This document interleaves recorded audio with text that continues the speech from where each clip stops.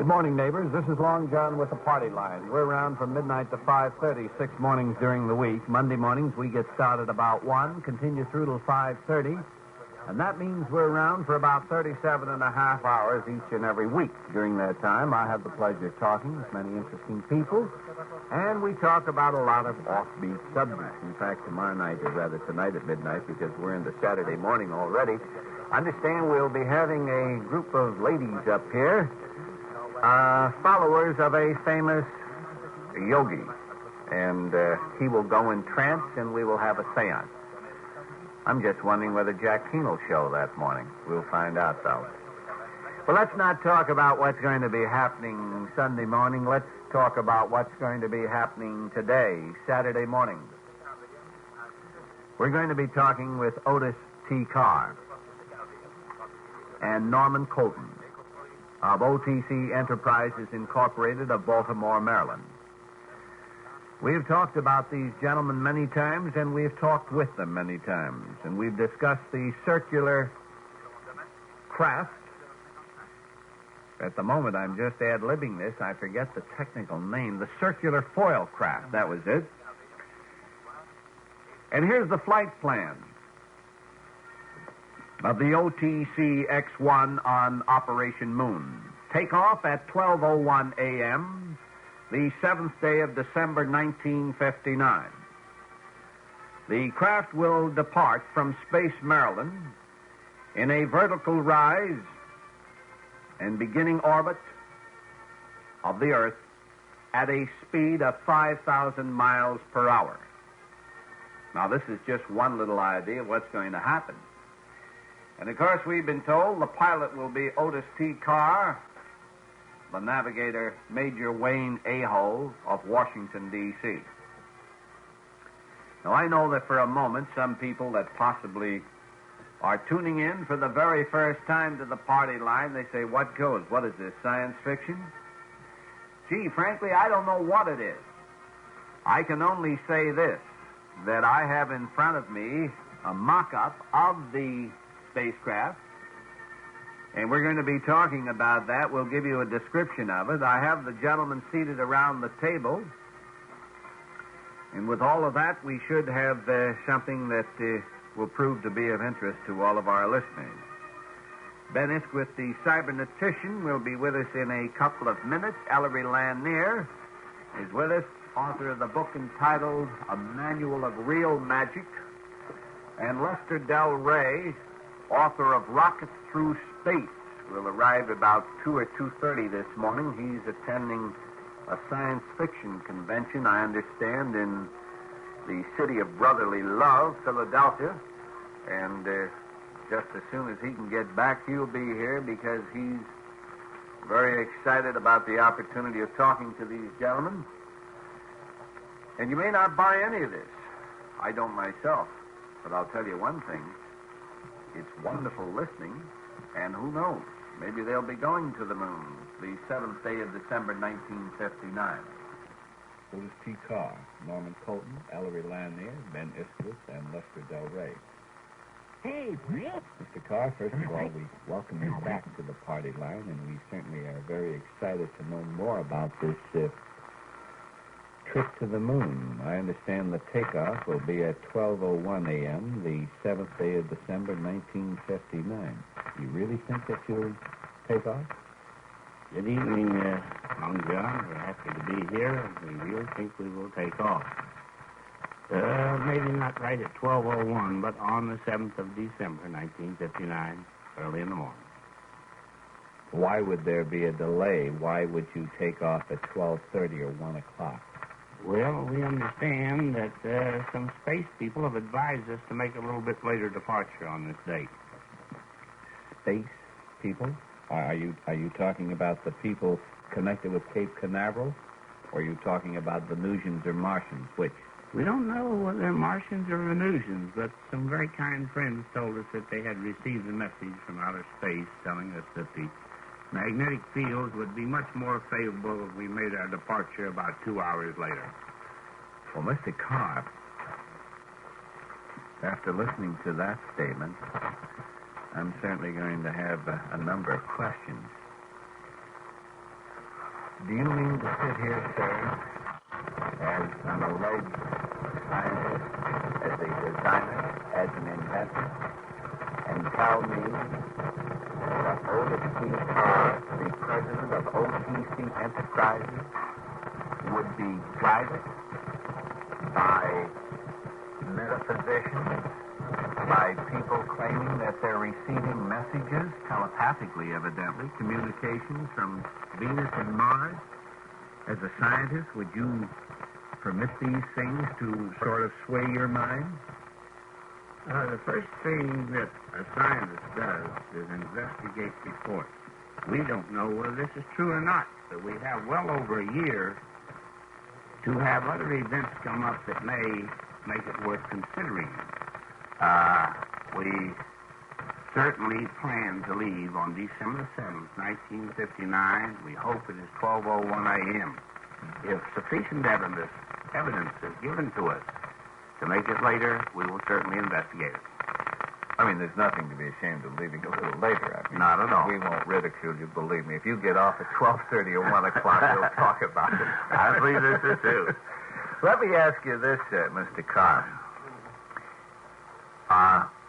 Did you say that the messages that you received or people associated with you have been receiving these telepathic communications, did you make the statement that the warning was that there are other magnetic fields that may disturb the possible takeoff?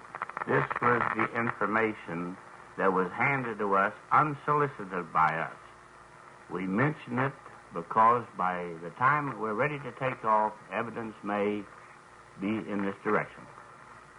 What do you mean by other magnetic fields? How many magnetic fields do you know of at the present time, Mr. Carr? We only know of the one that we're working in. And do you feel that there's something to this message? Not a thing at the present moment. Not a thing at the present moment. Right. Well, is the implication then that around the first week in December in the year of 1959 that we may discover a new magnetic field? We may discover new forces in this field. New discoveries are coming up all the time. Could you elaborate on that? What do you mean by new forces, Mr. Carr? New understanding of the forces. This is a matter of discovery. It's like the space age. We have always had the space age, John, but the consciousness of people are just beginning to understand that there is such an age. So we may have new understandings about magnetic fields within a year from now. You're insisting on making that word field plural. Right. It's fields, not fields. That's right. Mm-hmm. Mr. Carr, there's one thing that I have noticed during the past year, and I think it has been almost a year since your first appearance, maybe a little less, but we've talked to you 2 or 3 times. I've also met you, one day we talked at the space convention that was held in New Jersey. That's right. Beautiful day. Yes, it was. Let's not discuss the convention. The day, I agree with you, was beautiful, sir. The very first time that we had the pleasure of talking to you, Mr. Carr, over the WOR mics, I was impressed in a way. I didn't believe the story. I didn't buy it. But very frankly, I was impressed with the literature and the mock-ups and the different models that you brought to the studio here. But during the past year, in talking to you on 2 or 3 other occasions, I have a feeling that you seem to be getting involved in metaphysics, in the occult.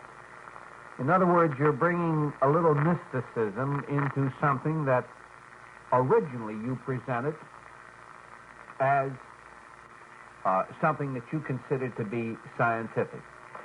We consider all of our work to be discovery, To be scientific, although we claim not to be a scientist, we are a true investigator of nature. There is nothing wrong with mysticism. Mysticism is not mystery. It is knowledge gained by a past. We have had some training in these fields, and they have been of great help to us in the further development of our enterprise. We might state that Benjamin Franklin, that Faraday, that Francis Bacon were mystics. And I think that what they left to the world, they may not have gone to MIT, but I do believe they left something lasting to the world. Is this the Bacon that wrote Shakespeare? Well, this is what many people claim that he did, Francis Bacon. What do you think about that, Mr. Carr? I know that he wrote Novum Organum, which an advancement in learning, which we feel is the yardstick of all discoveries of science today. He was one of the most profound people that ever lived on this planet in our recorded history. He was a mystic. In the same sense, so am I. I make no classification of the relationship by achievement. But I am the same type of a mystic that Michael Faraday was, or Benjamin Franklin, or Francis Bacon. I wonder if you'd be kind enough, Mr. Carr, to define the word mystic as you're employing it this morning. In other words, you're telling me that you're a mystic, like Benjamin Franklin, like Bacon. To be very honest with you, I, frankly, am not familiar enough with their lives to be able to understand how you're using the word mystic. Could you tell me why you consider yourself to be a mystic and what is mystical about you? Only that we follow a path of learning. All have followed the same path. This goes back into recorded history. It is an approach to true knowledge. And what is metaphysical many times today becomes physical 10 years from now. The mystic explores the potentiality of all things rather than just purely the physical as he sees it. Now, in this sense, we are a true mystic. The definition is well given in any dictionary or any encyclopedia, and you'll find out that it does not mean mystery or mysterious. My thoughts are far away from giving you a true definition except as I have outlined it here. But if any of your staff want to come up with an encyclopedia, you'll find what we have stated is correct. Insofar as science is concerned, this is an approach to nature. And we have followed some natural laws rather than unnatural ones to make it possible for us to confidently state that we have a principle that will bring man into space, into exploration of space travel, and return safely, and that we can do this within a year. A moment ago, you described Bacon as being one of the most profound men that ever lived on this planet. Was there an implication in that statement that there are people living on other planets? We confidently feel that there are. We cannot possibly conceive of a vast number of suns and planets revolving around them without light. We can go into the desert, and we've been there this summer, and turn up a rock and find in an arid wasteland some form of light. And we just can't conceive of the Creator putting in our own planetary system other planets revolving around our sun the same as ours does, and not also make life available there. Ellery, at the moment I'm a little speechless. I notice you are, too. Yeah.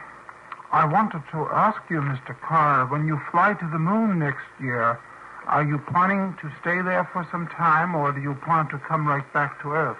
No, we do not plan to land. Our flight plan, which we have furnished here in our literature, is a velocity that will take us to orbit around the moon 5 hours from departure from Space, Maryland. We will not land on the moon, we do not think, on this first trip. Our planned flight is to immediately complete this orbit, which is a figure 8, so to speak, and return to the planet Earth. Our flight plan is 5,000 miles, first orbit around the Earth, 18,000 miles in the second orbit per hour, which will take us to the heaviside layer or the ionosphere. And the third orbit, approximately 1,000 miles out, will be 25,000 miles an hour, at which time we will accelerate and fall towards the moon at 76,000 miles per hour. We will be out 7 days, but our experience of flight will be approximately 10 hours. Mr. Carr, who is your navigator?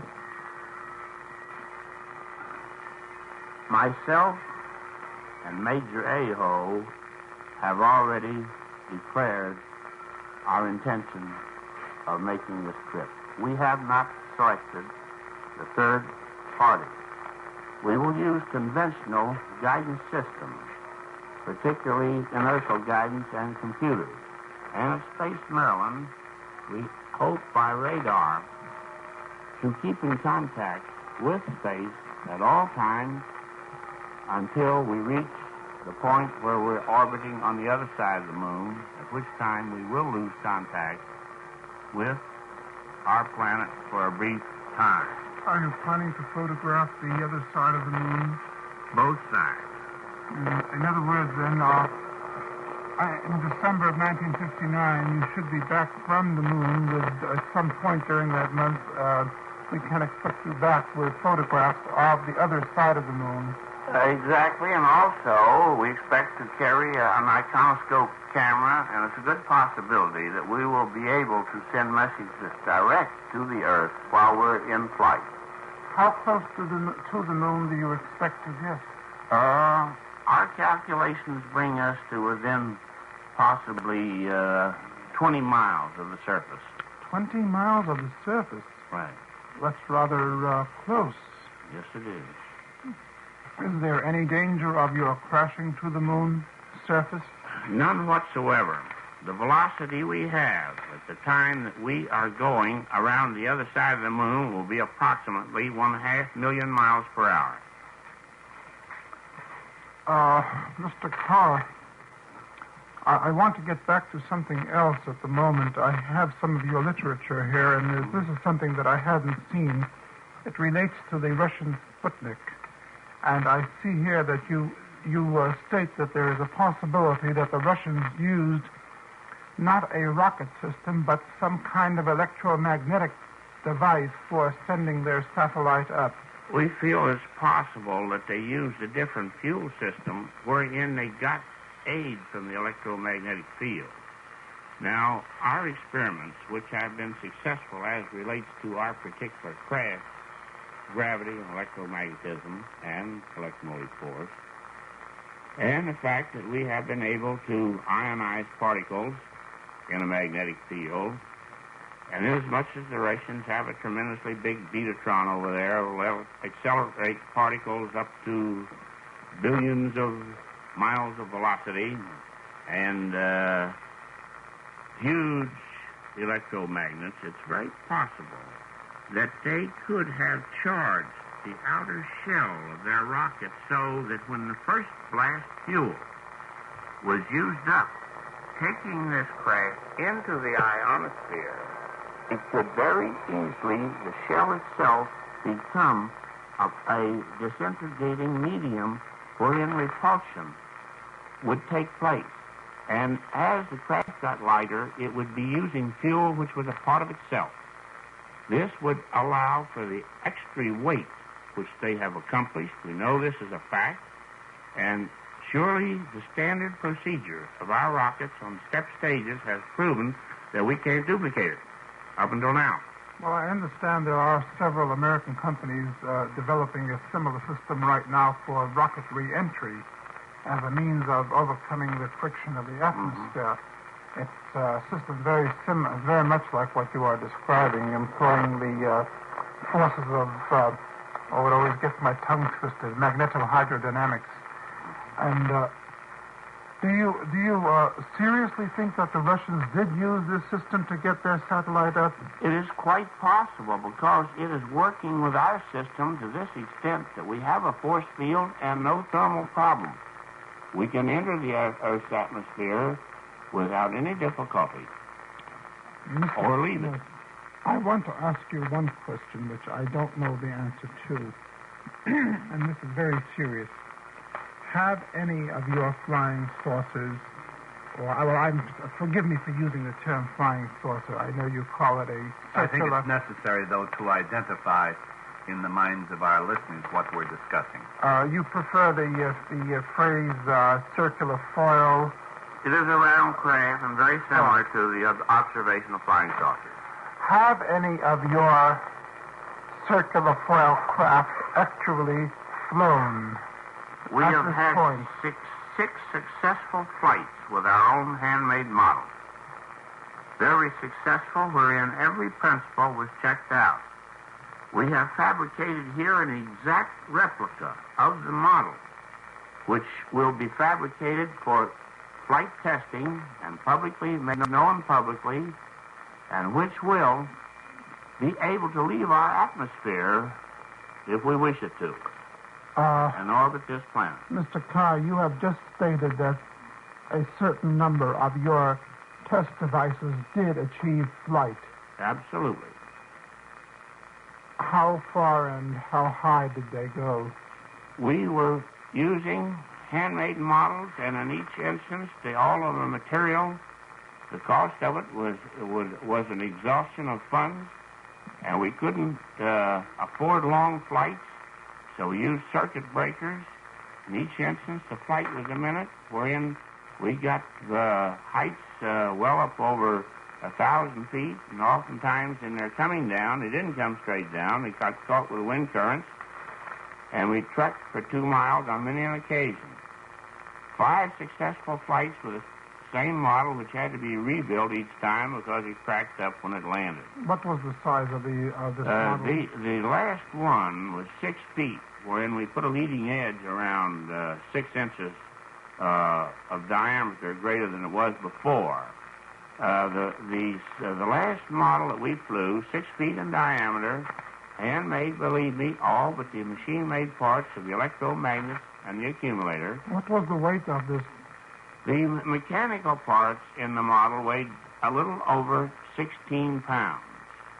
The actual frame of the model weighed 2 pounds and 7 ounces. Isn't that rather light for a 6-foot device? It was built light. Believe me, it was built the same as a model airplane. Now, and the heaviest part about it was the roller skate bearings, which we got for 19 cents, Union Hardware. I know those bearings. Right. Very good. They were our counter-rotating bearings, and the other material weighed approximately a little over 16 pounds. Now, we had a little electronic, got it from a model shop, the same as the boys use in model airplanes, a little timer, and this functioned beautifully with a couple of batteries. So that we had a system of remote control shutting on and off power, which worked on the ground. But when this craft became airborne, my little system refused to work, and I lost this craft. It went out of sight. You mean it disappeared into the atmosphere? It disappeared into the atmosphere. Going up or down? Going up. You mean it may be somewhere out near the moon now? No, it was too fragile. We were confident that it cracked up. We hoped that we'd find some reports about something being found. We never did. We carried an identification on it. I believe every word you say, Mr. Carr. but I am completely dumbfounded. I want to know, when this device or this craft flew into the atmosphere, was its outer surface completely sealed off as the way the wing of an airplane, or are there any open vent areas for atmosphere to... Plenty of open vent areas. The leading edge was approximately 6 inches in diameter, and we didn't take the bother to cover the rest of the surfaces. Did the device rotate or spin? Absolutely. This is the principle. Counter-rotation relative to the Earth's rotation in a magnetic field. This works. But, Mr. Carr, isn't it possible that you were relying on aerodynamics? Absolutely not. Absolutely not. I agree with him. Was the outer surface a smooth surface of this very device? Very similar to the surface here. We used 64th-inch balsa wood, covered it with silk screen and several coats of dope. And when this device started to spin, it went up into the air. It went up into the air and out of sight. And not by aerodynamic force. By gravity and electromagnetism and electromotive force. Interchangeable and operating in a field. Let me interrupt for just a moment to remind our listeners that this is WOR Radio, your station in New York, and this is LongJohn with the party line. Mr. Carr, without going into a commercial, I would appreciate it if you will answer a question for me. And the question, namely, is this. Why did OTC Enterprises decide to offer to hobbyists and to model builders an opportunity to buy plans for the OTC X1 circular foil craft? We feel that this will help to accelerate interest in the proper way to enter into the space age. Our information, our tests, and our scientific knowledge, which has been verified, has proven to us that rockets are not the proper way for men to travel. Now, the model boys in the past years, believe me, experimented and built many of the wings that are on our airplanes today. I have seen swept-wing airplanes in the early 30s built by model hobbyists that did not appear on commercial or aviation or military planes for 15 years later, but up here they did. When the hobbyists understand this principle and put it to work, believe me, the space age will be here. And this is what we are interested in. Now, we are making our plans known, which means making them public. And that's what patent is, a Latin word, which means to make public. Well, Mr. Carr,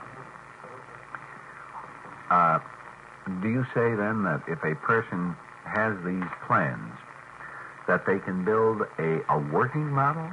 If they will take these plans and faithfully follow them and build a wood mock-up, as we have done here, and understand these principles, they can then order machine-made parts, and when properly qualified to do so, they can build a model that will fly, not only in our atmosphere, but out of it. So what do you mean by when they are properly qualified? This is an energy principle. It is electrical, and it is powerful.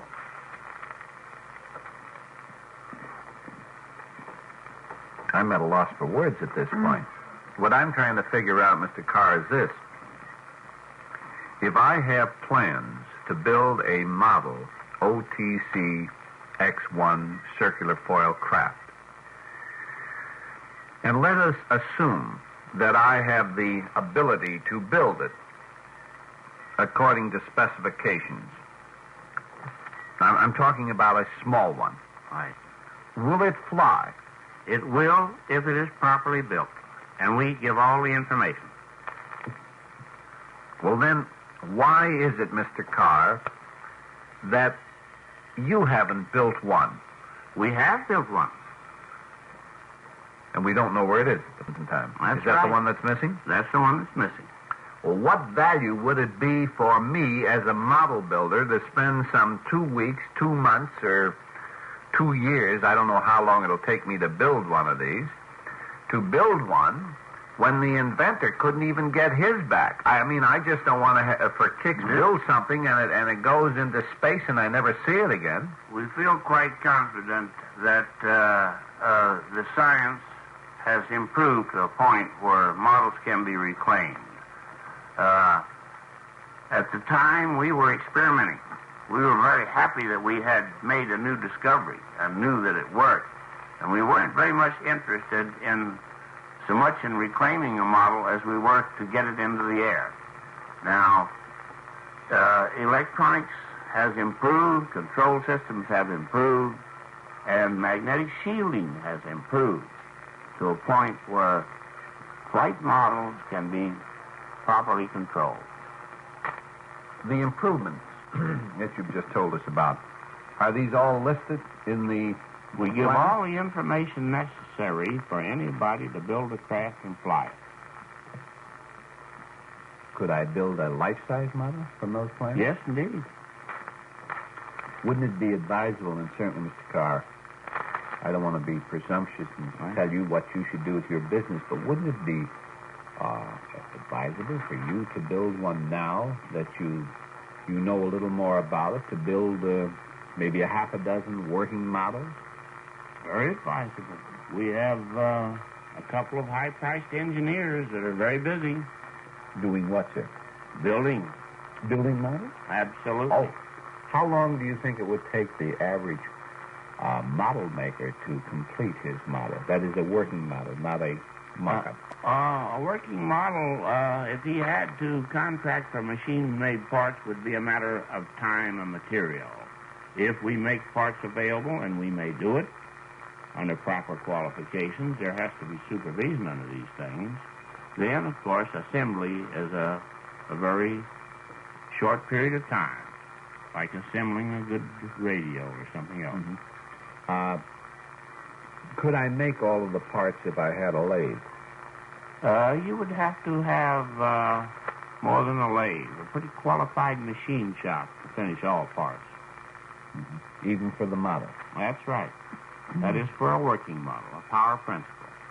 But however, we have here an educational system of basics in this that anybody, any model maker, any hobbyist will be tremendously happy to fabricate this, knowing that he is helping to make history, because here, by the time he gets it done and properly painted and seasoned and admires it, we'll be out into space in many instances. You mean it would take them that long to make a wooden model? Not necessarily, no, not a wooden Because you're model. going to be leaving Well, we'll have space December. flights before we go to the moon. Mr. Carr, do you have problem of gravitational pull against your body when you fly off in this saucer? Not at all. The force field here and the magnetic field that we're in and the gravity field which we set up makes us as comfortable inside our cabin as we are here in this room. Now, we are on a spaceship right now, planet Earth, and it is traveling at well over 66,000 miles per hour in its orbit around the sun. We are comfortable. And why are we? It's because we have a force field. The force field is the ionosphere, the heaviside layer, the electrical aura around the Earth, which keeps us here in comfort instead of being kept off of it with this flap. How about the air supply when you fly off to the moon? We will have to carry it with us. Ours will be a sealed creature comfort cabin, and we expect to employ the best engineers in the industry to make sure that it is properly built. Do you have any plans for using green plants or algae to No, your not in this oxygen? first craft. Our craft will be a Model T. We can't go in for such refinement. We just hope we don't have to get out and crank it. Well, what would happen if you did? The picture. right in the middle of a lunar, inside a lunar crater, cranking up the saucer. Well, It will run. Your saucer does seem to have a cup on top of it, sort of. Mm-hmm. Is that where the crew is going to be? Can you put that together again, Mr. Colton, please? reassemble that, please. I don't think the listeners are quite aware of the fact that we have a model of a flying saucer in the studio, which looks absolutely fabulous. It's silver with a blue edge. And Mr. Colton is putting it together. He has the top of the saucer, which is a sort of an inverted dish, a silver dish. I think it's about, what diameter is this model? 24 inches. 24 inches. It looks a little more than that. The scale of the kit plans are identical like this. And it has a sort of a tripod foot effect, sort of like 3 knuckles on the bottom on which the thing rests.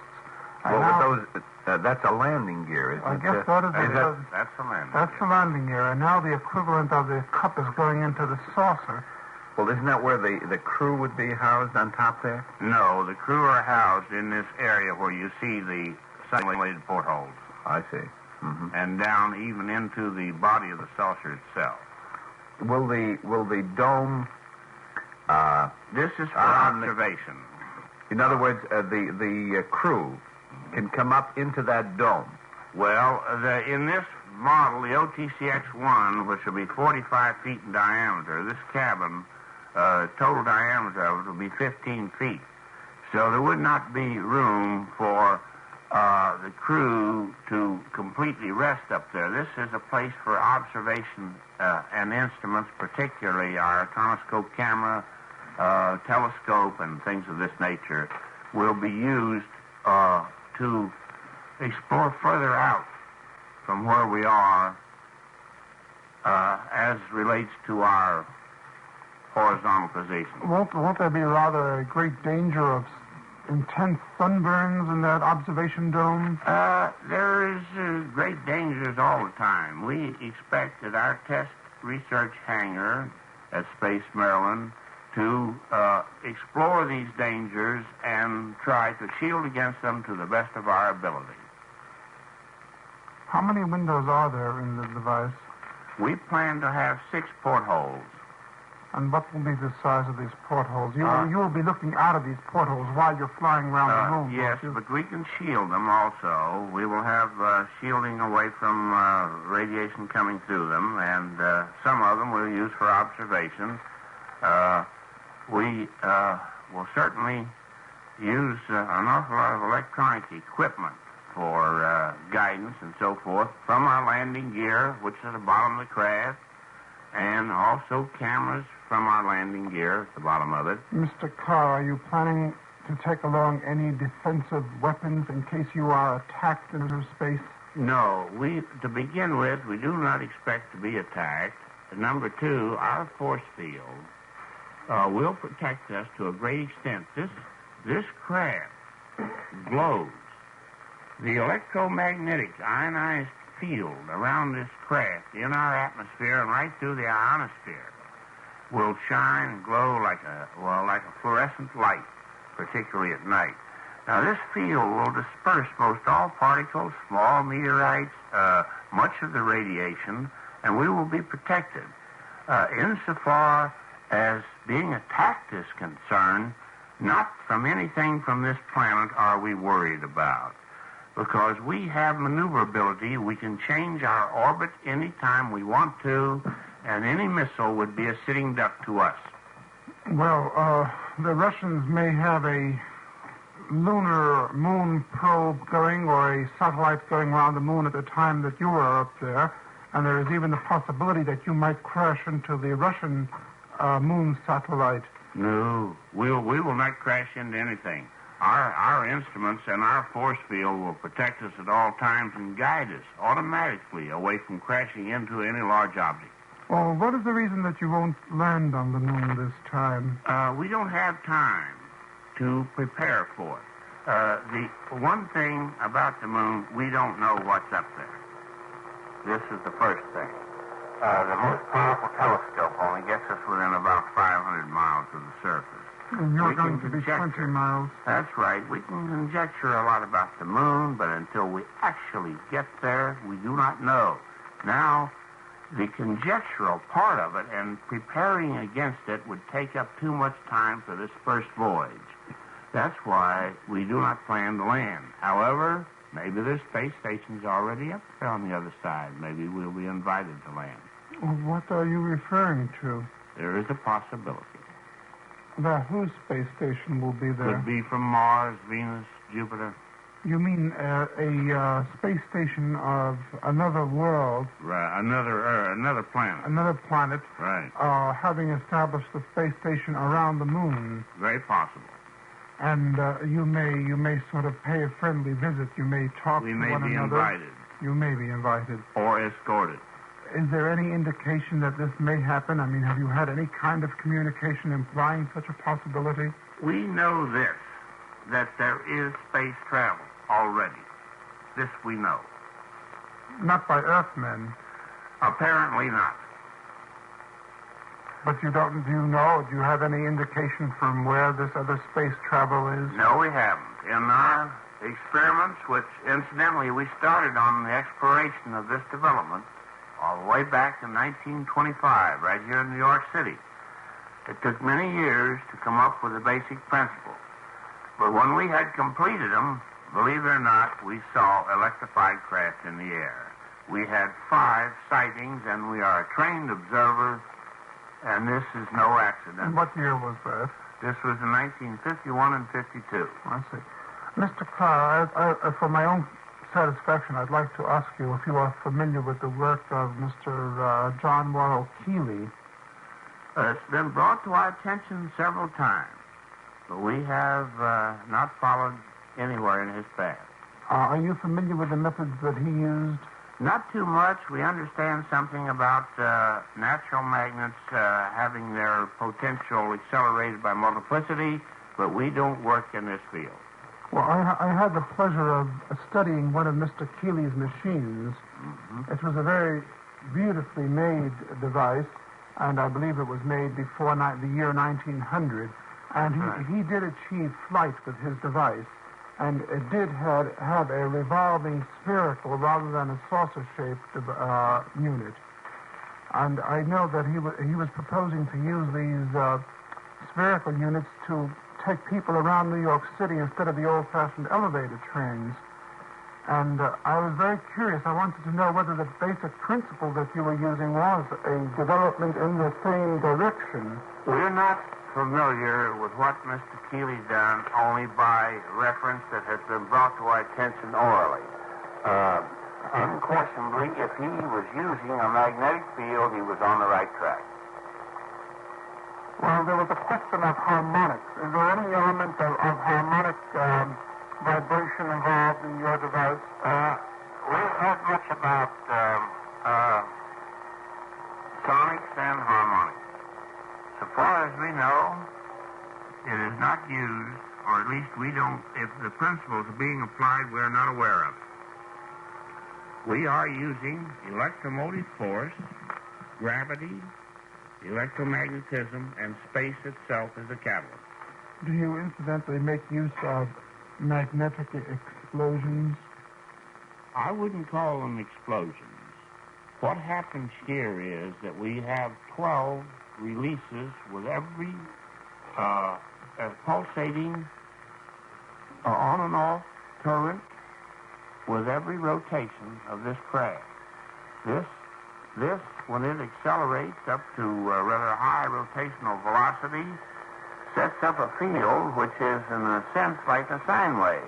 It is somewhat like alternating current that used with multiple phase motors. Now, that's very clear so far. Right. Now, what we have added here are mutually conducting capacitor plates, which to our knowledge have not been used in this sense before by anybody.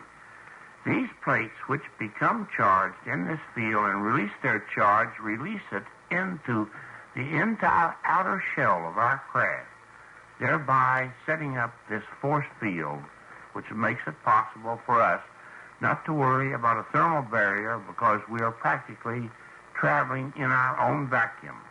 What kinds of control devices do you have? Is there an instrument panel from which you Yes. Now, this regulate is circuit breaking, rheostats, regulators, and all of the standard electrical equipment. We have a rather unique control panel which has for each electromagnet where the circuit is first made and where the power system begins, we have one control for that, so that our control panel here consists of a circle of 12 of these controls. Now, bisecting this by a horizontal and a vertical line, we can go in any direction by changing this field. As these magnets go through this field, by reducing them, we go in this direction. Can you, with this, I don't like to call it a flying machine, although it is a flying machine. And it is a machine. It's a spaceship. It's a machine, and it flies, and it can fly into outer space, and you are going to fly to the moon with this machine. Can this machine hover in the air in a stationary manner the way a helicopter does? Yes, indeed. When we reach the relative rotation of the Earth, and this is strictly by diameter, by the size of our craft in diameter rather than by mass and weight, when we reach this relative rotation, we become airborne, absolutely weightless as regards the Earth. Now, if we keep this at an equal, we'll just stand still. When we accelerate, we start to move. I feel as though I'm flying to the moon right now. It is this near.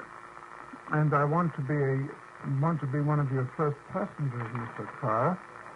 We're confident that by the time that we take off, a little over a year from now, the thousands of people on this planet will be perfectly conscious of the fact that the electromagnetic, gravity, electromotive force machine is a reality and that the space age is here.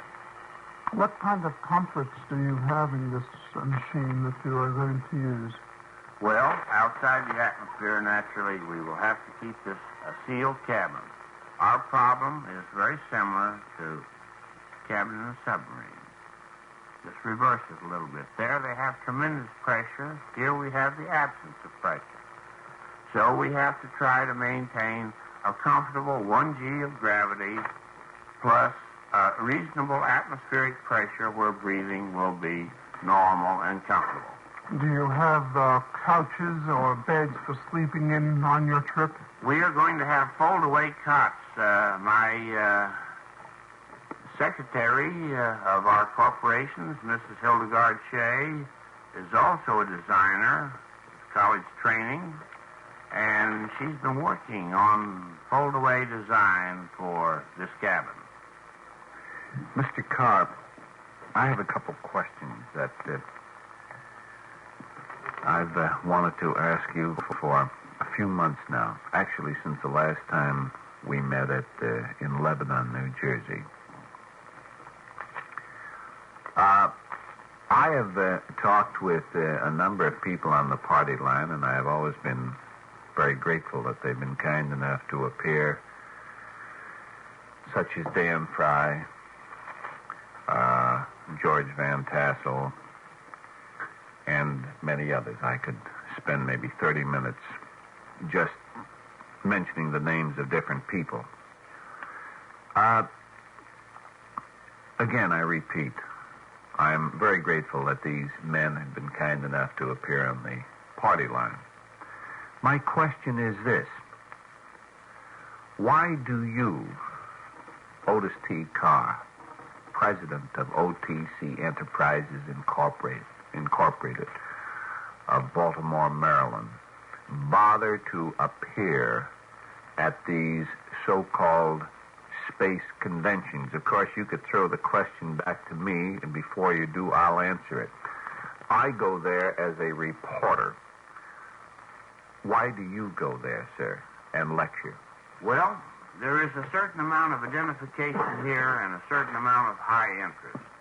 I myself... I'm glad you used that word, identification. Are you identifying yourself, sir, with the Dan Frys and the George Van Tassel? I would say with Mr. Dan Fry, whom we have met, that he is a qualified engineer and scientist, and I believe that his book, The Steps to the Stars, has verified our principle, although I didn't know it was written at the time we started away. And therefore, you feel that it's advisable for you as the president of this corporation, a corporation that's planning to take off at 12:01 a.m.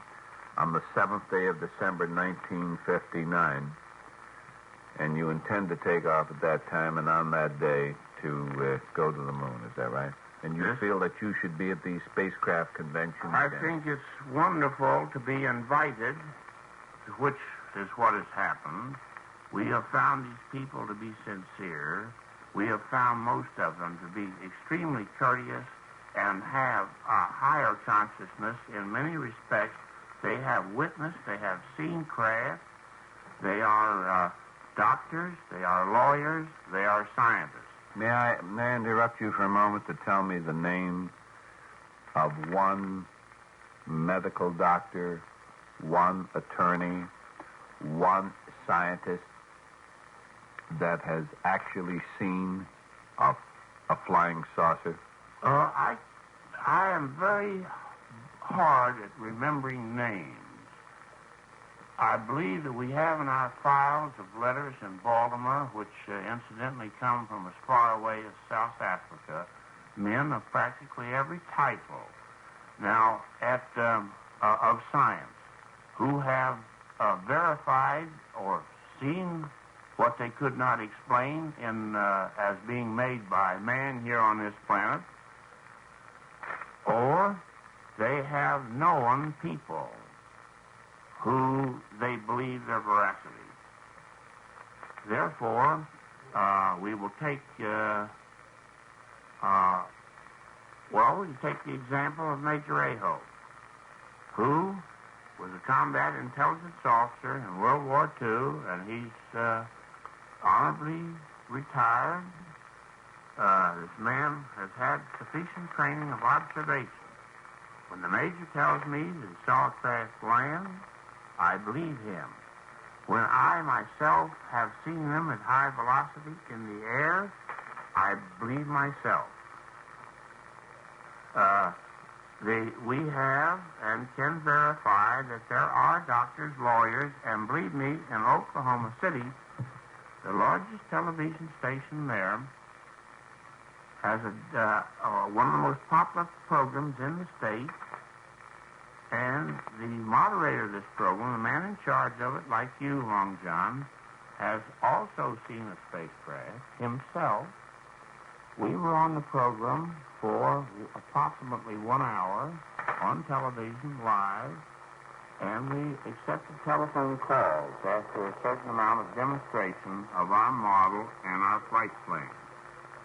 In this call, and we should have in our records this man's name, he identified himself as a PhD physicist, a man who had taught physics in the state of Oklahoma, and who was a qualified electronics engineer.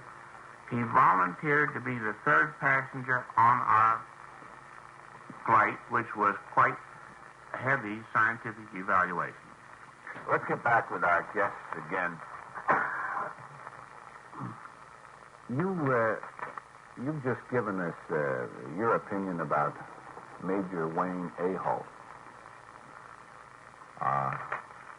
I'll go out on record in saying that I think this is a very pleasant man to know, very considerate man, sensitive individual.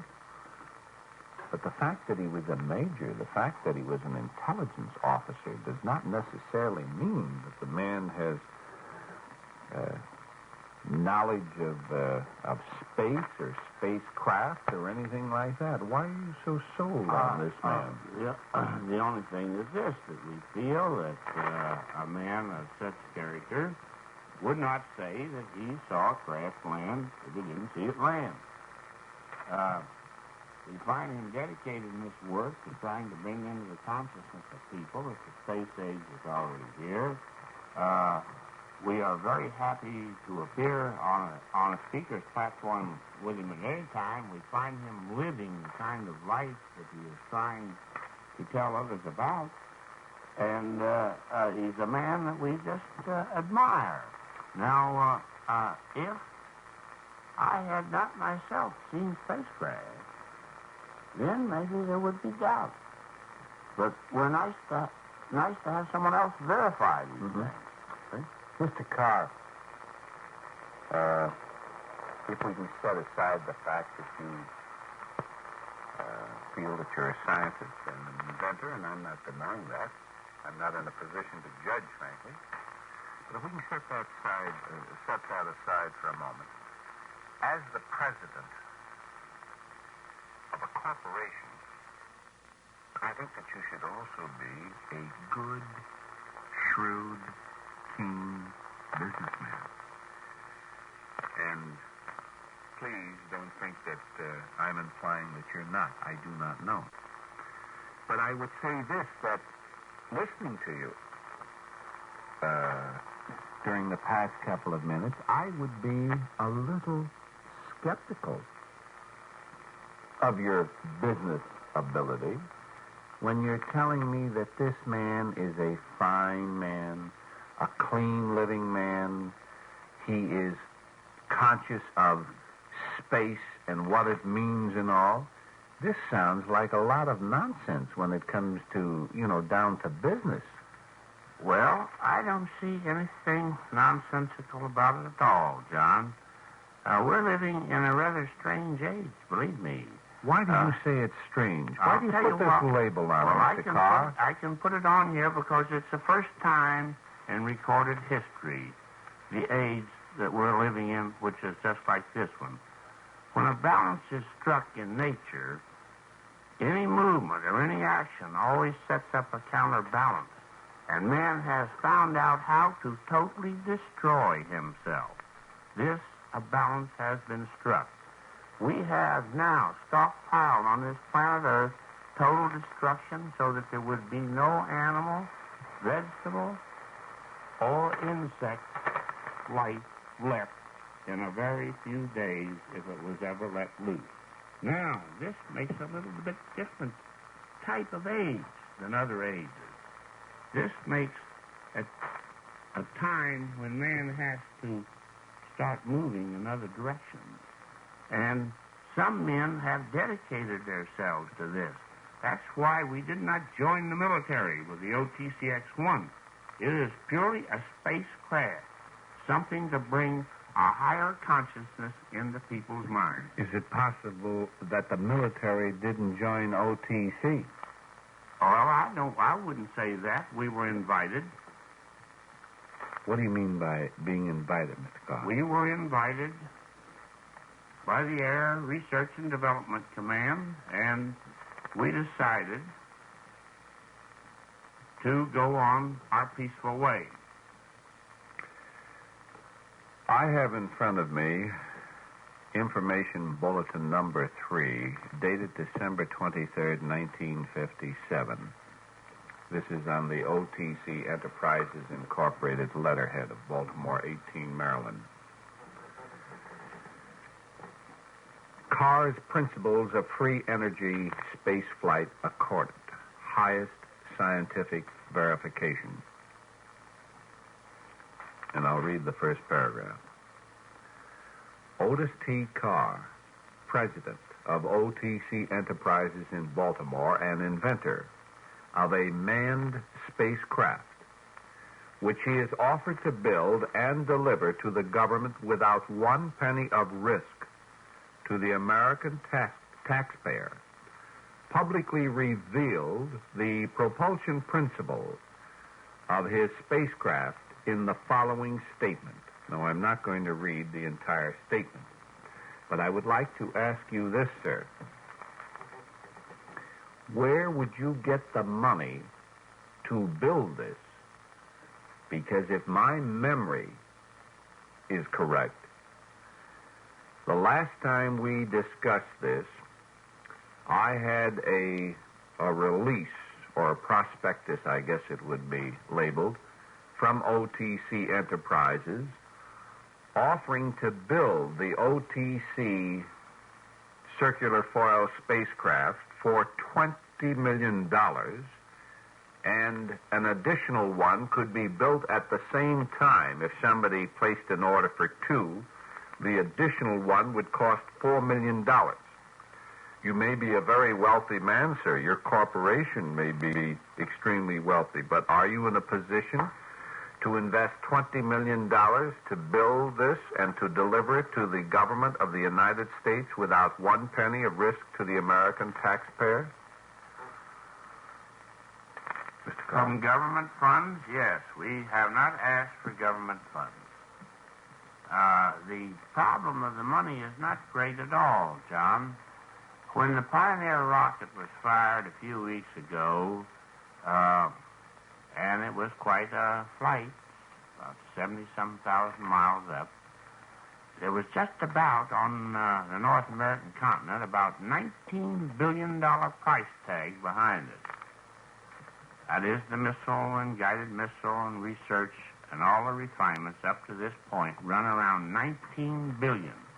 Now, $1 billion is 1,000 million. And you take 19,000 million and you compare this with 20 million, so we shouldn't have too much difficulty. This is a small drop in a mighty big bucket. Well, maybe I didn't read this first, but maybe I haven't analyzed the first paragraph. Are you suggesting in this first paragraph to the reader that you are willing to build this craft without charging the government for it? Until after it was delivered and checked out. Then, well, then, in other words, pay for it. Would you start to build it now, Mr. Carr, and after it's completed, hope that the government would be interested in it? Not at all. We'll invite them to view our craft when it takes off. If they have interest, this will be wonderful. But it is truly a spacecraft and not a military vehicle in any sense of the word. Are the rockets military? Trying to get to the moon? We don't know. I'll tell you one thing. I think it's very foolish to shoot at something that you haven't explored at. We may get 20 rockets back. In other words, you think that there's a possibility that people are living on the moon, and they may become a little irritated because, somebody's shooting rockets up. A Japanese scientist said that it'd be quite a laugh if we exploded a hydrogen warhead on the moon, but it'd be a much bigger laugh if we got 20 hydrogen warheads back. Now, if Columbus had asked Isabella to hawk her jewels and say, I want to build the world's biggest cannon so I can shoot around it, maybe this North American continent would not have been discovered. The way to explore is to go there. Mr. Carr, didn't you say earlier when I asked you whether you were taking along any defensive weapons didn't you say that you didn't expect any dangerous people up at the moon? No, but if I start shooting at them, that may be different. Well, how are they going to know that you don't have evil intentions when you arrive at the moon? Maybe they're mind readers. I mean, you don't know this for sure. I don't know at all. It's a risk. In other words, this is a risk you are taking. Yes, that's right. And we're going into unexplored regions. We don't know what's happening. Supposing the American government's experimental moon probe succeeds before your takeoff time arrives, would you go ahead in any case? Oh, yes. We just hope that they don't contaminate the area that we'll be around. Was that a snide remark, or was that a technical remark? Technical.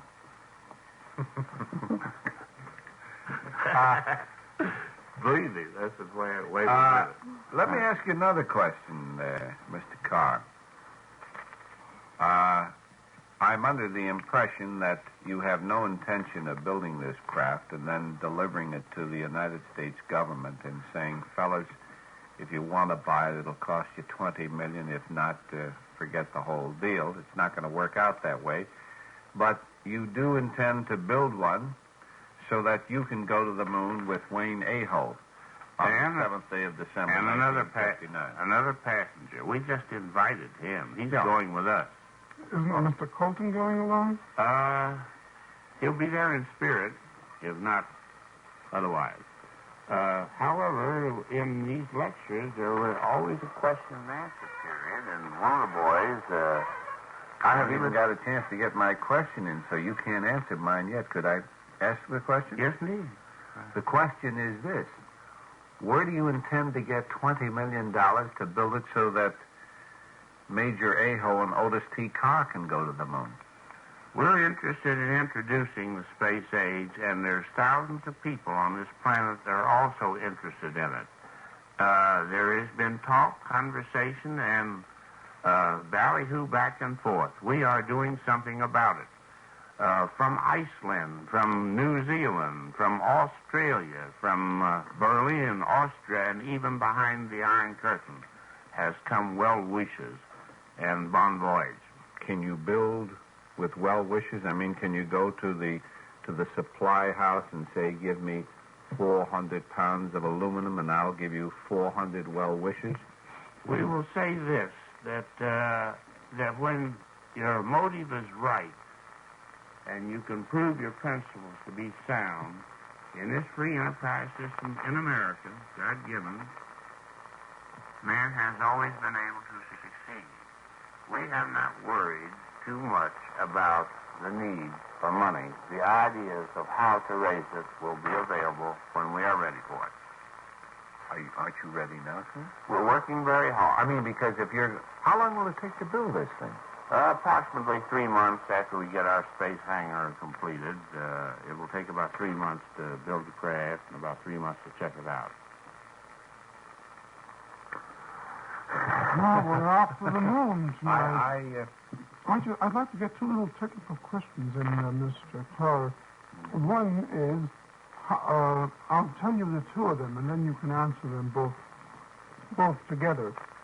One is, where is the power? Where does this flying saucer? I prefer to use that. I know you don't like the term, but it's much simpler for me to say flying saucer rather than circular foil spacecraft. How is your flying saucer powered? What is the source of its power? Do you have to buy fuel? And the second question is, what is the highest speed that you estimate it will achieve? Both good questions. The first one is why we are in business, why the OTC X1 will take off as we have scheduled. This is that we have a central power package, the Neutron electrical accumulator. And this is the real novelty of the beginning of the development of this whole system. It is electromotive force from within, stored the same manner in which a storage battery stores it. The difference is that it is a piece of moving machinery and a part of the whole mechanism. Now, you can consider a storage battery in your car. It is inanimate. It sits there, and electromotive force is conducted from it and returned to it. Assume that this battery was a piece of machinery in motion in your car, and you begin to understand some of our principles. The first successful automobiles were electrical. And had the inventors at this time found out what we know now, the electric automobile would be the greatest thing on earth. There are still some electric automobiles running around New York City. But I'll guarantee you that their battery is not a piece of machinery in motion as a part of it. Well, do you have to get electricity stored up into the battery in the craft? We start out by storing this electricity electrochemically the same through electrolytic action, the same as any other dry cell or any wet cell. Is that what you did in the model that disappeared? Absolutely. Mm-hmm. Mr. Carr, supposing Henry Ford came to you and he said, Otis, I know that you've got some money and I'd like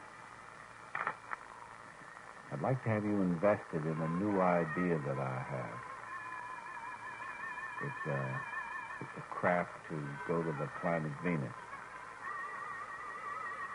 And you find that he has with him a gentleman who claims that he is receiving telepathic communications during the time that Mr. Henry Ford is in your office.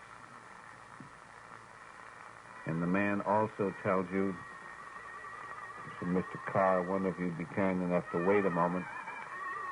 I want to check before you invest your money on the landing possibilities. I'm going to astrally project myself to Venus. And he sits in the chair in your office, and it appears that he's in a trance state, and about 10 minutes later, he's wide awake out of the trance state, and he tells you that everything will be all right to land there. Now, Henry Ford, at this point, says to you, Otis, you want to put the $50,000 into the deal. In other words, you have confidence in Henry Ford. I think we all do. But wouldn't you sort of question Mr. Ford's Well, I'll assure you that associates? there aren't any tactics like this being used at OTC Enterprises. Well, isn't it true, sir? And I have no reason to... in other words, I don't want to knock anybody. I don't want to be unkind to anybody. But do you honestly think that the mystic barber has been to the moon? We don't know. We never met him. Oh, yes, you did, sir. Please. You talked with the mystic barber. Did I? Yes. Well, you were in a rather lengthy conversation. Maybe you know him as Andy Sinatra. This is The man who has a band on his head and claims that he's receiving communications from other planets. You met him at a convention. We Well, I both met attended the convention. several hundred people there, John, and I don't remember him at all. You were unimpressed, then? I don't say this. I just do not remember him. Well, I don't know. That brings me back to the question I asked you a little earlier, Mr. Carr. This man who goes by astral projection to the moon, I don't know how long it takes him to get to the moon by that technique, or whether it takes him 5 minutes or about 5 hours or what.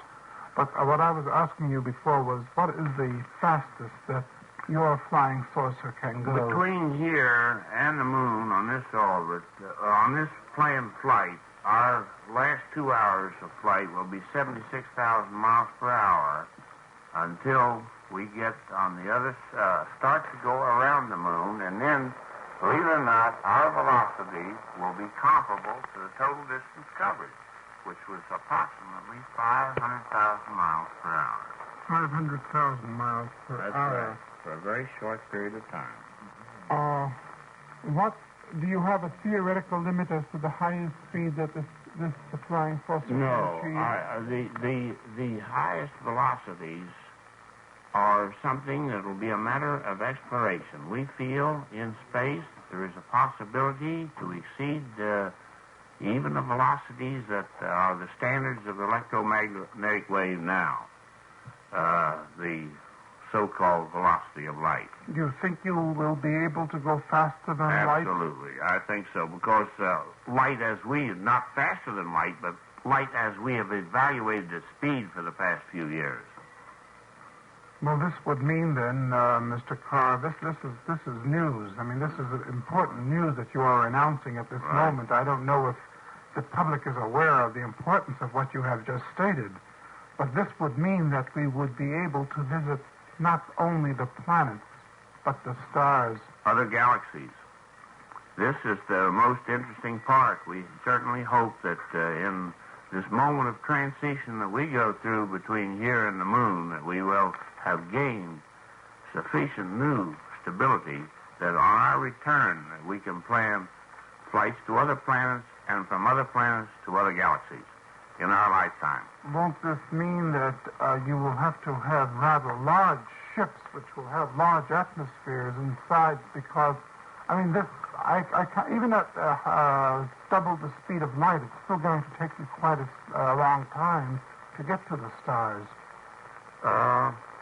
The distances are relative to resistances.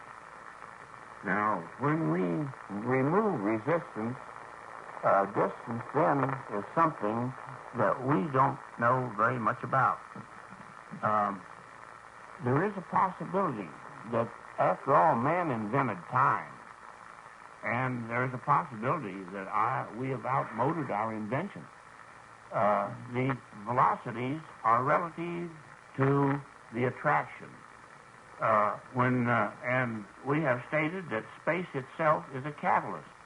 And the forces that we use are gravity and electromagnetism, and that they are interchangeable. Very beautifully put. Now, we can take a rubber band, and it is rubber band, and it is 2 inches long, and we can stretch it 4 feet. It is still a rubber band.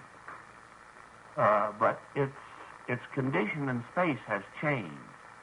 Now, why? By pressure and by energy. Now, on our first program with LongJohn, and I believe that even that you visited here on this first program, there was considerable discussion about me questioning our accepted constant of the velocity of light. We have felt for a long time, and our experiments have led us to believe that this is a man-made evaluation and that the inventions that we built are built around our evaluation rather than be the total truth. We noticed now, released about 2 or 3 weeks ago, that the Nobel Prize is considered being given to some Russians who have proven that even in our own atmosphere, there is a higher velocity than the velocity of light. That is very interesting. Now, that you bring up that question, Mr. Carr, do you think that the Russians are working on a device similar to yours? If they're interested in space travel, they should be working on it. We have not tried to conceal these basic principles. Man doesn't own the law of displacement. Anybody can build boats. Here is a basic law, another unit of law, another step in a ladder of our consciousness. I don't want to control it, and therefore we have not tried to conceal the released information that tells exactly how our craft works. Therefore, the Russians must know. Now, if they have anybody over there with any curiosity, they can build one real fast. Is it conceivable that they have already built a flying saucer similar to yours? Very possible, and I don't see why one hasn't been built here on the North American continent. Well, is it even conceivable that the Russians may be on the moon right now and not be telling us about it? Well, we don't hear much about their rockets anymore. We've heard an awful lot about rockets, but now you never hear one release about a rocket from Russia. Well, what does this mean? I mean, you're giving us a puzzling statement. Well, frankly, I do not think that they have stopped when they already showed initiative. Well, what are you meaning? I mean, you're giving us a puzzle. What are you implying? I do not know. What are the possibilities? The possibilities are that they have spacecraft. Out at the moon, for example? Could be. Do you think that, Mr. Carr, do you honestly think that people are living on the moon? I'm not talking about people from this planet that may I would say arrive it'd there. make a wonderful space platform for somebody coming from another planet. Now, if I lived on Mars and wanted to do a little bit of exploring of the Earth, I don't know of a better place to hide myself than on the moon. To hide? Yes, if I wanted to, get on the other side to conceal, not let too much be known, and knowing that it couldn't be observed from our planet. That's a good, if you could get from Mars to the moon, which is certainly easy with our craft, we expect to make it at a velocity of about a million miles an hour between the moon and Mars when they make the second trip. Once they have got there, I don't see why they wouldn't use the moon as a station.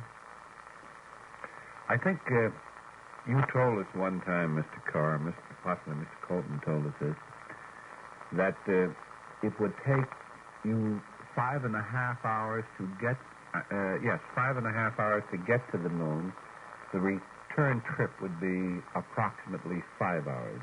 Do you still think No, that it's run approximately the same both ways, about 5 hours each way as we see it. give or take a few minutes? Yes, and incidentally, though, John, we'll be out 7 days, according to Earth. You will be out You mean in the craft in space? That's right. Well, I don't quite follow this. If it takes 5 hours, what are you doing? Is this sort of During this time, I'll only eat one meal because I'll only have the sensation of being away 10 hours, but I'll really be away 7 days, and this tummy ought to go down a whole lot. Do you think it will? Wonderful diet. If you're away 7 days, you'll only require one meal. Apparently. According to my calculations, this will be correct. Will you have to have any vitamins?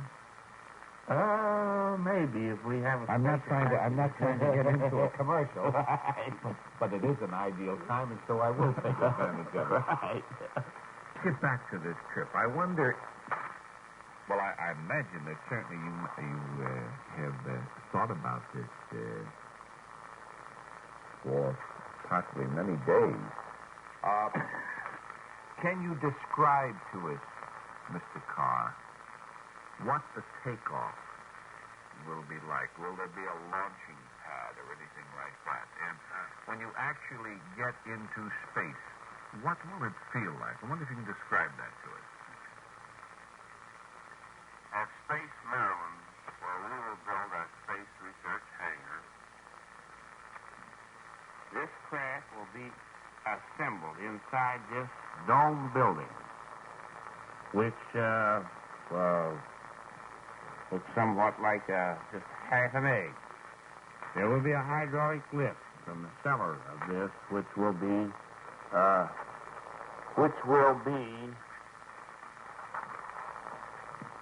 the same diameter as our craft. This hydraulic lift will be used to bring the craft up to the ground level, where we will here test out our relative rotation principles, our magnetic field principles inside this sealed building. Then we will slowly drop the lift, and we will have our craft levitate right inside this building and go through the test experiences of what we expect to find in space. It, as you see by the model, has a landing gear that makes it possible to be moved on the ground without the power principle in full operation. And we will open this at the ground level and bring this craft out on the landing strip, which is just a small area. We do not need any takeoff distance area because we go straight up. When we activate our craft, it's 45 feet in diameter, and its RPMs, that is revolutions per minute, will be approximately 580. This outer shell, as you see the model. This doesn't sound like very many RPMs, but consider a merry-go-round going at 580 turns a minute, and will give you some idea of the great amount of energy that is being expended here and manifesting. As you'll notice by the model, our cabin is stationary. All this is whirling around us. The force field then builds up. We are then protected. We have our own little world, our own little planet, and we will start to rise gently at first, and we will accelerate. But regardless of what velocity we go, we will still be just as comfortable as we are sitting here in this room, even though we are going straight up. When we've reached a height that's above commercial craft or above any possibility of causing consternation in forward flight, we will start in a forward velocity around the planet at 5,000 miles per hour in our atmosphere. There isn't very much stress on the metals. We only have one center axis in this craft, as our model plans show, and which can be proven by demonstration. When the force field is built up, this encloses us inside here. All the metals and everything, just like a shell encloses an egg. We are protected. We then can go at velocities higher than 5,000. But I'm considering what I know about materials and the stresses and strains on them, assuming that we were going to have more than I know we will have. And I made a conservative estimate of 5,000. Now, my flight plan will be patterned accordingly, and that's exactly the first orbit around the Earth. That's what the velocity will be. We don't expect to have much sensation except one of considerable exhilaration. The success is here, and we're on our way. Observation, our knowledge of speed will purely be by optical observation of things that we see. So when we start getting outside the atmosphere of the Earth, all we will see is this planet getting a little bit smaller. And this is going to be a beautiful sight. And as we go farther, we're going to see that this magnificent planet of ours is a jewel that sparkles. It has the brilliance of rubies and diamonds and emeralds. And why man tries to contaminate it, we will never know. We also expect to see it turning. And this is worth the trip. We expect to see its slow revolvement. And we expect to feel like we're really what God intended us to be, one of these true creatures. It's going to be a lot of fun. Thank you, Mr. Cook. Pardon me, Mr. Carr. Sounded like a cooking tour there for a moment, didn't it? Mr. Carr, have you gotten clearance from CAB? We were asked this question in one of our lectures. We found out that there's no law in the land that can keep you from going straight up on your own property. Wow. Boy, that was very good. Wow. That's a Wow. very good answer. I'm excited. I mean, that's it. I mean, even an elevator operator doesn't need CAB clearance.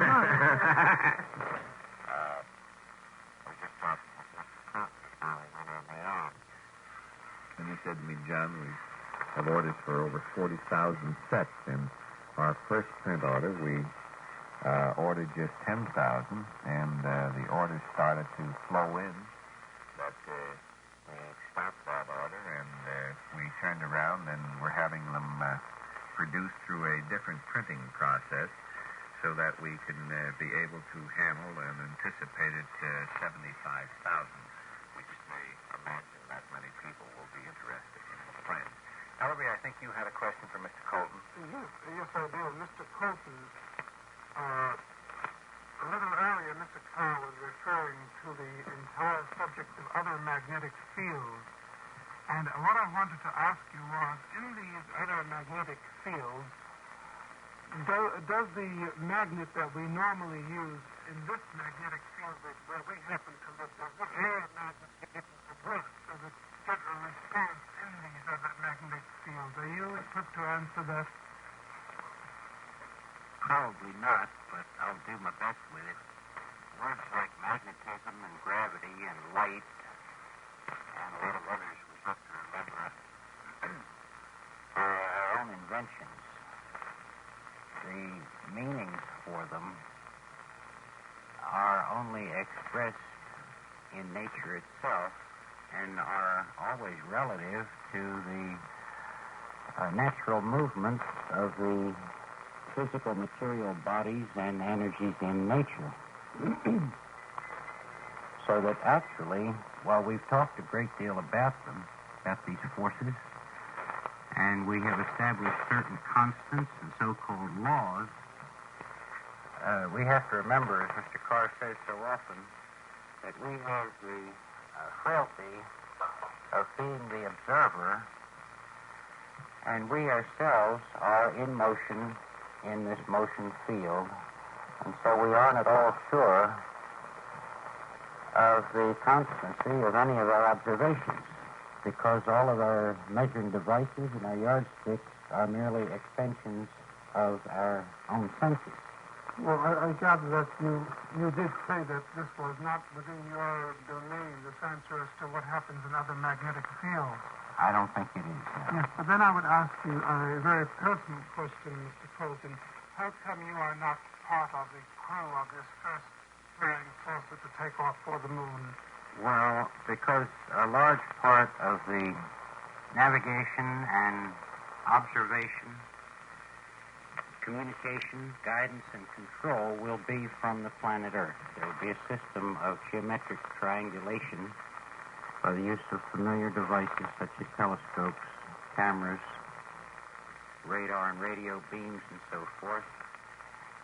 And my job, in connection with the shakedowns and the first actual manned orbit of the moon, will be at the Space Research Institute in the electronics building, more or less of a supervisory capacity to see that everybody's doing the right job at the right time with the navigational and guidance instruments that will be part of the flight guidance system.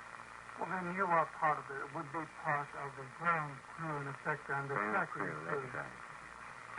And are you using similar systems of tracking to those that are being used to follow the satellites at the present time? Fortunately, yes.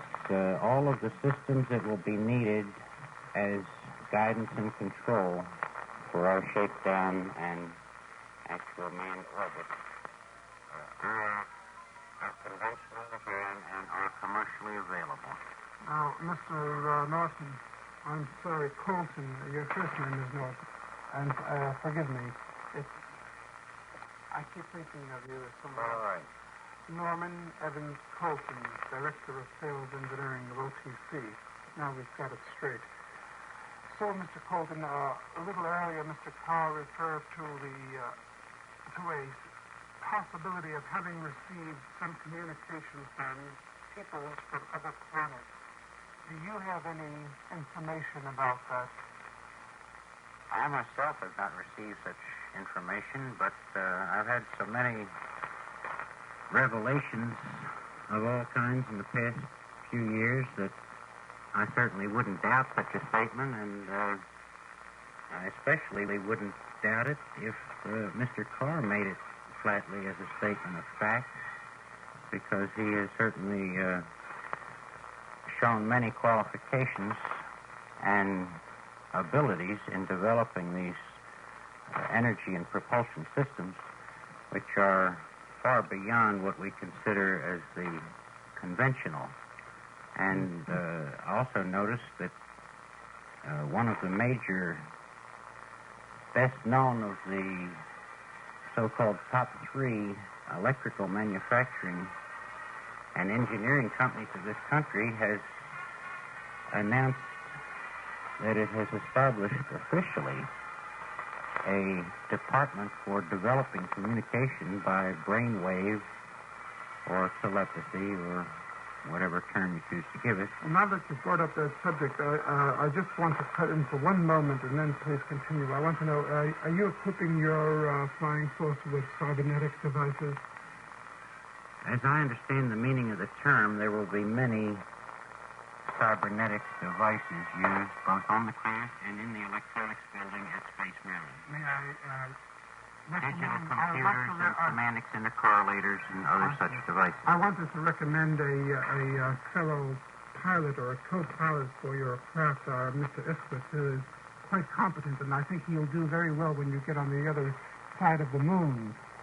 But to get back to my line of questioning, we got lost in the other magnetic fields, and then we've gotten back into these controls. I doubt, Ellery, if we'll ever get lost in a magnetic field as long as we have good instruments, because one thing we do know you about all put these... to answer something about them. I'm glad to hear that. We have learned that the energy activities of the magnetic fields, or whatever you call them by some other name, gravity fields or electric fields of this universe, the one thing we've learned is that their behavior is constant in relation to the motions of the bodies, the planets and moons. Can you state this as a fact? I state it as a conclusion from all of my observation of the natural philosophers since they began to write for our history. Mr. Colton, were you present when the model flying saucer, and again I ask your forgiveness, I prefer to use the term flying saucer. Your other phrase is a little too tongue-twisting for me. And you'll just have to indulge me and let me use that term. Well, it's a If you good object, I idea. will stop, but I No. prefer to use the term Not at flying all. Every saucer. time you use the term flying saucer, I use the term electrogravitational spacecraft or circular foil craft, and then by connotation, the correct technical term will eventually replace the better known Hey, next question was, were you present when the experimental flight that Mr. Carr referred to took place? No, I wasn't. These experiments were conducted, and Mr. Carr was satisfied with the successful accomplishment of this type of flight sometime before I met him about 2 years ago.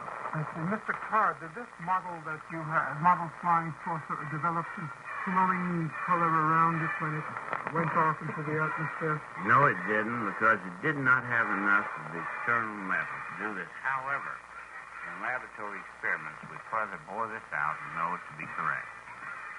About the glowing color that That's right. accompanies the craft. Absolutely. We have seen it.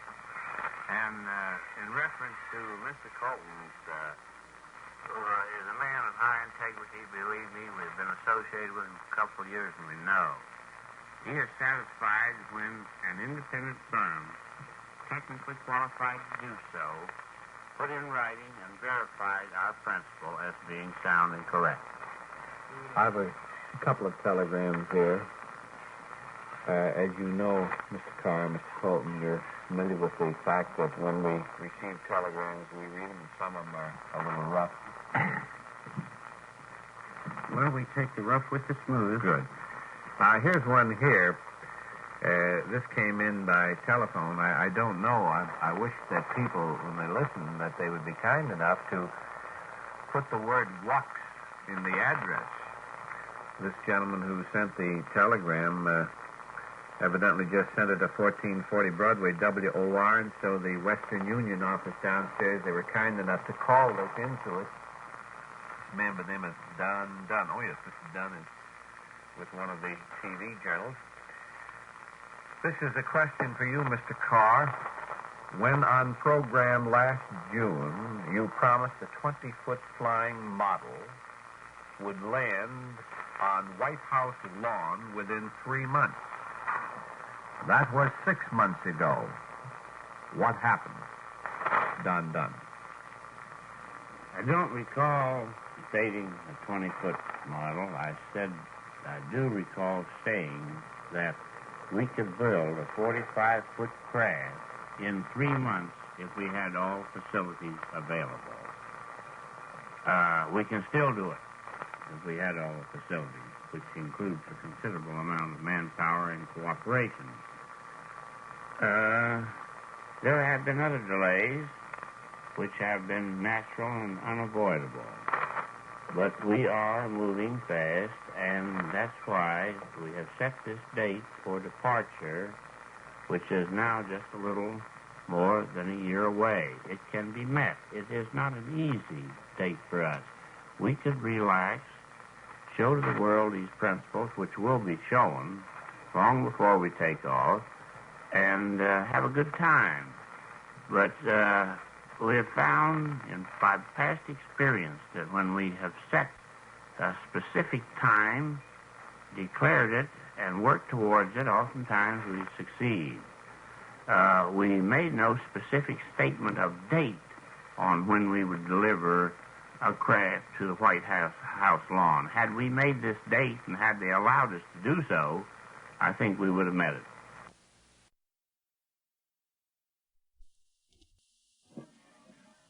Mr. Carr, you've just told us that if you had sufficient manpower and cooperation, are you using the word cooperation in such a way that it could be synonymous with money?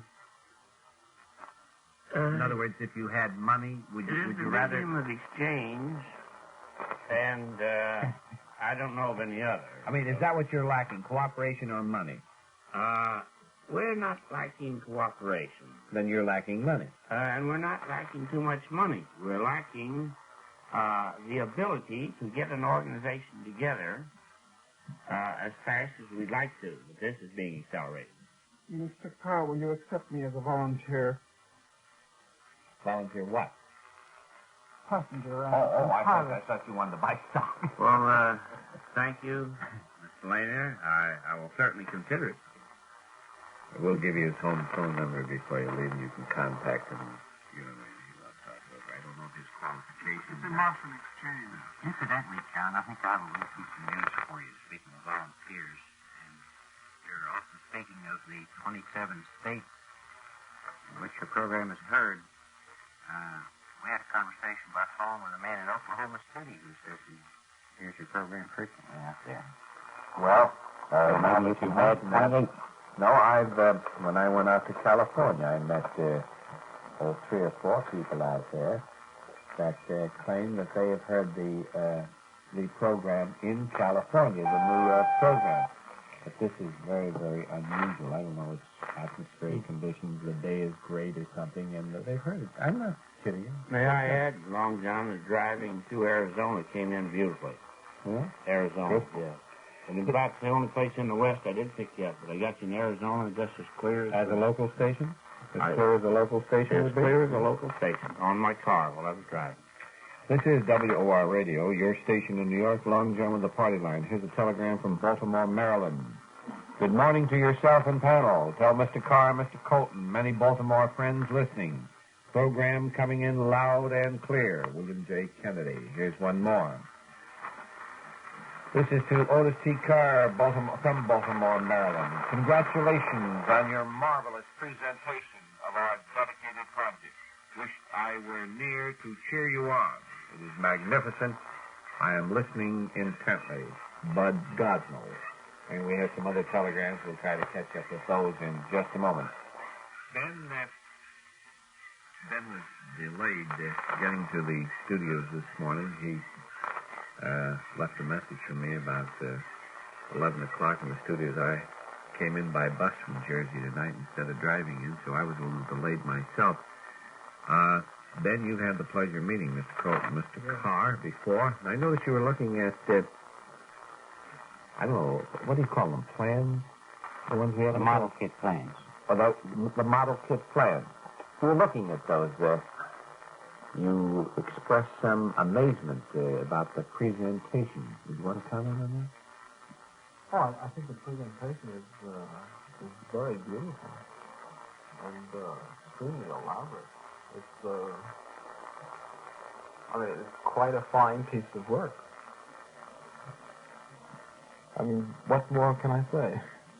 Well, I mean, I don't want you to, say something that you don't want. I noticed that you were looking at your opinion. That's all. I was wondering, is this kit to build a model circular foil craft? Yes, I'm glad to hear you express those opinions about it, because the people who are waiting who have not yet received them because of the printing delays will know that when they do get them, that they will be something very special. Well, will this model, will this also fly? We had some discussion about that before you arrived. This model, as you see it expressed on these plans, can be made to fly when it's properly energized. Mm-hmm. You want to move over here, Ben? I'm sorry, we had a little difficulty with that microphone. No, accidentally, it was too close to a magnetic field over there. Ben always has trouble with magnetic fields. You come up a little bit. Ones. Mr. Keene, would you care to find out? Just say something nice to Mr. Keene. Say good morning, Jack Keene. 1, 2, 3. Is that all right, Dr. Can you go to 5? I didn't change the mics around this morning. Well, what seems to be wrong, Jack? Evidently, I mixed them up when I moved the chairs around. No, absolutely not. I suspect this has something to do with Ben's concern with other magnetic fields. Well, I don't think that Ben can comment on that for a moment. We're having slight technical difficulties at the moment. And it is quite possible when we move the cable, we lifted the entire cable to move it into a position where we would get more light on the literature that the gentlemen were kind enough to bring with them this morning. And evidently in doing that, we may have disconnected one of the cables. And do you want to try it again now, Jack? Did you say something again? Good morning, Mr. King. Beautiful, huh? Did you record that?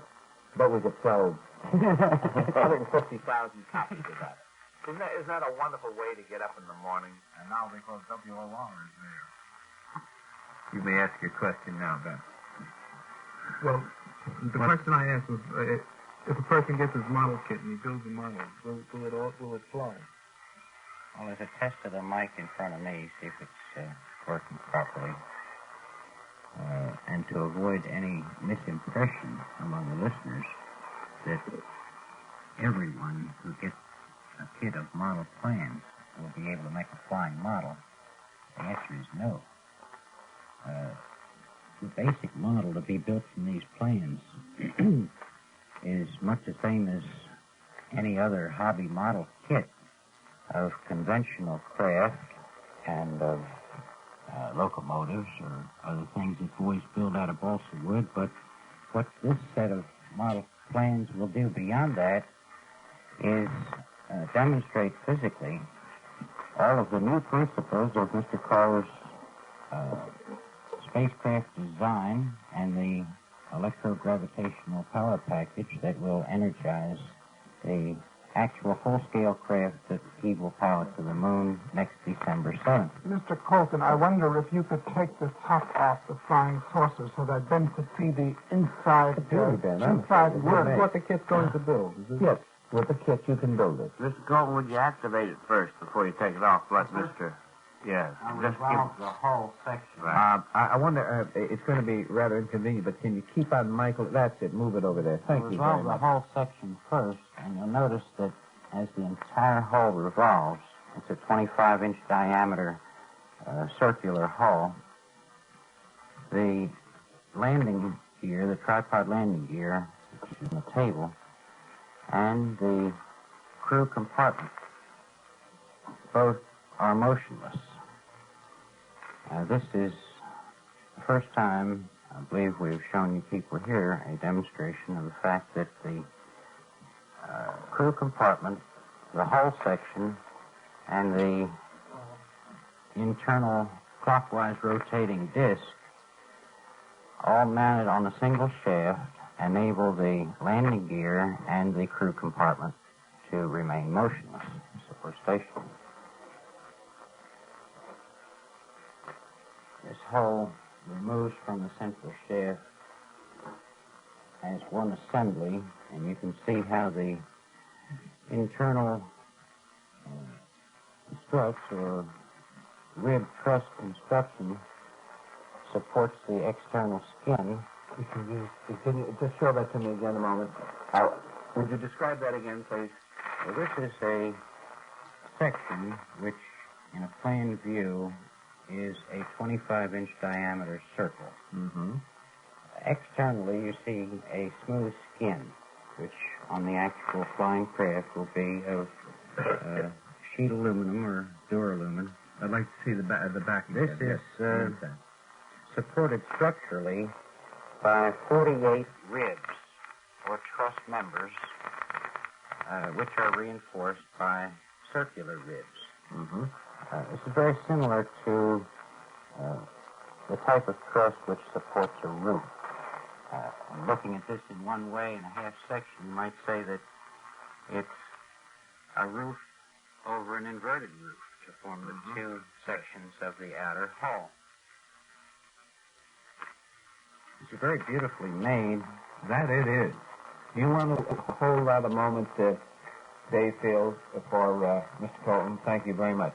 Now will you describe the interior of the OTC circular foil craft? Well, we've removed the upper portion of the hull And we've exposed the central core, which is the neutron electrical accumulator, which in turn supports a complex of capacitor plates. That's these plates here which are painted aluminum, and which will actually be a heavy aluminum plate. This is the neutron electrical accumulator. Will this operate without fuel? Does it create its own fuel? Is this what we call free energy? Well, what you would call fuel is contained in the central power package, which is the neutron accumulator. And this is an electrochemical storage battery. It is a battery as we know it, sir? It is essentially analogous to the batteries as we know them, composed of lead and zinc and a weak solution of acid. How many It's an electrochemical accumulator. And it provides the inertial excitation, which starts the central disk turning in the magnetic field. How many volts would this battery have, Mr. Colton? The one that you described?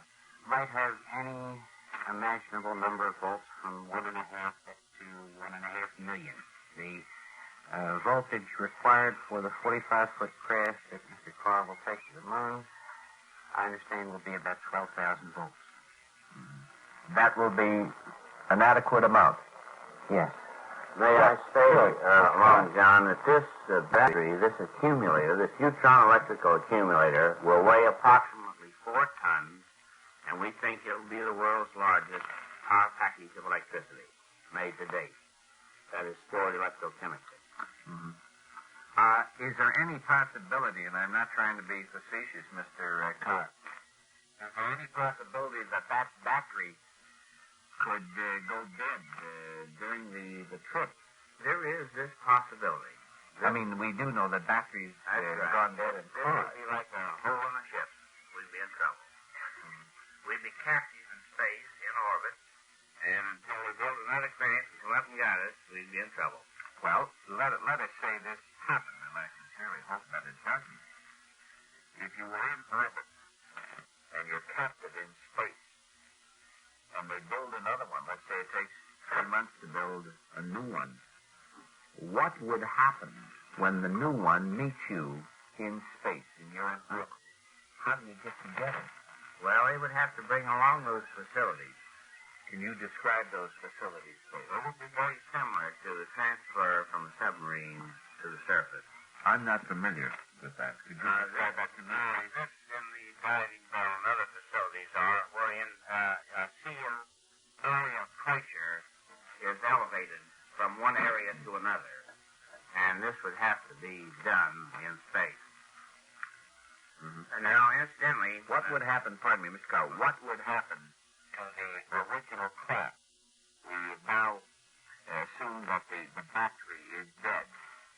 Do we jump this? Does it burn up? What happens to it? I imagine it may stay up there until man went up and dismantled it, which wouldn't be too much difficulty. Incidentally, in space, John, we could build a craft like this several thousand feet in diameter by filling up the materials and letting them float around until we used them. We could use this 45-foot craft and haul up a few pieces of material at a time and build you the most elaborate ship you'd ever want to see out in space. No trouble at all. Could you build a new battery in space? Yeah, could be done. Could be done. You don't seem to be the least bit concerned about the possibility of a battery. No, we don't. I just can't conceive of us not checking out and making certain that these principles will be sound for this very quick voyage, 7 days. I have read in the newspapers in recent months that they've had difficulties at Cape Canaveral, and they've spent a considerable amount of time building the rockets, and this happens, that happens, something goes wrong, and certainly they didn't foresee these things. I was just wondering, do you honestly think that it's quite as simple as you expressed it this morning? We'll check it out. This is a good time to point out, and you can see it physically demonstrated and can be explained for your listeners, that while some of these very elaborate and magnificent rockets are comprised of more than 300 component parts, this model craft that you see here has only 2 moving parts. Only 2? External hull, Yes. which is the 2 joined upper and lower discs, dish-shaped discs, and the central disc, which rotates clockwise, and all sections rotate counterclockwise, are the only 2 moving parts of the craft. I have a question here from Paul Ballard, associate editor of Argosy magazine.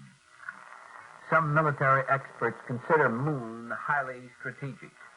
Has our government taken security measures on Carr's invention? If not, why not? Mr. Carr. That's a question would have to be answered by the government. We went into that a little earlier, as a matter of fact, John. Mr. Carr did say something about that. You mean about going straight up? No. It was about the Russians. And Mr. Carr said that he thought there was a possibility that the Russians had already built a machine similar to his, a flying saucer, and that they could possibly... That they may be on the moon at this the Russians time. may actually be on the moon at And this that they're time. not bragging about it. Well, They're keeping Mr. it quiet. Carr did not say that this was true. He said it was possible. There's so much conjecture contained in a statement like that. In the first place, we don't know that it is actually strategic. It takes as much effort to get from the moon to the Earth as it does to get from the Earth to the moon. And so until some so-called enemy gets to the moon, he obviously can't get from the moon to the Earth.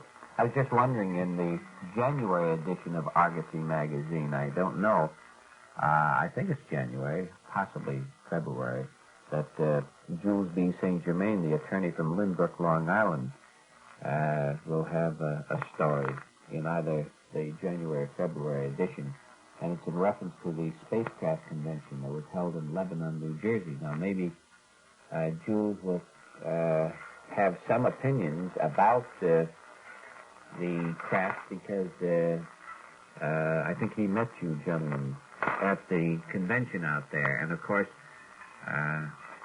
I've been told by Herb Bailey, that there will be an article in Argosy magazine about the party line and about a number of the people that have appeared during the past year in the March or April edition of Argosy, and possibly Paul Ballard, the associate editor of Argosy magazine, will have some ideas about that, and I sincerely hope that they incorporate in the article at least one photograph of the model as we see it this morning. That's why Sam Vanderbilt got out of bed to get over here when he was listening to the program, and he called me and he said, John, he said, I better hustle over to get pictures of this, because this will be a great shot for Argosy, and I hope it all works out. Ben? They will certainly, be historic pictures, John, because to get back to Argosy, we'd like to assure Argosy and every other periodical publication in this country and the world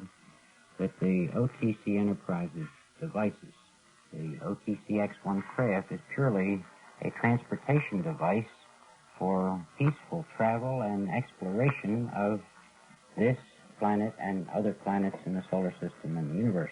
It could very easily be adapted to be a military weapon. If it were, it would have to be by someone else. Well, no, and I assume by someone else. It could very easily be adapted. Are you refusing to give it to the government for military purposes? Well, we would hardly be in such a position. As we have stated in our published literature, we have fervently hoped that no OTC device will ever be used for a destructive purpose. Well, what about national defense? Well, you only need defense when there's offense. And if we all get busy traveling and exploring and looking for nice people in other places around the universe, there won't be any offense. Why do you assume that people are going to be nice if there are people on the moon or Mars? Well, why do these people necessarily have to be nice? Why can't they be miserable like evidently you think that the Earth people are? I don't, incidentally. Well, in the 5 million years of life on this planet, there is no record that it's ever been attacked by people from any other planet. So Well, maybe they didn't have Otis T. Cars on the other planets. 5 million years of human life on this planet? Of life, I said. Oh. Ezekiel saw a spacecraft 3,000 years ago. Well, So they have the this together Mahabharata records spacecraft, Yeah. too. And that's pure mythology is recognized by most Hindu authorities. We don't know who built the Pyramid of Giza. We don't? No. Oh, it wasn't It wasn't Khufu, the pharaoh? It was not. Who was it? Khufu. We don't know. Ikenephron. There were 4 different pronunciations. The Khufu was an excellent name. Something new. That is rewriting history. We don't know who built the Sphinx. Oh, no, I wouldn't. We don't know who built what? Yes, but we know who broke its nose. Napoleon tried. Why don't we know who built the Pyramid of Giza? Because it's never been duplicated. Well, And anything that is of this stature, if man did it once, he would do it again. why? He was what? He would do it again. Not necessarily. The pylon and the peristem in the New York World's Fair was a great structure. It was built once. It was never duplicated. Give it But the principles. But this has been standing for thousands of years. Our very finest masons cannot duplicate the structure of stone that is put there. When we build with masonry now and all our science and our lifting devices, there is still gaps between that have to be filled with mortar. I understand that you can't get a playing card between 70-ton blocks of the giant Pyramid of Giza. Mr. Carr, have you ever seen the Pyramid of Giza? Outside of Columbus, there's a shopping center, and they have the 7 wonders of the world reproduced there very beautifully. And they have the Pyramid of Giza. Columbus, Ohio? Have you ever seen the Pyramid of Giza? Wonderful. Magnificent. Have you ever seen the Pyramid of Giza? This, I saw a replica model. No, in Egypt. Oh, he worked with a model. You know, A replica that- model. little Egyptian boys run up and down that pyramid for quarters because these blocks of mason are so close together that they can actually run up and down them like steps. Wonderful. Like a ladder. And you can actually get a playing card between them, and you can get a small boy between them. You can slip your foot between them, but that's what you are referring to the masonry after the top covering was removed by spoilers. You know that, don't you? Right. Well, I think that I can take Mr. Carr down to downtown Manhattan and show him some fine examples of masonry that are better than the Pyramid of Giza. I doubt it. Not by weight. Not by 70-ton weight. All right, let's say it's a 70-ton weight. What is so? How did they lift it into position? That is the question. Right. And place it so accurately that its measurements were such that you could sight Polaris within 1/10,000th of an inch. Well, this, of course, is planned, the sighting of Polaris. Absolutely. What about Cleopatra's Needle? It was not Polaris, please. What was it? North. Another star. Yeah, Polaris north. wasn't there at the time. Oh, it wasn't? No. Not at the time it was built. They don't think, of course, this is conjectural. Well, we're pretty sure of that. It wasn't Polaris. Yeah, well, I imagine the Hanging Gardens of Babylon are considered pretty astounding also. And do you think space people grew and planted these gardens? We don't particularly think, but we're quite confident that Ezekiel saw a spacecraft.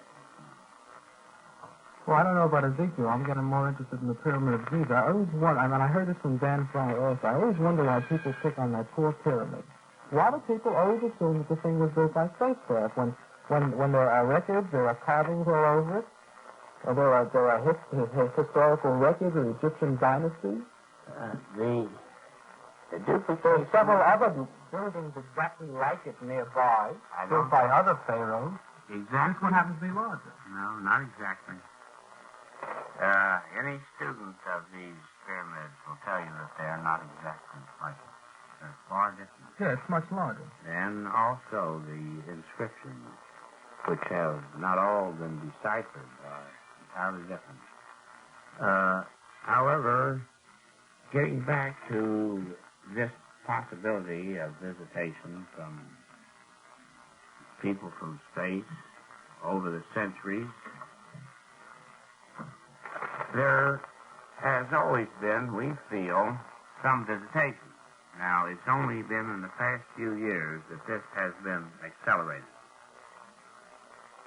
We also feel that after the OTC X1 and other craft like it are built, and we too have gone into space, that this whole mystery will cease to be a mystery any longer.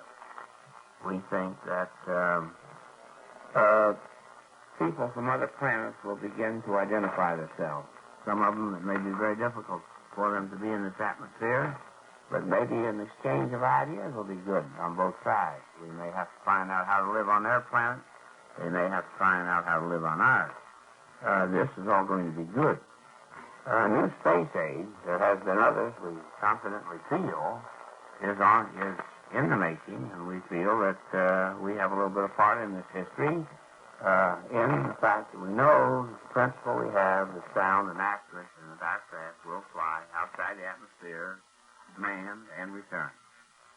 Have you solved the re-entry problem? There isn't any problem. We carry a force field with us that eliminates it. Mr. Carr, then will eliminate the temperatures? There is no temperature that we can't withstand inside our craft because our force field totally sets up like the same as a vacuum. Well, what speed will you re-enter the atmosphere? 25,000 miles per hour. Will we enter the Earth's atmosphere at 25,000 miles? Not in the immediate atmosphere, no. We'll be down to around, at the heavy side of the air, it'll be 18,000 miles per hour. Yeah, that's fast enough. And you will not burn up? Not at all. Why not? I don't feel it. Because our force field will protect us. Well, I can say that you won't burn up because wishing makes it so. Why will it, what force? Do you understand? Let me tell you something about force field. Right, do that. The only one that we are experienced with is in our craft. But there are others demonstrated here on this planet. And a very good one is an acetylene torch.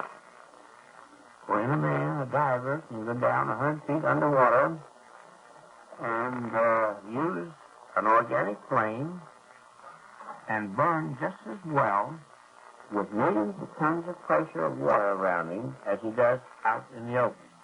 The reason being that this flame has a force field around it, and not one drop of water gets through to it. What is this force field composed of? It's composed of, in this particular instance of the acetylene torch, the pressure of the flame sets up a shell of force around it. So what is the rate of temperature? No? Mr. Lanier.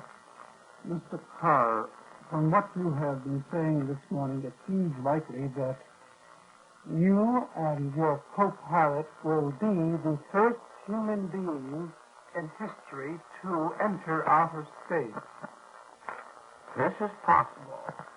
We think that this is history-making, even this discussion here this morning, because we are so near to begin to do it. In other words, we are sitting with a man who will be a hero of the ages if this comes off. We don't expect to be a hero at any time. We want to be a good servant of our Master, the Lord. Let me take just a moment to ask you a couple of questions, Mr. Carr. What do you think of Van Tassel? Not personally, but his story. We don't know very much about it. We had the good fortune this summer of visiting a giant rock for one night, wherein he was a wonderful host. We had very little opportunity to talk to him. We arrived late, and I was interested in going out in the desert for a little bit of possible observation of spacecraft. And the next morning, Mr. Van Tassel talked to me about his plans. They all sounded very sincere, and they most assuredly were uplifting. I, myself, have been so busy on the development of the OTC business and what we know that can come into reality. Even though I do come across these people, I cannot explore what they are doing. Let me ask you this, sir, and I'd like a fair and square answer, and I feel that some of our listeners would like to hear your honest opinion about this, sir. a good percentage of the listeners know Van Tassel, know him because they've heard him. True, you haven't had a tremendous amount of time to observe and to check on some of the statements made by George Van Tassel. But I want to ask you this. Does it sound plausible to you, Mr. Carr, as a scientist, as an inventor, as a pioneer, that Mr. Van Tassel has the plans for a rejuvenating machine and the plans for the chronoscope? I can't answer this. I don't have such plans. I do not know of such plans. I have never seen this type where anything mechanically that man might do would do this. I say this, that we have within us the potential of total rejuvenation. Incidentally, man invented death. God did. Well, I have a couple of other people I'd like to have opinions about. I would like your honest opinion about Howard Menger and George Adamski. But I want you to take a moment to think about this before you comment on either one of those two gentlemen. And I know that you've spent a considerable amount of time with Howard Menger. So certainly, you're possibly in a better position to discuss Menger than you are Van Tassel. I'll tell you what, instead of having you answer that question now, I think we'll take a coffee break at this time. We'll be back in just 20 minutes. I hope you people will be with us. And again, we'll pick up our interview with Otis T. Carr. Mr. Carr is the president of OTC Enterprises of Baltimore, Maryland. Mr. Norman Colton of OTC Enterprises is with us. Ellery Lanier, Ben Iskowitz, Dave Field, and Sam Vanderbilt representing Argosy magazine, taking pictures tonight, which should appear in the April or March edition with the Herb Bailey story. Just in case you've joined us during the past few minutes, let me remind you that Mr. Carr is the man who has made the statement, and the announcement has been officially made,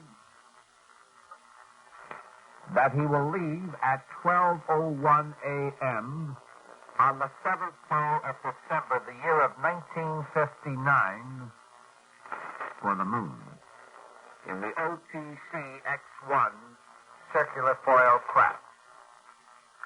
We have been told that the craft will depart from Space, Maryland, in a vertical rise and beginning orbit of the Earth at a speed of 5,000 miles per hour. We'll find out more about this and more about the opinions of Mr. Carr as far as the other so-called contactees are concerned. We'll get all of this information when we come back in just 20 minutes. This is WOR Radio, your station in New York, and this is LongJohn with the party line, 710 on the dial. We get back with our guests again. I would like to remind our listeners that if you'd like to join us some morning, if you have something you'd like to talk about, you're more than welcome to send me your name, address, and phone number. Put interview in the outside of the envelope, and I'll turn that request over to our continuity acceptance department. Also, please give me a little idea what you'd like to talk about, and maybe you'll be with us in another couple of weeks. I hope so. We've got a couple of rough ones here, Otis. A couple of rough ones. And, well, here's one here from Montreal, Quebec.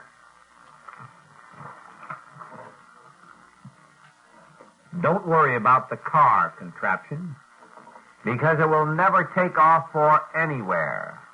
He is all wet. W.A. Susi. Is that how you pronounce it? S.O. Susi. No need for a comment. No comment. Thank you.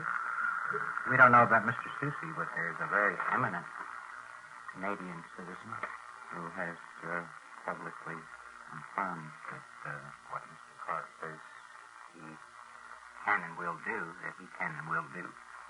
We're not at this moment permitted to mention his name, but we have that in writing from him. Would you put your hands down? You're covering the microphone. Oh, Thanks very much, Mr. Colton. Here's another one. This is from a gentleman in Yonkers, New York. He has requested me not to use his name, which we certainly give any of our listeners the right, the same as you've mentioned this eminent scientist in Canada, who agrees with Mr. Carr's theories, and you're the one that's developed his name. You can keep that. And I'll have to keep this one, too. However, this man is not quite as enthused about Mr. Carr as the gentleman in Canada. Of course, this man lives in Yonkers, and people in Yonkers, they're not enthusiastic, as you know. Mr. Carr, like Van Tassel, don't you need $2 or $3 million building too? Oui. The Space Research Hangar alone will cost more than that crash. Approximately $2 million. And the crash will cost about $1,500,000. Yeah, what were you trying to sell for $20 million? We said complete tooling. This is 6 Oh, buildings. the plant to build. Whole plant. It's understandable. Here's one more from Fanwood, New Jersey. I've never heard of Fanwood, New Jersey. Whereabouts is it? It's close to Plainfield, John. Fanwood? Near Plainfield, huh? On Route 22. It's in that neighborhood, right? Just know it by Fanwood, New Jersey. This is from Harold H. Monsen, M-O-N-S-E-N, Fanwood, New Jersey. Harold H. Monsen. Here's Mr. Monsen's question and statement. The most efficient electrical accumulator that we know today will deliver only 80 to 85% of the energy put into it. How can you spend 100 units of power and recover only 85 units for later delivery and keep going? So I don't even understand this, but I know you do, Mr. Carr. He may have been talking about the development of Mr. Kettering, the formaldehyde, burning formaldehyde to produce electromotive force. We have a different principle. We are applying atmospheric electricity, electrostatic charges in our capacitor plates, and are drawing electricity out of the atmosphere and successfully putting it to work, we feel, for the first time. You sure, sir? Yes. Here's a telegram from Glen Head, New York. Mr. Carr said Russians exceeded speed of light. This is not true. They have accelerated an electron in water greater than speed of light in water. The speed of light in water is only 3/4 the speed of light in a vacuum, Mr. Mink. We note that the Nobel Prize publication, as put in the paper, stated that there was a variance in the constant of the speed of light as we know it. The whole technical subject here is one that I wouldn't care to go into.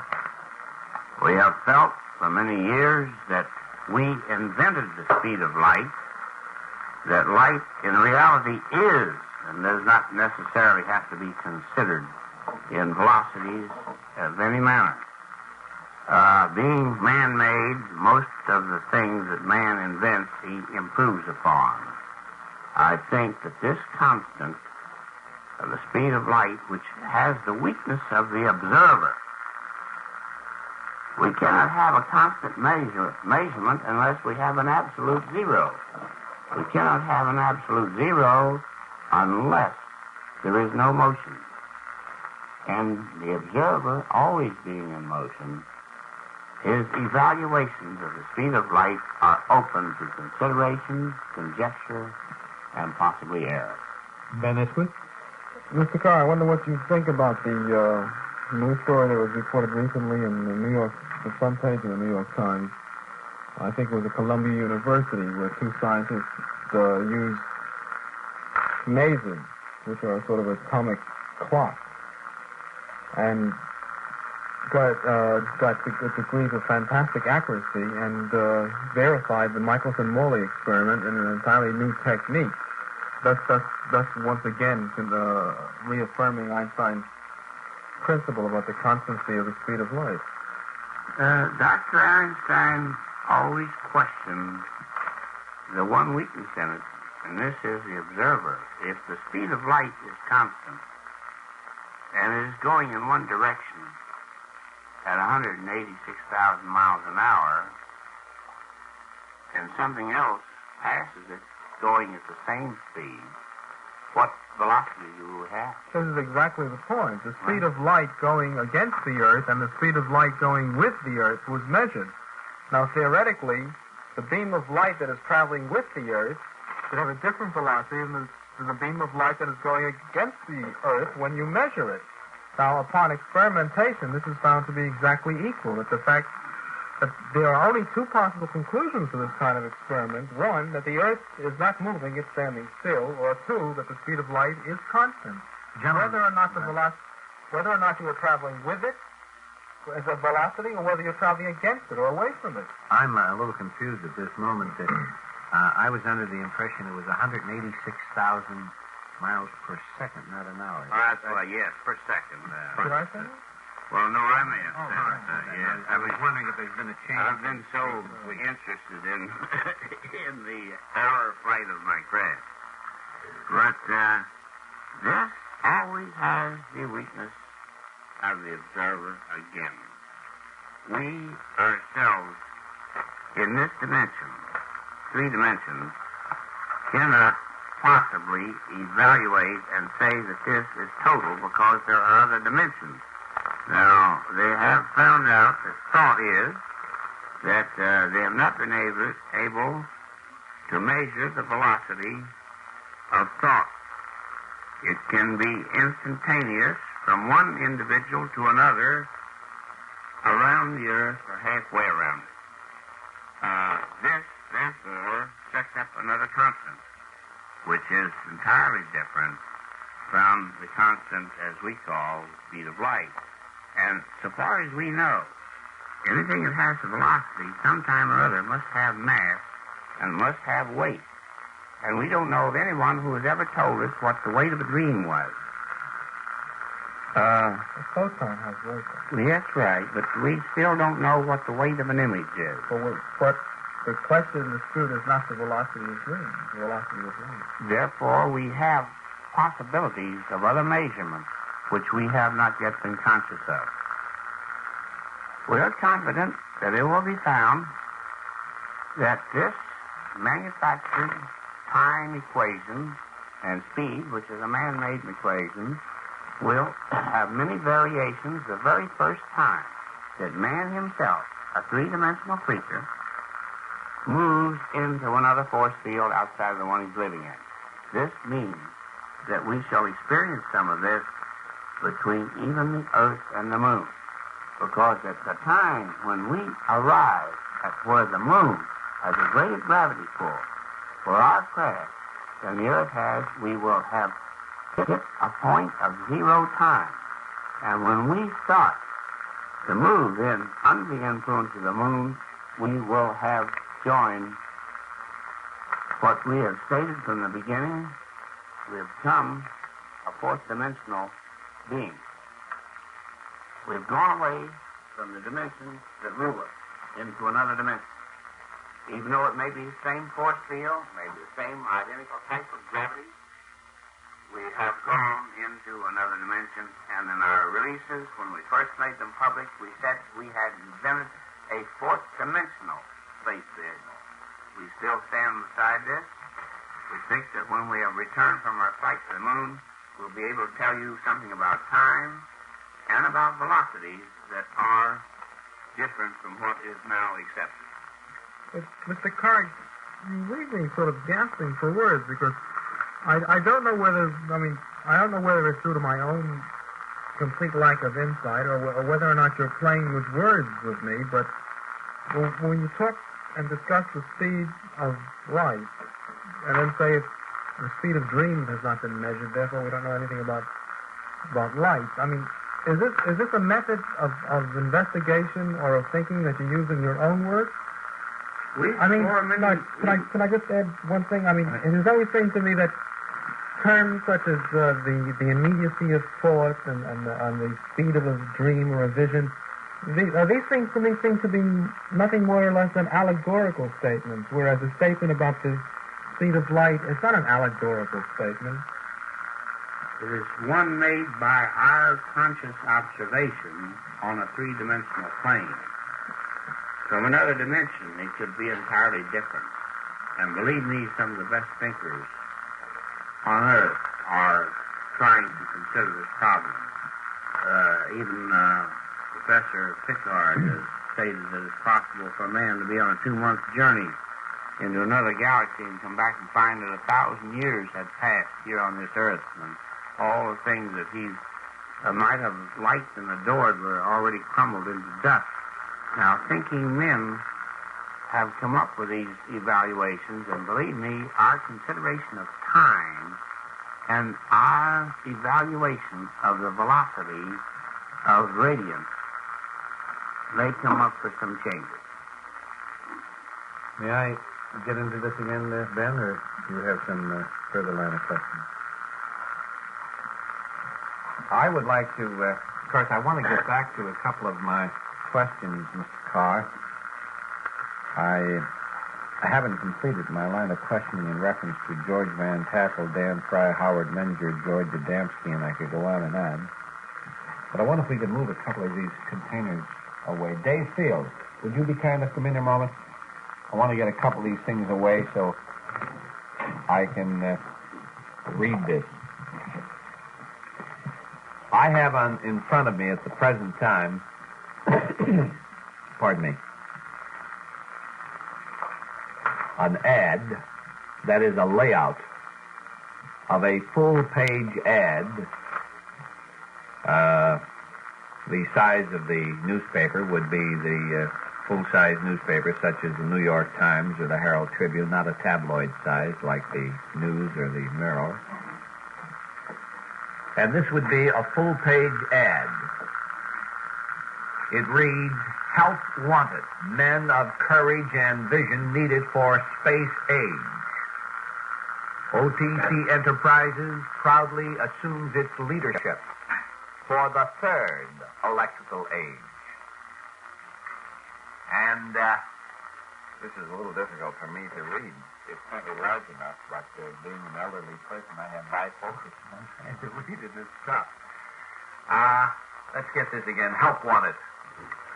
Men of courage and vision needed for space age. Highly trained engineers for electronics, astronautics, electricity, hydraulics, architects, structural designers, celestial mechanics, electrogravitics, spaceform design, also technical writers, administrators, executives, sales engineers, personnel experts, also foreign representatives, foreign manufacturers, and I could go on and on, but do you want to set that down? Let me read some of the copy for a moment that I have in front of me that will be a part of this ad. There has never been in the history of the United States, and there never will be again within the next 100 years, anywhere in the world, another opportunity for the application of talent and capital resulting in great wealth, prestige, and lasting security as the one presented here.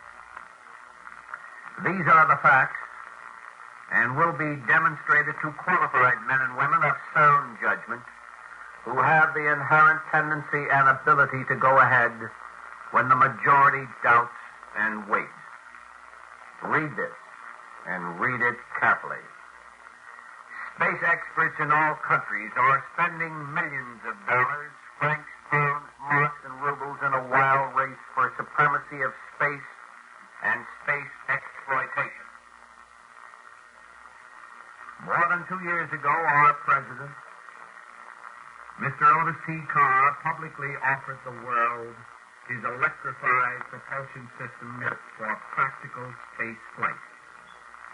Now, 2 years later, after tons of newspaper headlines and a $19 billion worth of disappointment and failure, comes respected scientist Dr. Herman Oberth to acknowledge that the rockets are all wrong. So Carr was, and still is, right. Now, I have not read all of the copy. There's much, much more to this ad. I have been told that this ad will appear in the very near future in the Wall Street Journal and other financial papers in different parts of this country. And now I would like to ask you, Mr. Carr or Mr. Colton, a few questions about this ad.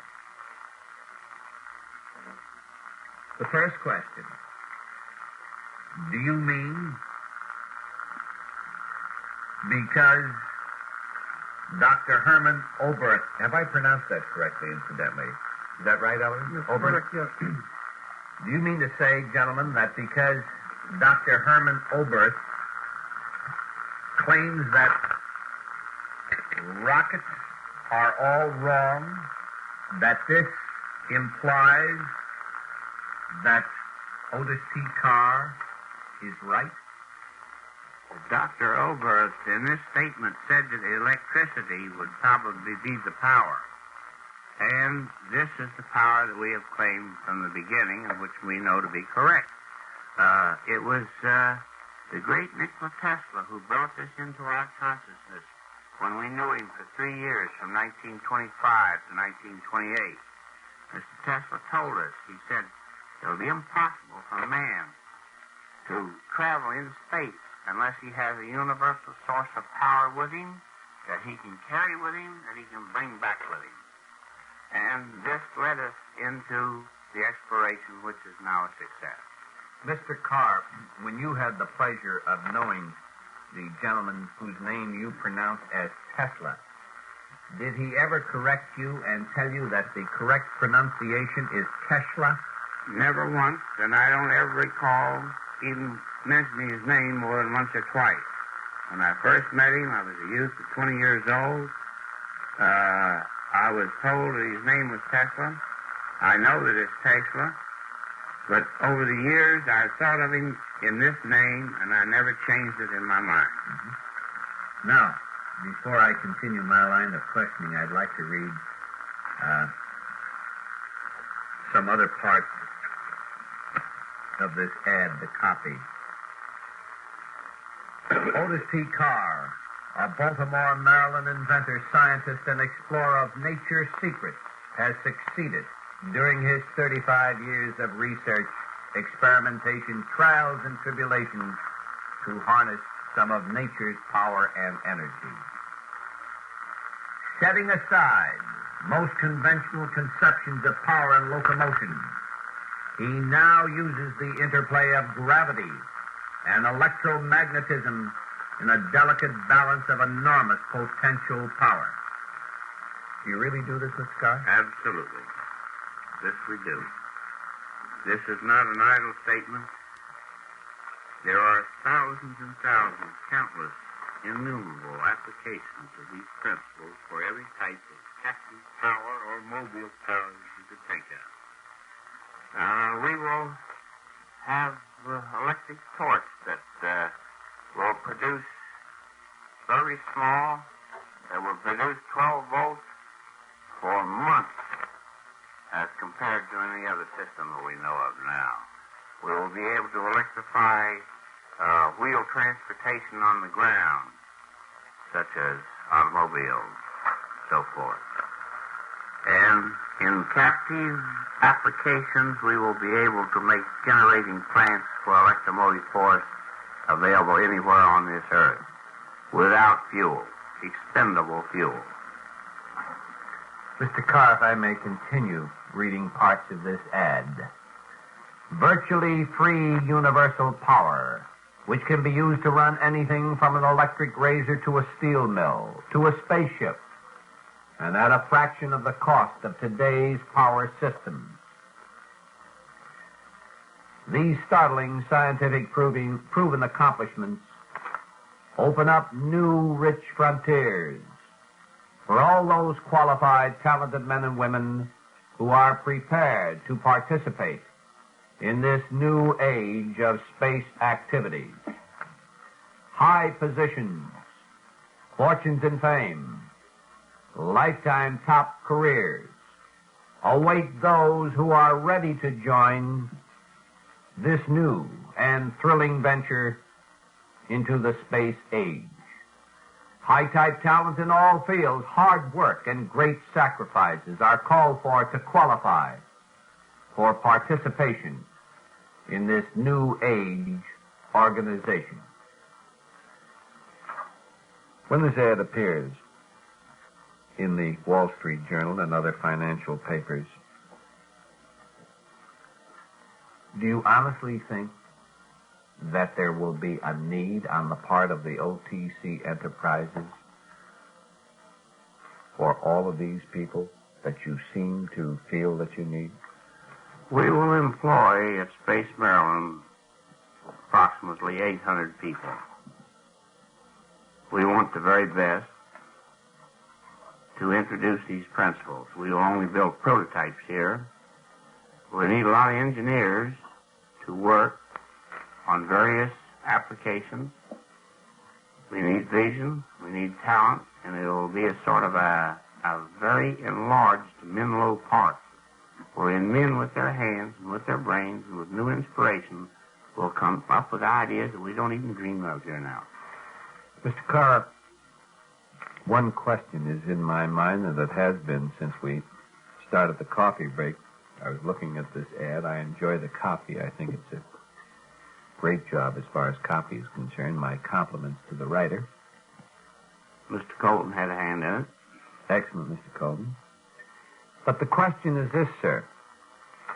If you really need all of these people, and I went through that a couple of minutes ago, engineers, scientists, and I don't know how many different professions, wouldn't it be advisable to put this ad in the New York Times, the Herald Tribune, possibly even in the New York Journal American or the New York Daily News or the Mirror, some papers like that, instead of financial papers? Do you honestly think that all of these professional people buy the Wall Street Journal? We're confident that the distribution that is national of any type of publication that deals to all the people all over the country will reach sufficient number of interested people to fill our needs. In choosing a publication like the Wall Street Journal, there's unquestionably there will be comments about this advertisement, and it will have a lasting weight to it that we feel will quickly fill all of our needs. Now, financially or as far as employees are concerned? We mentioned all of our needs, and all of our needs is about everything that you can think of. To break that down a little further, John. Yes, Mr. Colton. You know that the periodicals are divided categorically as general and special. The special audiences of the top circulation financial dailies are the people this ad is most likely to appeal to. Mm-hmm. Of course, these are the people who are in daily touch with the commodity and economic environment. They are the people who, when we say in our headline, the third electrical age, will immediately have a proper concept of the bigness of this enterprise. It is as though alternating current itself were being reintroduced. And to get a picture in your imagination of the scope of the new basis for all industry and commerce, just think of it in terms of the alternating current system being reintroduced in another form which does not use conventional fuels for prime motivation. We use the free, abundant space forces as the prime mover for these energy systems and these propulsion power packages. Mr. Colton, I was asking Mr. Carr about George Van Tassel. Instead of going back to Mr. Carr, I'd like to swing this line of questioning in your direction, sir. As a businessman, I don't think that you ever labeled yourself as a scientist or an inventor. Imagine you're the businessman. Is that right, sir? I like to label myself the communicator. Fine. All right. Will you communicate with me for a little while? Do you think that there is any remote possibility that Mr. Carr is so reluctant to give us an opinion about Mr. Van Tassel that this can indirectly be detrimental to the potential of OTC enterprises? In other words, a large percentage of the people that listened to George Van Tassel on this over this station, not once, but possibly 5 or 6 times, they've heard George describe the conoscope. I think it's aptly named. They have also heard George describe the crushed head of a lizard. And this lizard was picked up, dead naturally, placed into the rejuvenating machine out on the desert, and in a matter of seconds, the lizard came right out of that machine, the head completely restored. Brain surgeons were there back in October 1956 when I first heard the story. Recently, there were not brain surgeons. We're not quite sure whether it was a lizard, but a couple of guys around in the desert with this camp. Now, what do you think, Mr. Colton? And I'm asking you, I'm being very sincere. As the communicator, I want you to communicate with me and tell me, if you were at home at the present time listening, and you heard this whole story from George Van Tassel, and you heard the story from Dan Fry describing a piece of metal, extraterrestrial metal, hovering over the table. A man went to grab the piece of metal. He put it in his pocket, sat over in the sidelines of this studio. And in a matter of 30 or 40 seconds, the metal just flew right out of his pocket, hovered once again over this table, and then landed on the table, which actually it didn't happen that way. But when these stories are repeated over the air, do you think that this can be a good public relation value to the OTC enterprises to have the president sit in front of the microphone tonight and say, yes, it could be possible. Yes, I know that we have many, many lives. What do you think about this, Mr. Communicator? I fully agree with it. With George Van Tassel? I fully agree with Mr. Carr's statement, which was not, as I recall it, in direct respect to George Van Tassel. But I myself have become convinced that whatever man can imagine or whatever man can image, man can do or man can cause to be done. I don't think that in my acquaintance with Mr. Carr he's ever dealt in personalities, Van Tassel or otherwise, or that he has ever conjectured about any of his scientific statements. I do know statements. Van Tassel? About anyone's. Oh, I see. He deals strictly in fact, not in fantasy or fiction. Mm-hmm. And in our nearly 2 years of association, in which I am constantly being exposed to sources of basic information and the known constants of nature. I've never found Mr. Carr to have contradicted himself. And so on this subject of rejuvenation, all I know is that I'm told by the pathologist that man rejuvenates himself ever so often in the course of his lifetime. Well, then we wouldn't need a machine if man can do it himself. Well, man can do a lot of things himself that no machine has ever done. No scientist has ever made a man, but a man can make a man, and does quite frequently.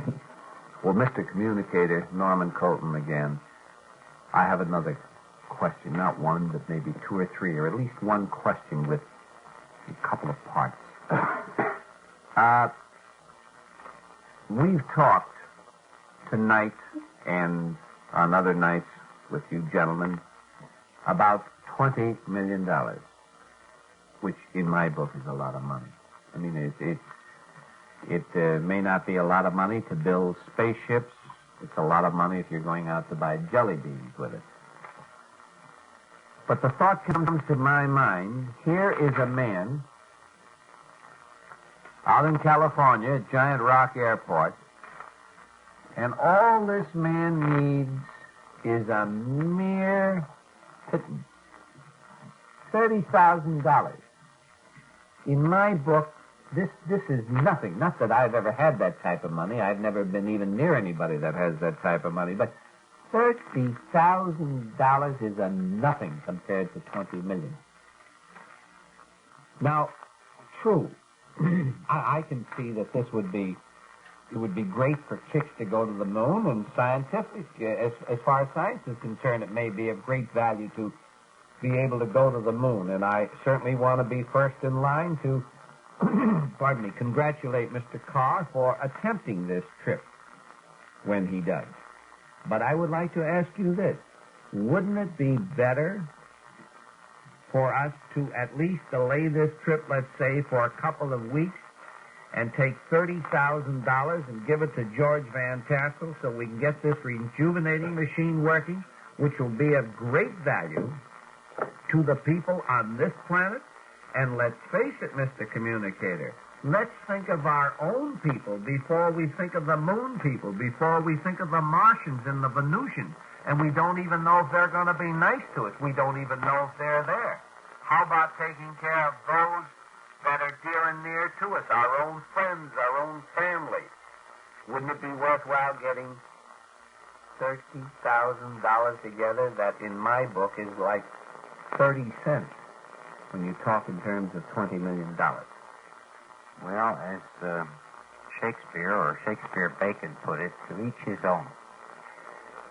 We're dealing with miniaturizations of space forms and space forces to get practical applications of energies for mechanical motion and for transportation. Our flight to the moon will demonstrate that man is able to leave the Earth's gravity field and successfully enter space. As the satellites have already shown, once a device gets into outer space, it is able, at a distance of about 500-600 miles, to circumnavigate the Earth in about an hour and a half. And so for immediate needs of transportation and communication, when we demonstrate practical space flight in orbit outside the Earth's atmosphere, we will have demonstrated that it is possible to have manned flight around the world in a passenger-carrying aircraft in an hour and a half. And so here we have a craft which, if you look at it as I did when Mr. Carr first exposed it to me, in itself appears to be a miniature solar system with its sun at the center and the planets and the moons in a certain relationship surrounding it. And so it behaves like a miniature solar system and generates and miniaturizes the natural available space forces which move the planets and moons in the solar system. As the communicator of this organization, do you lack confidence in Mr. Van Tassel's rejuvenating machine that you would rather not suggest to the stockholders of OTC Enterprises Incorporated to take a measly $30,000 to help their fellow man to rejuvenate? I wouldn't label $30,000 as measly. Gee, it is if you got 20,000. I've got in my pocket now about $30, and I mean, if I lost 30 cents, I mean, the world wouldn't come to an end. Well, I would say this, that if Mr. Van Tassel has been able to adequately demonstrate the basic validity of his principles, then someone somewhere who is as interested in rejuvenation as we are in the reproduction of natural forces for motion and energy and propulsion and so forth, that there are lots of people who would be willing to give Mr. Van Tassel the money he needs to develop his principles. Now, I want to ask you about, you see, I didn't want to put you on a spot as far as what you thought of Van Tassel, because actually you don't know him that well. No, I've never met him. Okay, I'm aware of that. Now I'm going to ask you about a man by the name of Menger, Howard Menger. What is your opinion, sir? Well, there is another peculiar circumstance. I've sat up many a night listening to your very interesting dialogue with Mr. Menger. And so when we had the opportunity to visit his farm in New Jersey not too long ago, I was hoping to have some conversation with Mr. Menger. But we were both so busy in so many different directions with the small groups from among the many hundreds there, asking each of us different kinds of questions at different places around the lawn and in the rooms of the house. All I got to say to Mr. Menger was hello and goodbye. Do you have any confidence in his story at all? You're familiar with the story, I know that. I've heard his story many times. All I can say is that he tells it the same way every time. He seems sincere. He seems to believe what he says. He represents his experiences as having been real, and I'm just not in a position to question or doubt or criticize in any way. Now, my next question, Mr. Colton, and again, I address this question to you as the communicator of OTC Enterprises rather than discussing it with Mr. Carr. I know Mr. Carr is very busy working on and planning for this trip to the moon, whereas you're sort of down on the ground with both feet on the ground, and you're thinking in terms of the problems that we have on this planet, and let Mr. Carr be concerned about what's happening on the moon. I want to ask you this, sir. If Mr. Menger's story is true, if Mr. Van Tassel's story is true, if Mr. Adamski's story is true, and Mr. Dan Fry's story, wouldn't it be very, very practical? I'll throw in the Mystic Barber, too, for you, to give you what we'll call the Big Five. Wouldn't it be practical for you, sir, Norman Colton, the businessman, the communicator for OTC Enterprises, to spend a few dollars, what could it cost, maybe $500 for each of these men, a measly $2,500, to gather these five, the Big Five, together at the offices of OTC Enterprise in Baltimore, Maryland, and sit these men down and talk to them and say, now, gentlemen, look, our president has confidence in you. He stated this on the LongJohn show not long ago, and I have no reason to doubt your story or even to discount it. You sound like sincere gentlemen, and we all are interested in one thing, to help our fellow man. We're trying to bring the message. We have the craft ready. You men have had contact with the Venusians, the Martians. One of you, Mr. Sinatra, you've been to the moon. Mr. Adamski, you've seen these saucers. You've had contact with these people. Mr. Fry, you've been in one. Mr. Menger, you've been to Venus and Mars. And Mr. Van Tassel, you communicate telepathically. Let's all get together. Instead of having the big five, let's have the large six and see what we can do. Wouldn't this be a practical approach, Mr. Colton? You know, sometimes it's not only all I can do to give you a straight answer, it's all I can do to keep a straight face.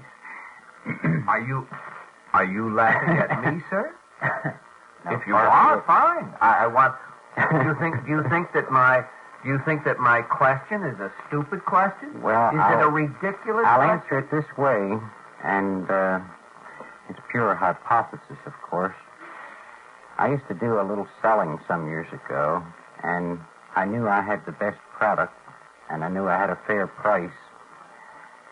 And whenever it came to a showdown, I would always try to get the prospect to insist that my competitors all gather with me in one room and lay their stories on the line in competition with mine and let the prospect be the judge.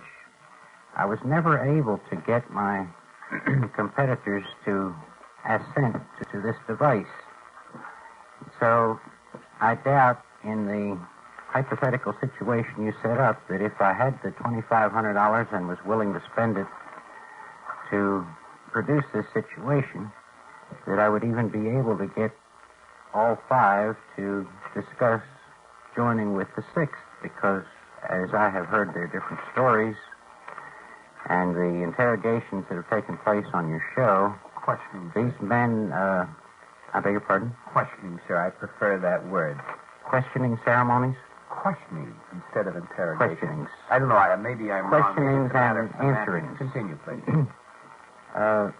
These men seem to have diverse interests and have had diverse experiences with dogs and potatoes and one thing and another. You have seen all these things, and I never have. The dog and the potatoes? No, sir. I'm sorry. You're not listening to this show. I saw a rock here that somebody claimed was a potato, and as far as the dog, I never saw the dog. I didn't even see the dog, about 385-pound Venusian dog. Well, I'm glad after many hours of listening and waiting to know exactly what this potato The story is not a part of the big five. That's right. You see, we could go on. I think you know what I'm trying to do right now, Norman. I'm trying to get from you, as the Director of Sales Engineering of OTC Enterprises, I'm trying to have you go on record and say that you have what you consider to be a business. In other words, you feel that you have something that is legitimate, something that can be accomplished. I mean, not just a dream. And if you tell yourself, not personally, but as a director of a corporation, if you tie up with Van Tassel and the Dan Fry and the Menger and the Adamski stories, it is only natural for people listening to presume that you have a lot of wild tales, too. Maybe you have. I don't know. Well, to cut across a lot of corners, if your assumption is that we discolor ourselves by association, as you said before, you had a legitimate mission in attending the Menger Convention. Mm-hmm. As a reporter. Other qualified reporters have functioned in similar missions at other sessions we've attended and at which Mr. Carr has appeared on the lecture platform. And regardless of the composition of the live audience, which may have been anywhere from 60 to several thousand people at any given time and place, the newspapers, radio stations, television reporters, and so on around the country have faithfully reported Mr. Carr's statements. He has not made statements he is not willing to back up. He has been able successfully to back up every statement he's ever made. And so regardless of the experiences and opinions, the anecdotes and conjectures, one thing and another among the various people in these audience groups. Mr. Carr's appearances before them and among them have resulted in very wide publicity and very serious identification for the principles he has set forth. This has been our purpose, our mission, and up to this time, very largely accomplished as it's being tonight, where we have this opportunity to speak to what I imagine are millions of people in the 27 states your broadcast signal reaches. This is WOR Radio, your station in New York. My name is LongJohn. We call this the party line. Another question, Norman. Why is it that other big corporations, Westinghouse, General Motors, Aerojet Corporation, and I could go on and on and on, when they manufacture any part of a rocket, and very frankly, I don't know enough about rocketry to know what percentage of a rocket any given company may manufacture at their plants. But why is it that when they run ads, pardon me, institutional ads in the slick magazines, and they talk about rocketry in these ads, and they don't say anything about those wonderful people living on the moon, those great Venusians or those nice Martians. They try to tell us in the ads what they're doing to advance rocketry. They try to tell us in these institutional ads that it will be of value for us to get to the moon and why. And even the artists have tried to capture in their drawings, in their paintings, what the moon may possibly look like. And believe me, all of the artist conceptions that I have seen include nothing as far as people, nice or even nasty people. Why is it that OTC Enterprises, and I think that the president of the company never stated on any program, including tonight's, that he is receiving telepathic communications from other planets. I don't think he claims to be a metaphysician or mystical in that manner. Why is it that the president of this corporation, OTC Enterprises, though, constantly goes back to saying we are out to help our fellow man so we can get to the moon and meet the nice people on the moon? Why is it? May I answer? Surely, Mr. Carr, you certainly welcome I didn't say to meet the nice people. If there are nice people there, I want to meet them. We don't know what. You haven't implied, sir, time and time again that these people are nice people? That these people are different because they've never attempted to attack our planet? We have not stated in any of our literature or our published releases or on the air or publicly that we know that these people exist. We do know there are spacecraft. We have seen them. We do not know what the personalities are that run them. We have theories which we cannot prove. There could be people on the moon. We don't know. You make the statement this morning you do not know. That's right. Are there people on Venus? That could be. You don't know this. I have not seen them. Well, we know that you haven't seen them because you haven't been there. But are you saying, sir, then that at the present time you don't have full confidence in Mr. Van Tassel, Dan Fry, Howard Menger, Adamski, Buck Nelson, etc., I didn't say this. These, as Mr. Colton has said, to each his own.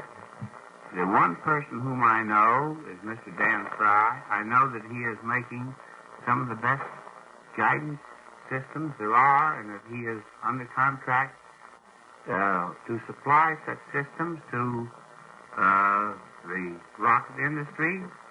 which in turn is for the United States government, that he has been trusted in this type of work of the highest clearance. He's technically qualified, and I have seen his plant.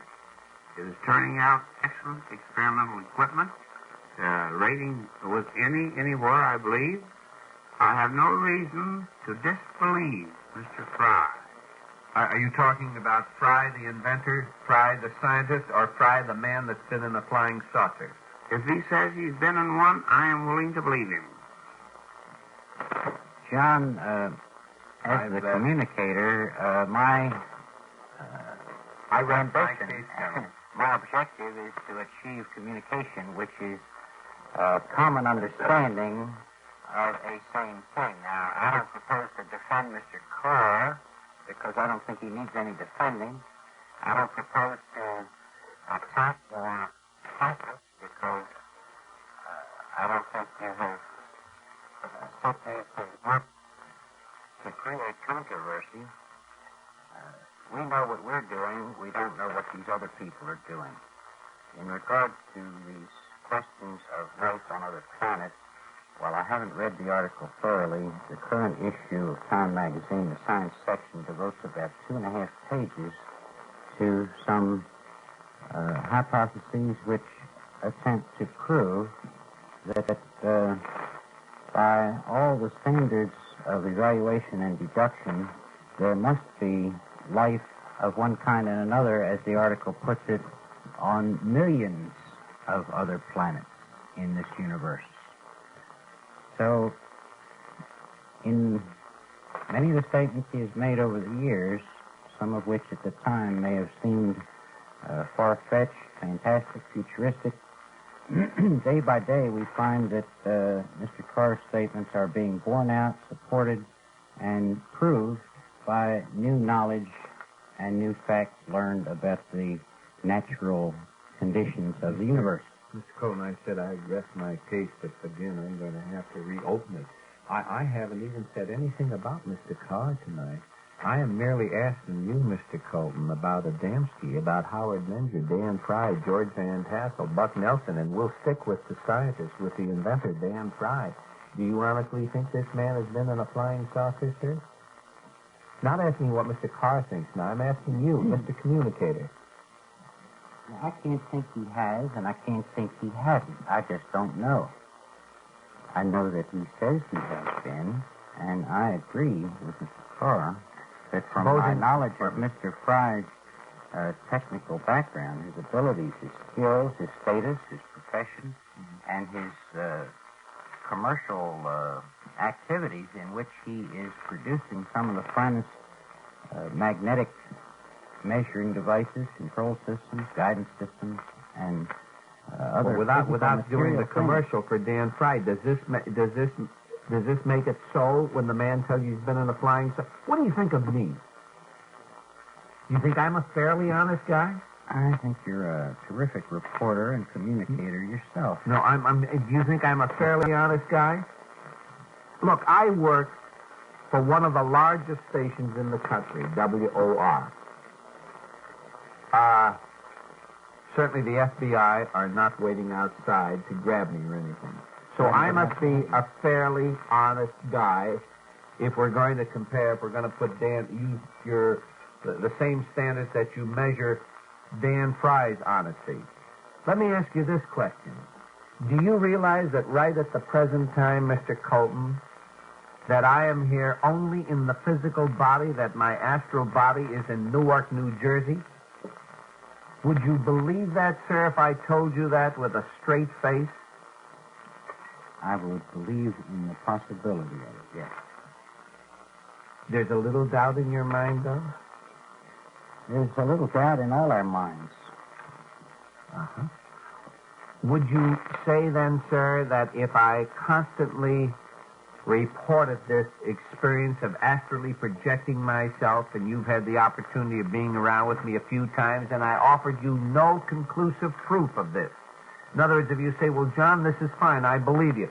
Where are you projected at the present time? And I say, I'm in front of 191 Market Street in Newark, New Jersey, and you get on the phone and you find the phone number of the candy store or whatever is adjacent to, or rather, whatever is located at 191 Market Street, and you say, is there a fella standing there? And there's no sign of me, and I tell you, look, I'm lifting up a Hershey bar at the present time. The woman who owns the candy store, it will appear to her that the Hershey bar is being levitated. And she says, nothing has happened there. Now, if I kept telling you this, and you'd go back to Baldwin, you'd say, I think this guy, LongJohn, I think he's really nuts, or he's a liar. Would you want to do business with me, sir? Well, I would say that if you continually made statements of this kind, and if the management of WOR kept you continually on its air, and the sponsors that make your program possible continued to pay your bills, then I would consider that there was rather good possibility that what you were saying was more true than false. Boss, if you're listening, I'm not astrally projected. I'm here with the astral and the physical body. I'm giving you 100% tonight. I answered to that Have sometime. you listened to? I was listening to part of it on the car coming in, John. Mm-hmm. I wouldn't say that I'm au courant on everything that's happened because there are bridges and tunnels and other things, but I got most of it, I think. You mean to tell me that when I am on the air, that you would even go through a tunnel to lose one single word of this interesting show? John, normally I wouldn't, but my levitator wasn't working. Go over it, right. Lester, possibly you'd like to ask our guests a couple of questions, either Mr. Carr or Mr. Colton. Well, I don't know to whom this should be addressed, but I heard one of the gentlemen, I think it was Mr. Carr, saying something about $1.5 million for the actual cost of the ship. And I believe that the rest of this $20 million originally needed was for the tooling up, the buildings, and other things. Am I correct on that? That is right. This, frankly, strikes me as a little strange. I was working in an aircraft plant. The housing in which we were, the entire building, cost a little less than $55,000. The tools cost about $120,000. They were a good deal more valuable than what they were in. One of the planes, and this is an experimental one, on which I was working, was going to cost a good deal more than $2 million. In other words, you might say that under $200,000 is needed to build a $2 million plane, the first one. And this was a highly experimental one. There was a great deal more work required on it than there was on an ordinary plane. It was all built there, unlike most of the planes that we built. In other words, there were no subcontracts at the time of any importance, except the normal ones for bolts, screws, and other made parts. It seems to me that if you are so eager to get this circular foil spacecraft up, that rather than wasting time, as it would seem to me, on a fancy plant and on special tools and so on, that you would go ahead and put it up in anything you could find and use practically every dollar that you could rake up in building this to test it. Now, can you explain why this does not seem to be so? We're moving in this direction very fast. If you will notice the fabricated model here, it is made by a qualified engineer, tool designer, and a college graduate. He is a high-priced, high-qualified man. I am confident that patterns were made even in your plant. If you didn't make them where you were speaking about, you bought them. We are moving with as much rapidity as possible to build the operational prototype, flying model, which will be an exact replica of the craft that we will take on our journey to the moon. We mentioned our program, which sounded ambitious to a lot of people, but compared to what has been spent in missiles is only a drop in the bucket, as something to introduce a new age, the third electrical age. This includes 6 buildings, the Space Research Institute at Space, Maryland. This is a prototype, all of the buildings themselves, for the world to see. Well, this is all very lovely, but don't you think that with the Russians at the present time well ahead of us in space, there was an absolutely crying need for advances on our part for prestige, if not for accomplishment, to gain back some of the reputation we have lost to the world, which is hurting our commerce, our industry, and our government operations. Don't you think that it would be better to shelve all the trimmings, all of the nice things, all of the desirable things, all of the monuments in advance? And so far as I know, you have not lifted a man from space yet. I think it would be better to wait to build the monument until after you have lifted him. We have a very conservative program. We are moved in the direction of its completion, and we are, so far as I know, the only human beings on Earth. And believe me, there are billions behind the others who have come out and stated what day they were going on a journey out into space. Now, this is an accelerated program. The men who can get $20 billion a year appropriated are talking 5 years from now. We're talking 1 year and 2 weeks from now. I still don't see what this has to do with the need for all the buildings. We don't particularly say it has a need for all the buildings. We say that the culmination of our effort will be these buildings, so that the whole world will be able to know that a new age is here because we can prove it. And we will have there the prototype in which to do it. Because all of the power tools, the heating, the air conditioning, and everything else will be run by our electrical principle, gravity. There will be no fuel used. I wince at the idea that gravity is an electrical principle. I wince at that almost as hard as I do at the use of 4 dimension, as Mr. Carr uses it, without defining what he means by dimension. Now, in the mathematics, a dimension can be almost anything. It is any parameter that you choose to use for that particular operation. Therefore, you may refer to weight as a dimension. This does not mean that it has dimensional extension in the sense that the ordinary person understands that.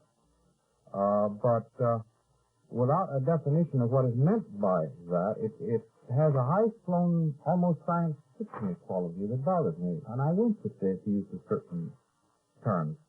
To say that gravity is electrical without a much more complete explanation of the relationship between it, how you arrive at the idea that it is electrical, is something I went over. We didn't exactly state that it was electrical, although electromagnetism and gravity are interchangeable.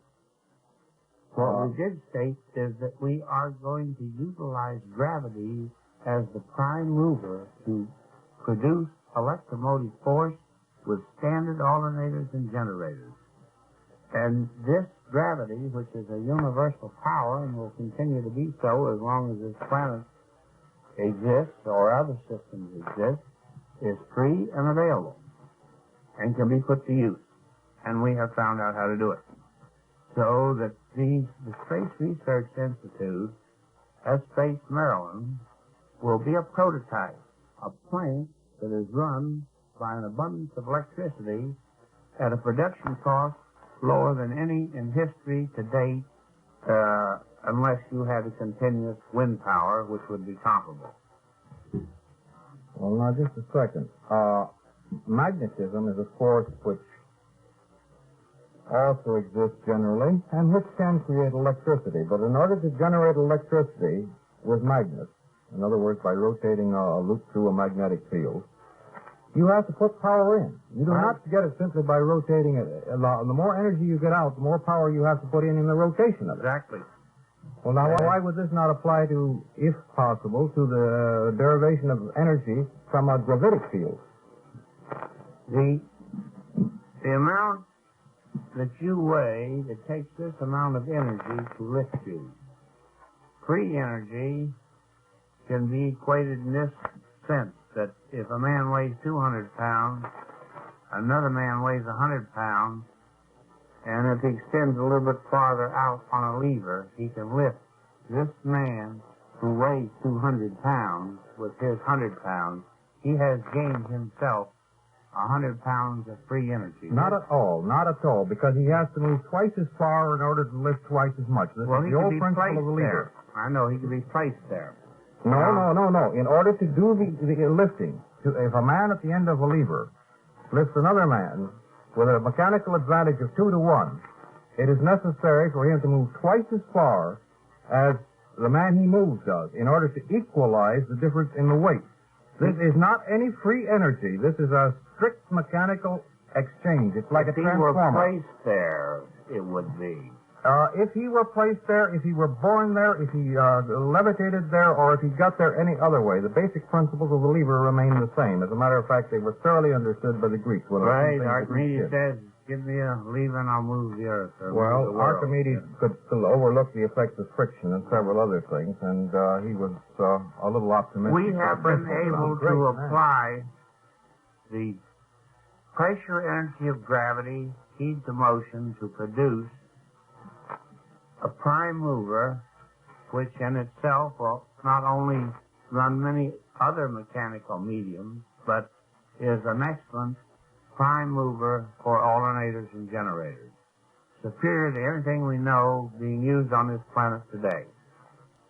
You have this machine working?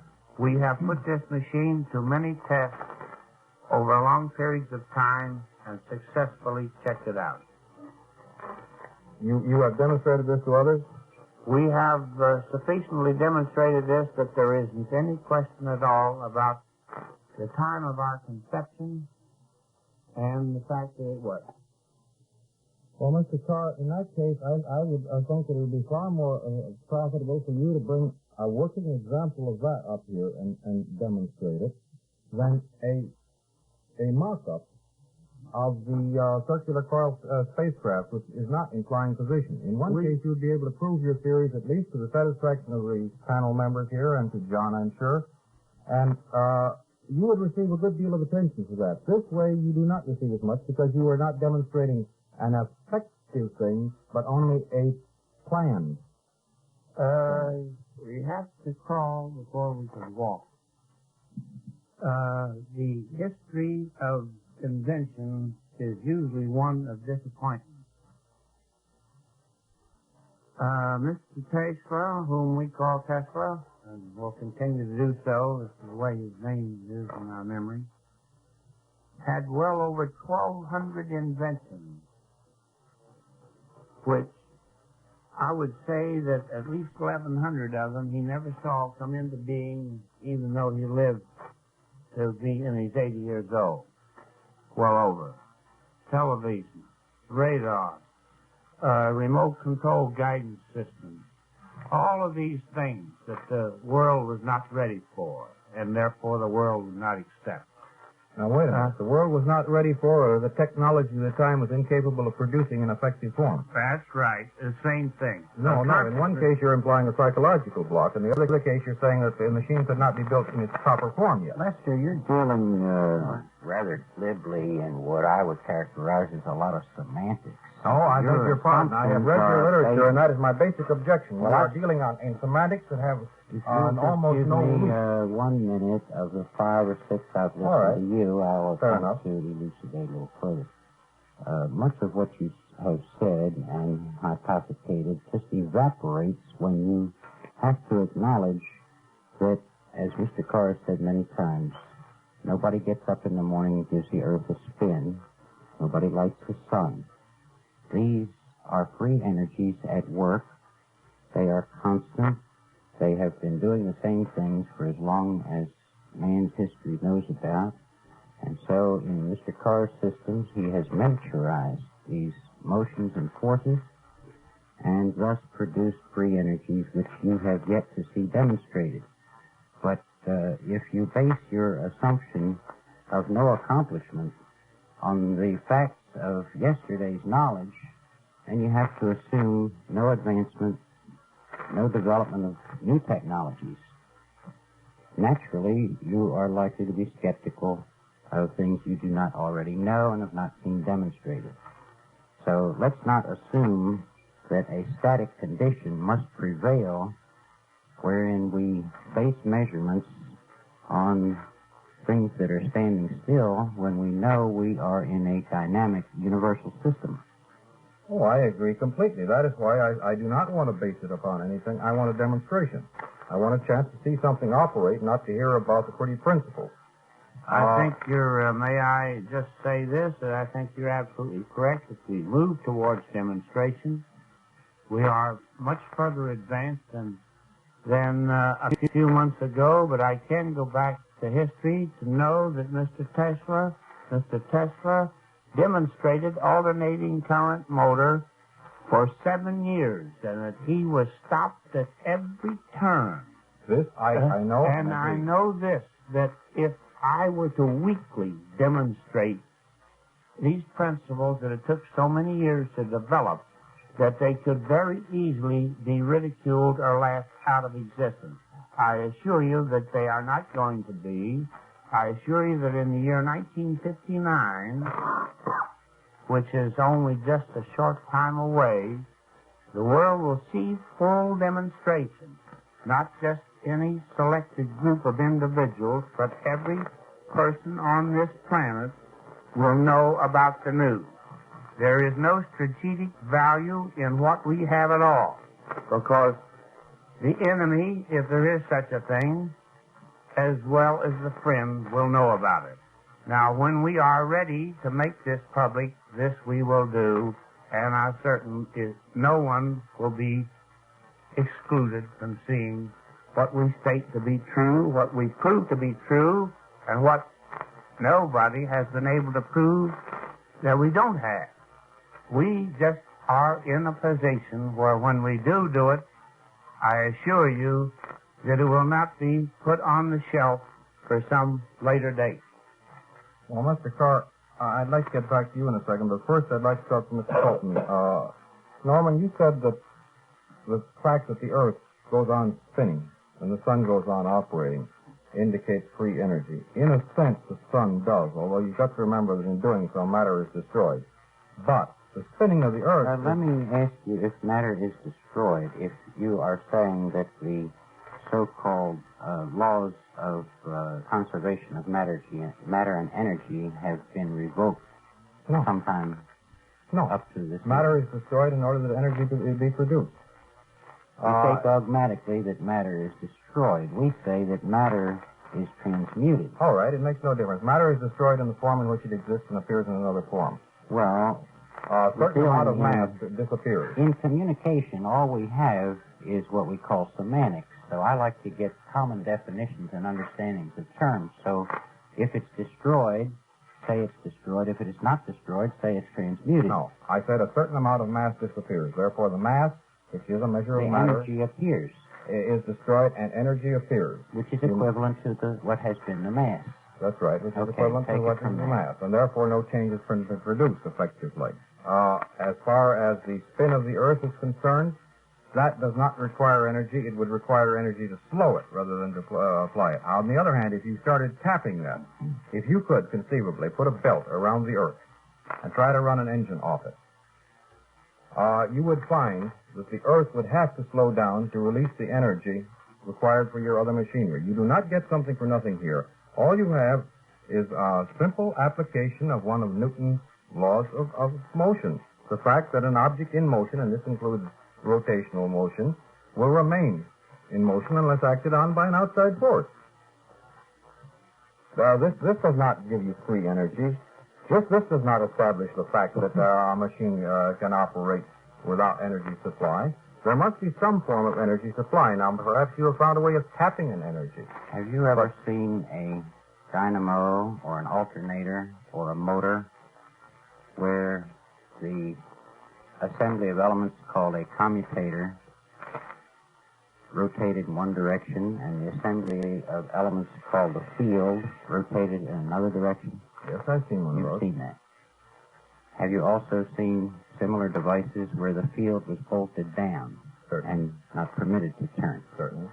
Well, then you see here in Mr. Carr's electrogravitational propulsion system a device in which both the action of the electrical impulse is used and also the reaction, so that you have a much more efficient energy system than in a system where the field is bolted down, so that as the center disk rotates clockwise, you see the disc containing the field magnets and coils rotating counterclockwise, so that you have a motor here of at least double the efficiency of a motor with its field bolted down. Not at all. It is not double the efficiency. A motor which operates on that way would not necessarily be double the efficiency, because if the original could be built 100% efficient, if a single rotation could be 100% efficient, certainly a double rotating one would not be 200% Well, a efficient. single rotation can't be, No, it because you cannot. set up the friction and resistance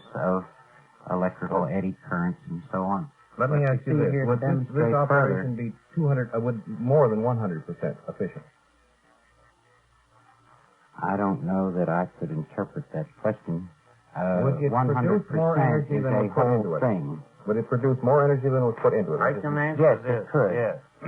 Where would that energy come from? It comes from space itself. This is the natural Space Force energy. In other words, this craft, a 45-foot craft that we'll take to the moon, will weigh approximately 30,000 pounds. When these two rotational forces reach a relative velocity of rotation, this entire craft will become airborne and as light as a feather as relates to gravity. This is additional energy over its function. You say it well. You are offering to demonstrate it in a year, but meantime, all you have said is that when it happens, it happens. You have not said where the energy comes from. You have said it comes from space itself. Right. What is space itself? Now, is energy in space, but that energy comes from the various radiations and other forces traveling through it, some of which can be tapped, but none of which are in sufficient concentration for easy tapping. Well, let me give you a little physical demonstration of it, and you tell me what happens. All right. I'll show you that it is happening. Here is a small, what we call a permanent magnet. Yeah. I'm not putting any energy into it. As far as I know, I'm not taking any out of it. I arrange the poles of these two magnets in a certain way, and they are mutually attracted. You see them traveling through space, and I'm not putting any energy into it to make them travel. I beg your pardon. You are. You are. The moment you pull them apart, you are supplying the potential energy for their kinetic movement later. And space puts them back together. No, not space.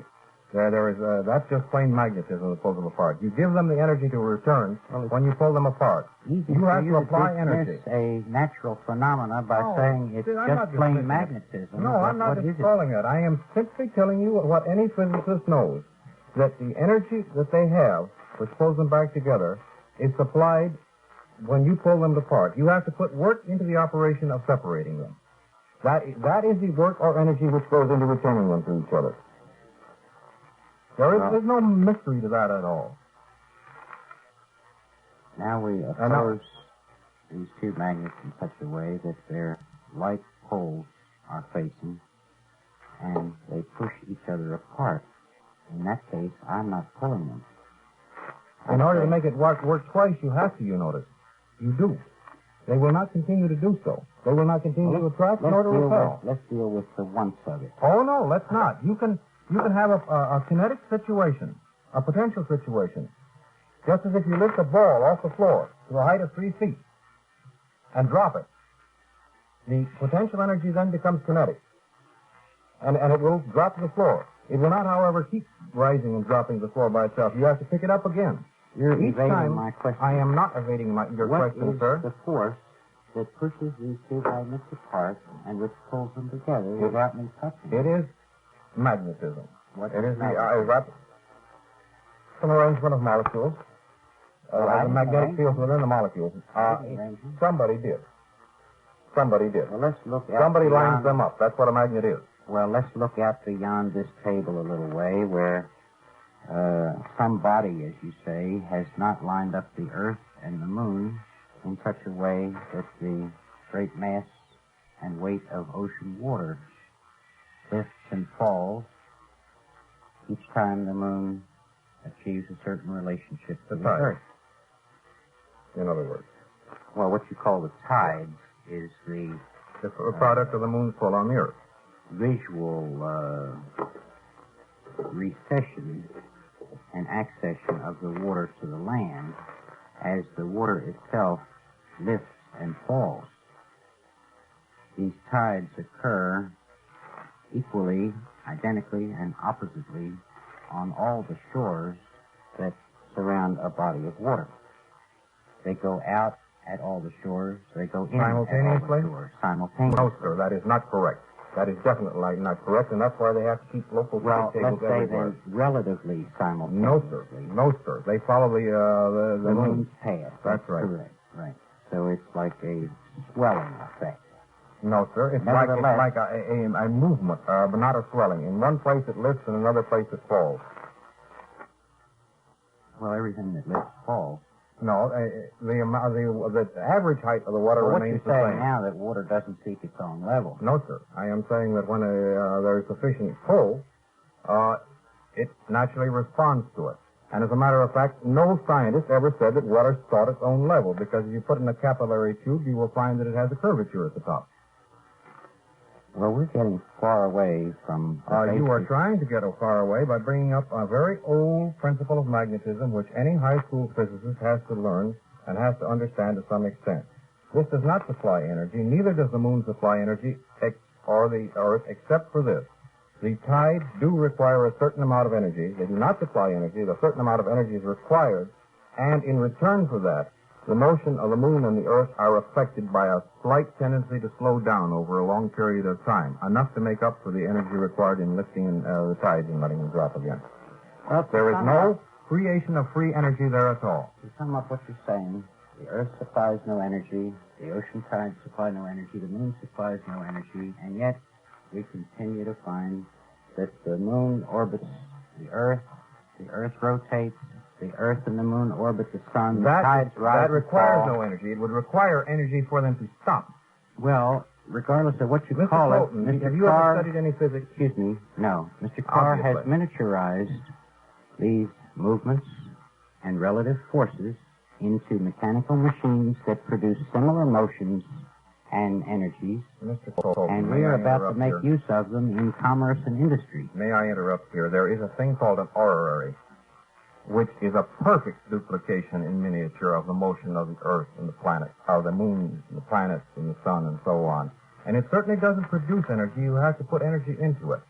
Now, his machine is hardly a more perfect duplication, or more nearly perfect, if you want to be grammatical, duplication, than this very common demonstrating machine.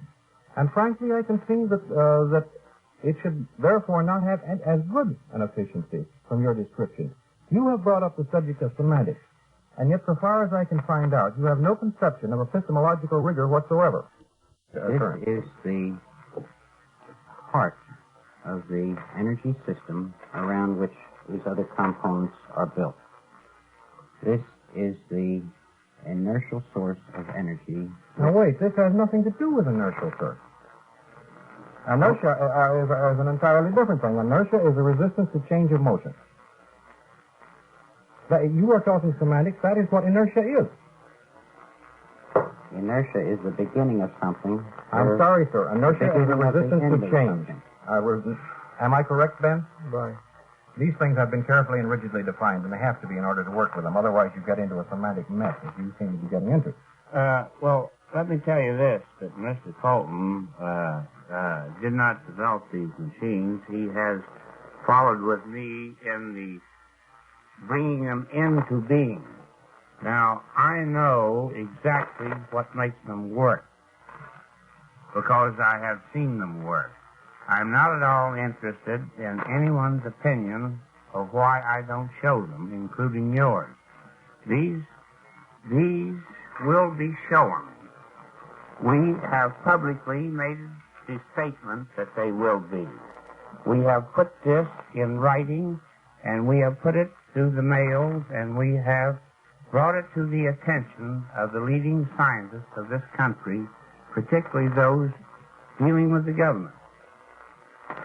We would not make these statements if they were not correct.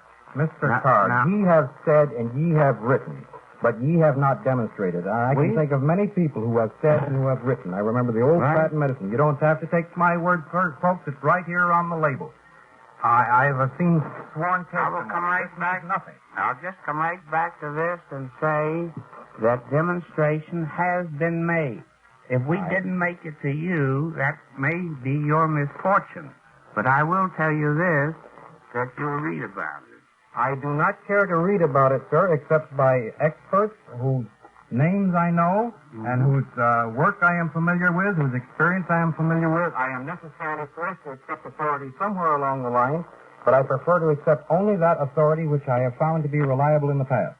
Well, actually, We don't ask you to accept it. When we try to sell you stock or something, maybe we'll be obliged to prove something to you. But until then, you're just an innocent bystander, and you're going ahead with our commercial development. Pardon me, Mr. Smith. May I for this a moment? Come right in. My back is facing my good engineer, Jack Keene. Is it all right, Jack? Huh?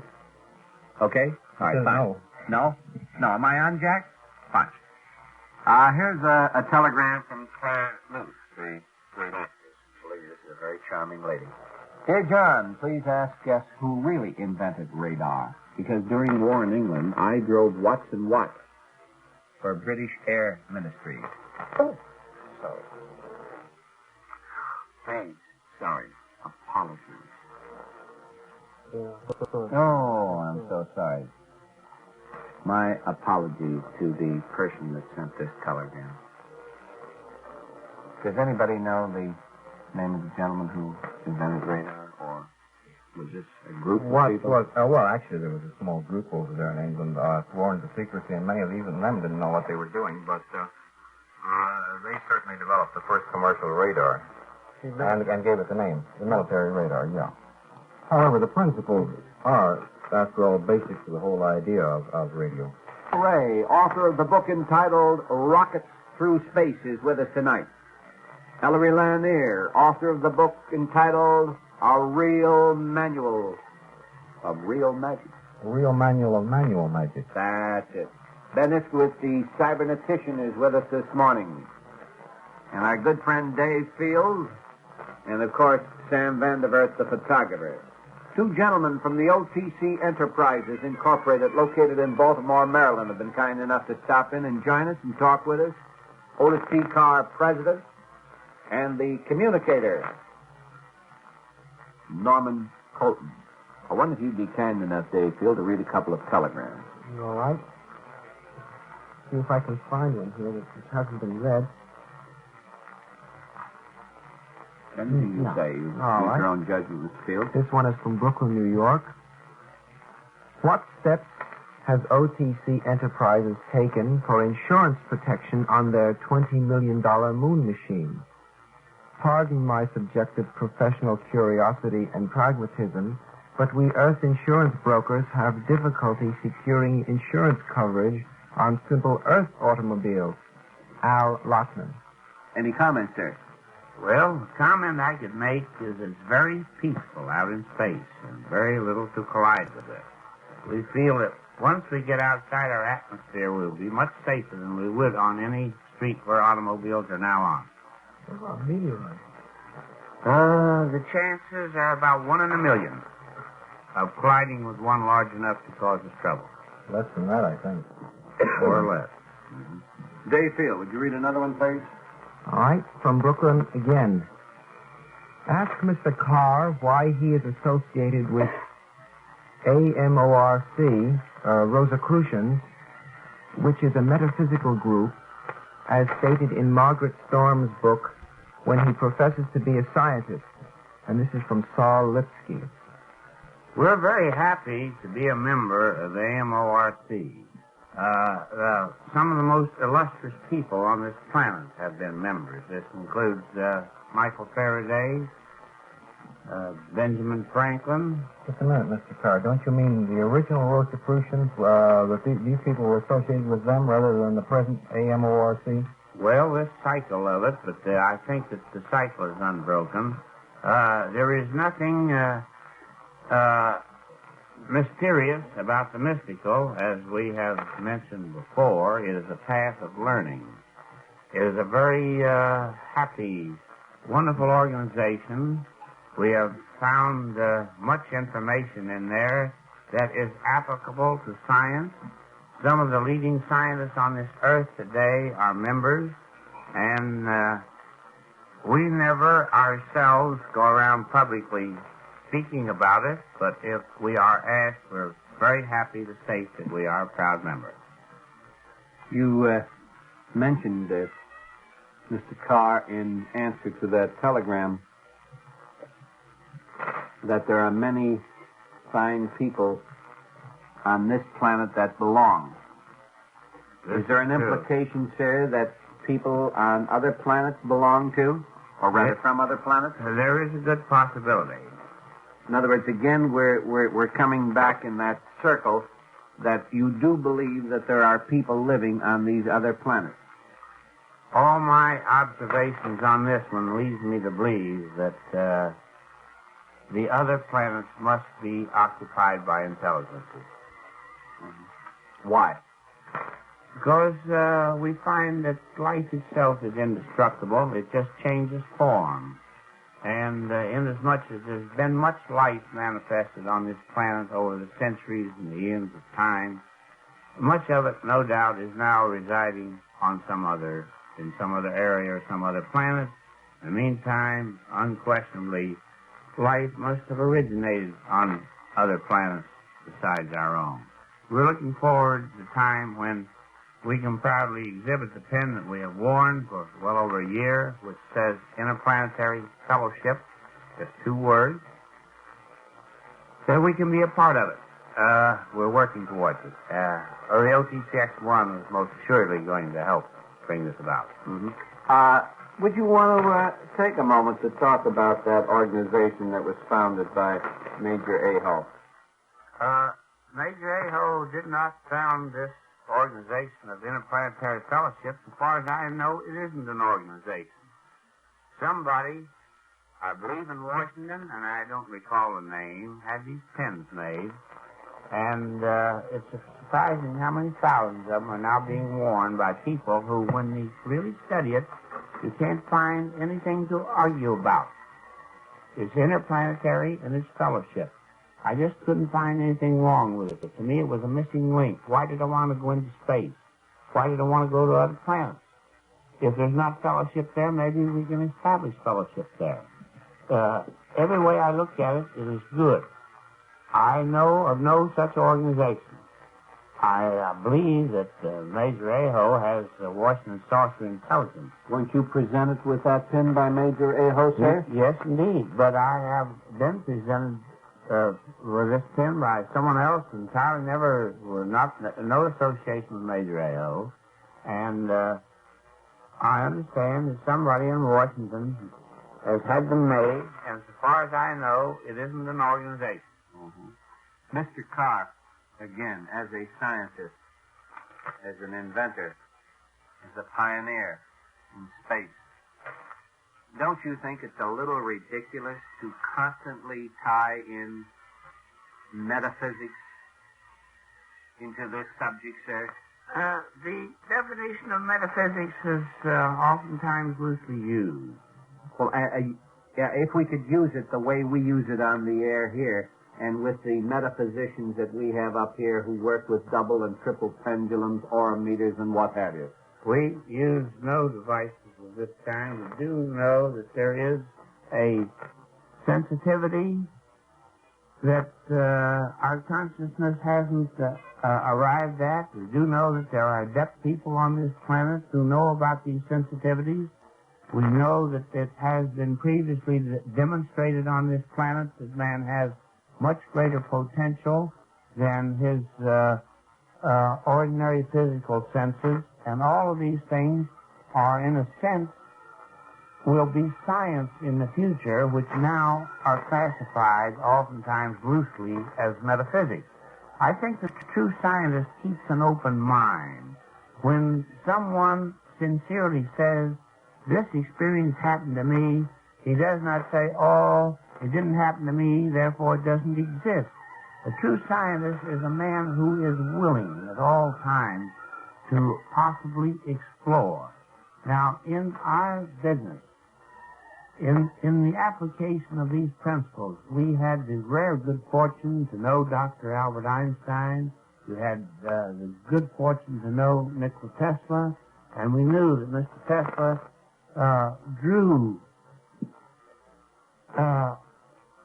received inspiration from a source that was almost difficult to define. You knew this at 20 years of age, sir? Absolutely. Within a very short period of time. In fact, he and I run an experiment that proved that man had much greater qualifications. Could you tell us something about this experiment, sir? Mr. Tesla said that we were primarily an electrical machine, that we had so degenerated our bodies that we didn't even know how to apply the principles that were available if we wanted to put them to work.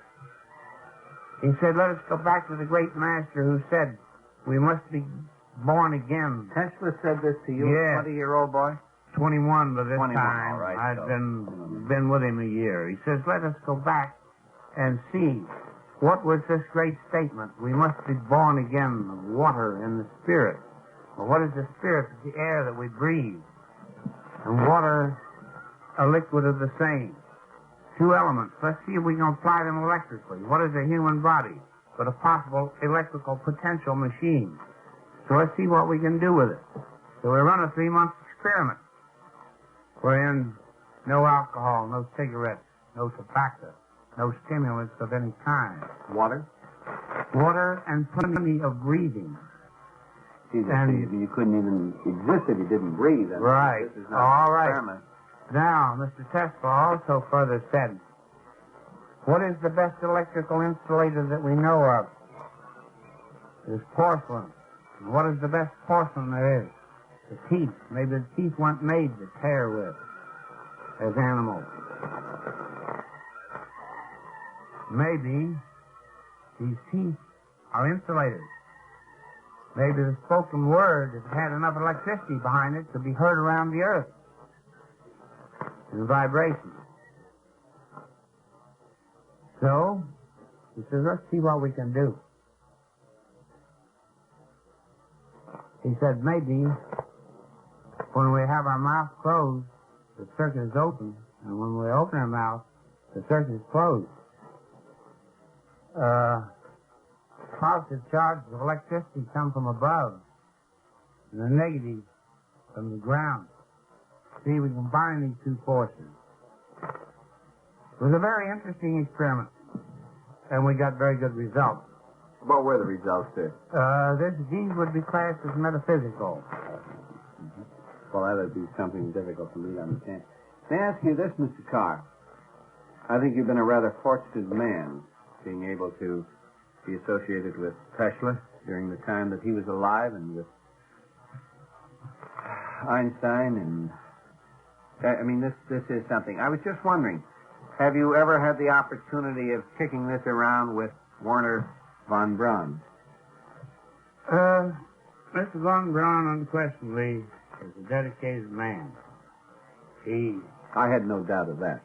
He started on a principle of quick energy, reaction, rocket principles the Chinese have known about for centuries. No, and abandoned sir. Entirely some of different them. rocket principles. Well, anyway, rockets.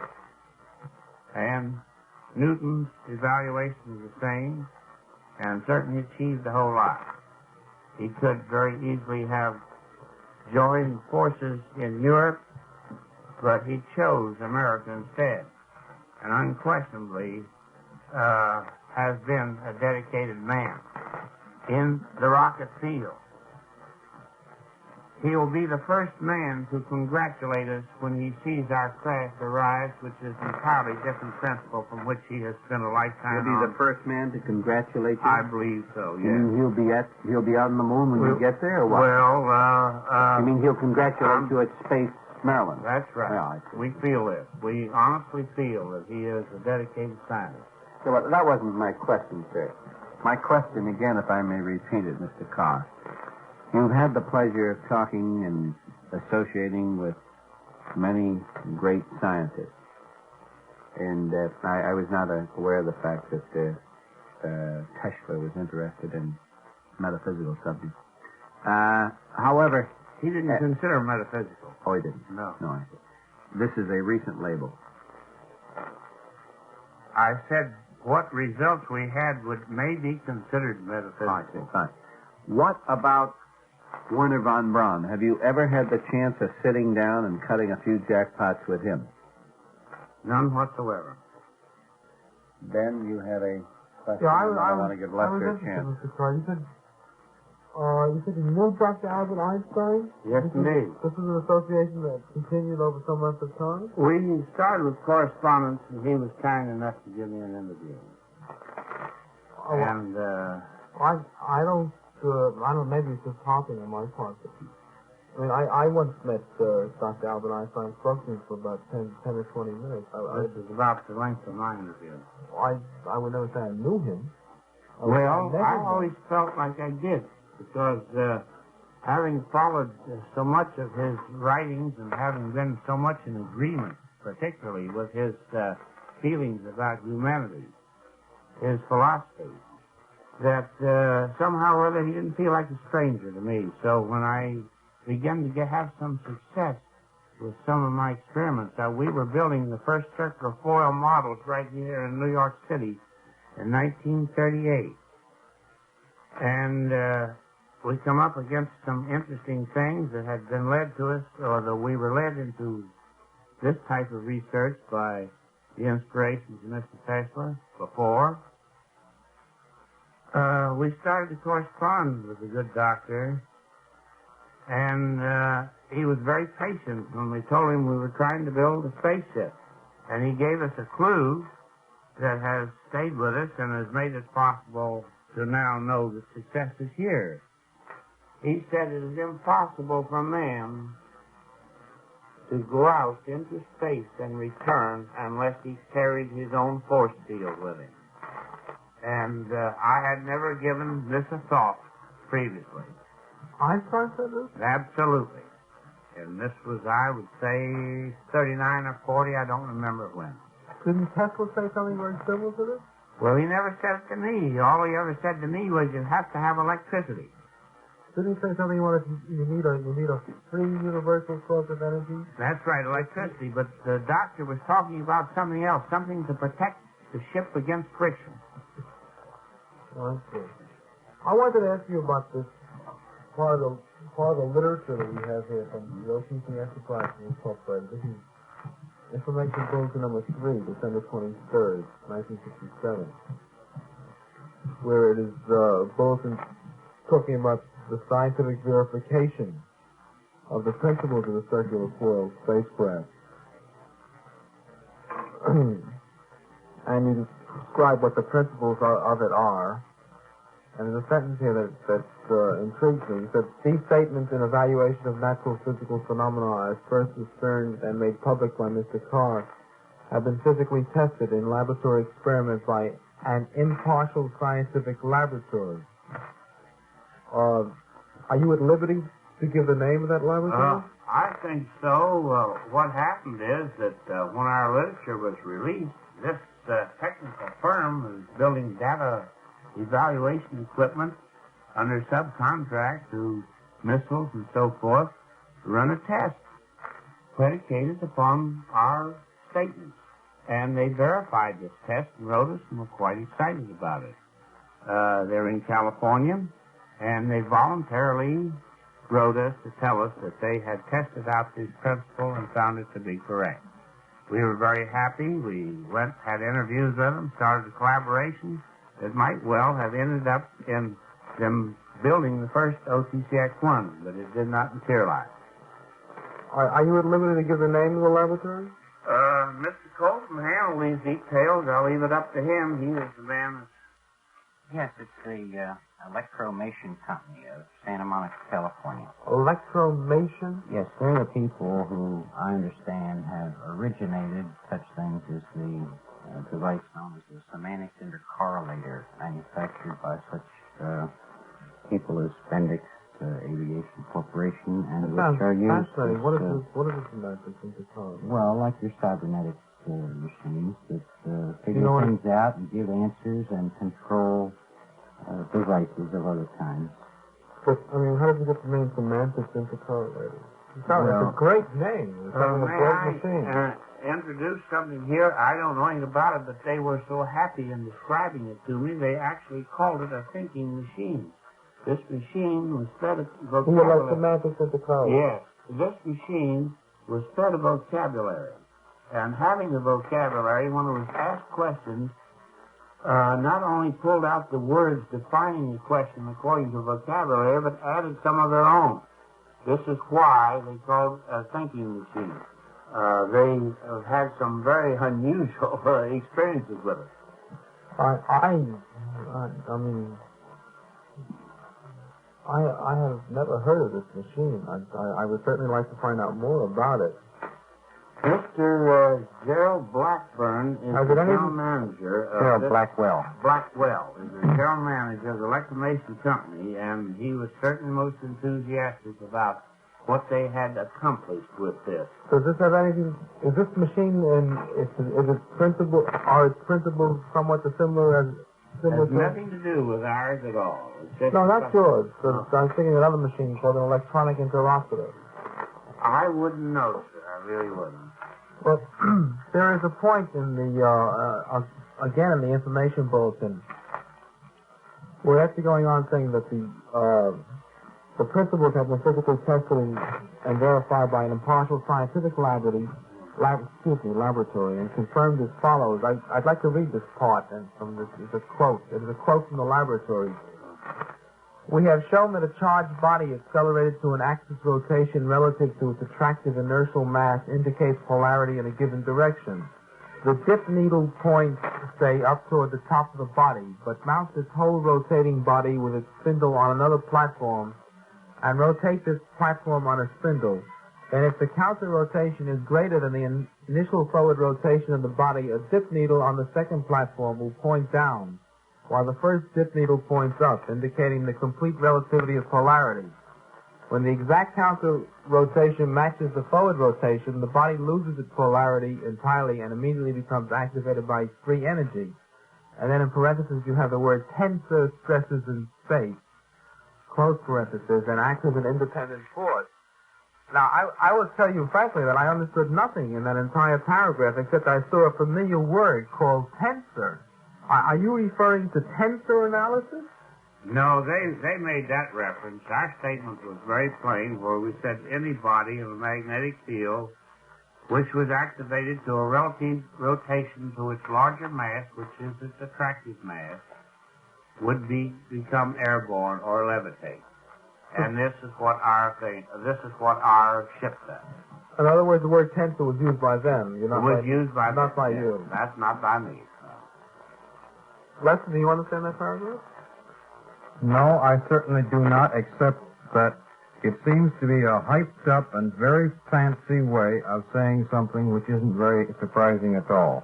If you take a coil of wire and rotate it in a field, it naturally will generate electrical current, and you will also have magnetic fields along any place where the current is.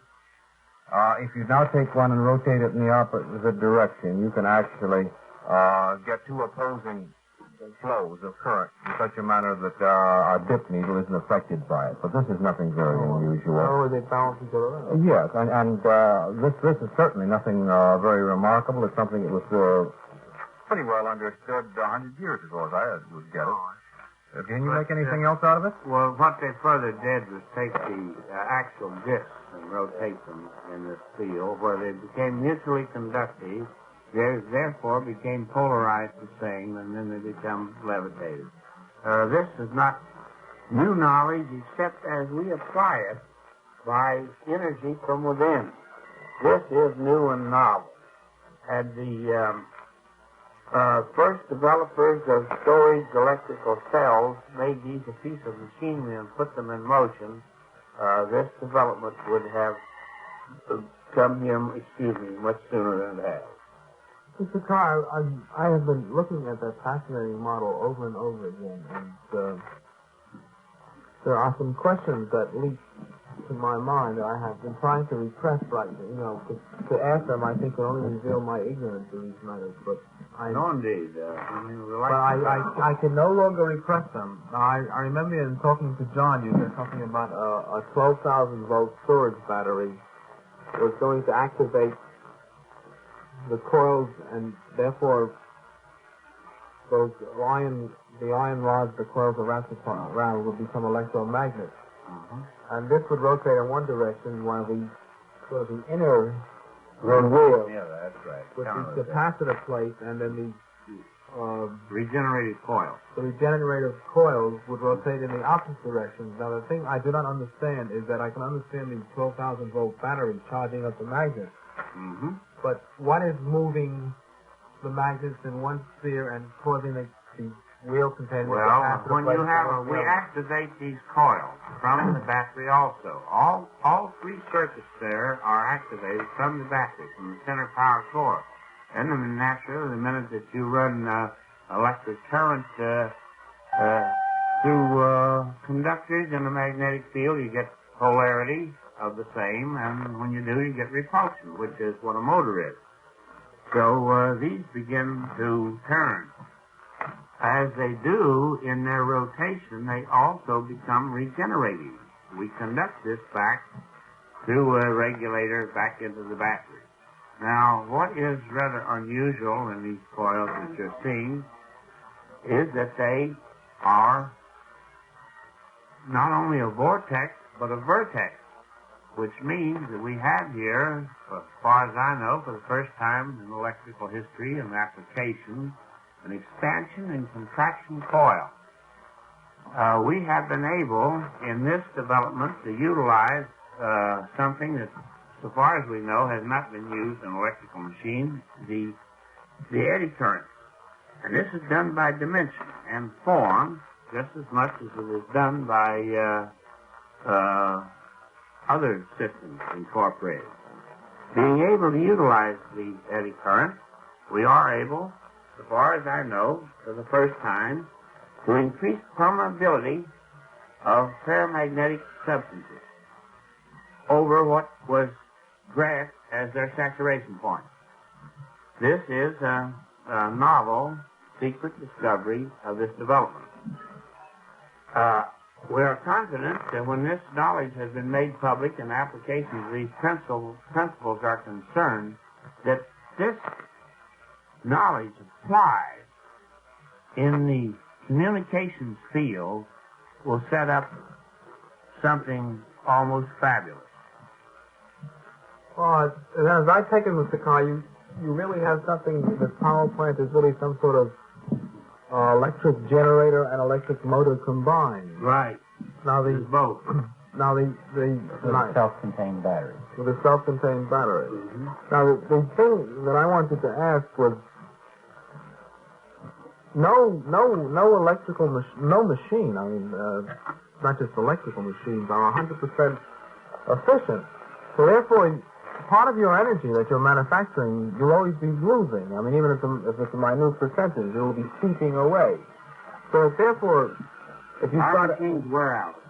No, I don't mean the wearing out. I mean, all machines wear out. Frictional losses. But what I was thinking of is that, say you start out saying 100% energy is being delivered, so you're getting back, say, 99%. And then on this 99% on the next cycle returning, you're getting 98%. Won't the thing eventually stop revolving? Yes, indeed. We hope to go long distances before I see. The cycle is that long. That's right. I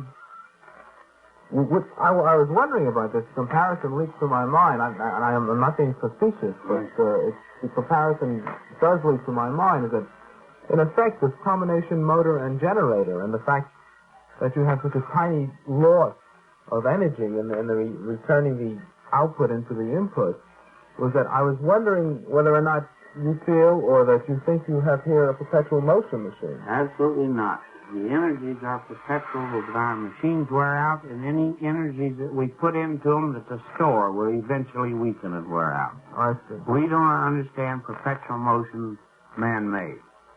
I see. Dave, I wonder if you'd be kind enough to read those two telegrams there.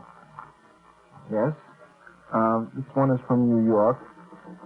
I am sick unto revulsion of the double talk of your guests. Bravo to Del Rey. From Lawrence Lemoyne. Thank you. This is very nice. From my point of view. Yeah. That's nice of you, yes, okay. Here's another one from Brooklyn.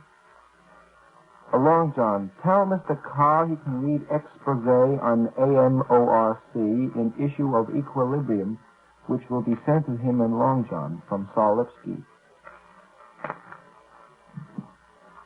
Saul, when we get it, we'll be able to read it. Thank you. We're sitting around cutting up a few jackpots with... Jack Keene. My apologies. We certainly missed our good friend Al Nielsen, and I'm happy to say that the great inventor, that scientist, that man among men, the great Keene, has been with us all morning. And if you've listened, you've heard the difference. He's pretty well wound up. Sorry, Jack, I didn't mean it. Dave Field has been with us, too, so that sort of gives the credit to all of those. And, of course, that old communicator. See, that's a wonderful song. I think we could write a song of that, huh? That old communicator. Norman Colton is with us from OTC. Trying to find a rhyme, John. The communicator, huh? Yeah. See, there must be something. Alligator. No. Levitator. Oh, that's pretty good. Otis is wild tonight. That's right in there. That old levitator, that old communicator, Norman the Colton. You know, one of the most famous rhymes Otis has made is one that goes something like, if there is no time and there is no space, there can't be any other place. If there is no near and there is no far, perhaps the universe is right where you are. This is silly-sounding doggerel to some people at first glance, but Ben was saying something before about the dynamic and the static, and so maybe there's a lot of little profundities in this little rhyme. You did say something. I remember. Dynamic and static? Yeah, I don't know just how you said it. Dr. Einstein tried to picture a universe without motion. Dave Field, we're going to give you an opportunity with a couple of questions. You've been sitting on the sidelines there. Would you care to ask Mr. Carr or Mr. Colton a question? You're welcome to do so, Dave. Let me tell a little secret on Dave before he asks his first question. Behind your back, he was punning on his name by revolving in your chair, calling himself a rotating field. I want to ask him if he's a rotating magnetic field. Well, I'm called that very often at school with my friends who are physics and engineering students, and they joke about it. I thought it was a perfectly good opportunity to repeat it. Well, I thought it deserved a public laugh, so there you have it. Well, thank you. Now, that doesn't mean you can't ask questions. No, well, because I have one that's I communicated, you know. I have a question which was brought up when Lester and Norman were having a mild discussion before about the free energy involved in the magnet and the Earth. I was just thinking of an analogy that I'd like to make. It appears, I think, that there is free energy from the Earth and the Moon and the tides. But let's think, suppose we had a pendulum here on Earth which was suspended from a very long wire. Now, we can say that one of these pendulums would swing for a long time before stopping, even as far as we're concerned. Now, let us imagine that on the surface of this pendulum there is not a universe, but some people or beings living on the surface of this pendulum. And their masses are infinitesimal compared to the mass of the pendulum. Now, any force that they could exert or remove or try when they're trying to take any energy out of the swinging, out of the motion of this pendulum, would appear to them as if they would have no effect upon it. And somehow this seemed to me as a similar thing. In other words, the Earth is so large. I remember learning that if you jump on the Earth moves away from you a little bit, just as much as you, in proportion that is, as you move away from it. Of course, we can't measure it. But I don't know. Maybe this is a product of logic courses in school or brash young men showing off their new knowledge. But I just thought of it, and let's see what you think of it. And I make a little nasty crack here. Is young men showing off knowledge? Go ahead, Leslie. Dave, don't you think that a thing which can be described in a Bessel function would soon be obvious to the inhabitants? Let's have to admit. Pardon me, is that permitted on the air, that type of language? You know, we're on the air. Well, the pendulum may be described basically as a damped wave train. That's a dirty. At this point, Just plain dirty. I'm being nasty. it is forbidden for me to divulge any more information. Oh, no, that's all right. Okay, Dave.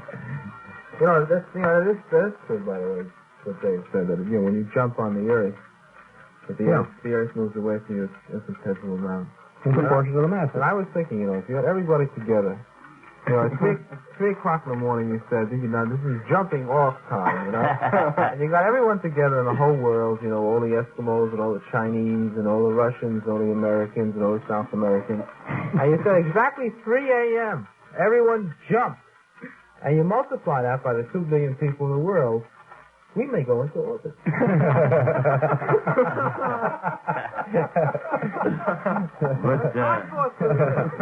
Very good. The best thing to do is to assemble them all and have them jump across the international date line.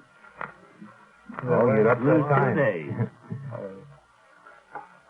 Dave, you got a chance for 1 or 2 more questions. Either you may address them to Mr. Carr or to Miss Colton.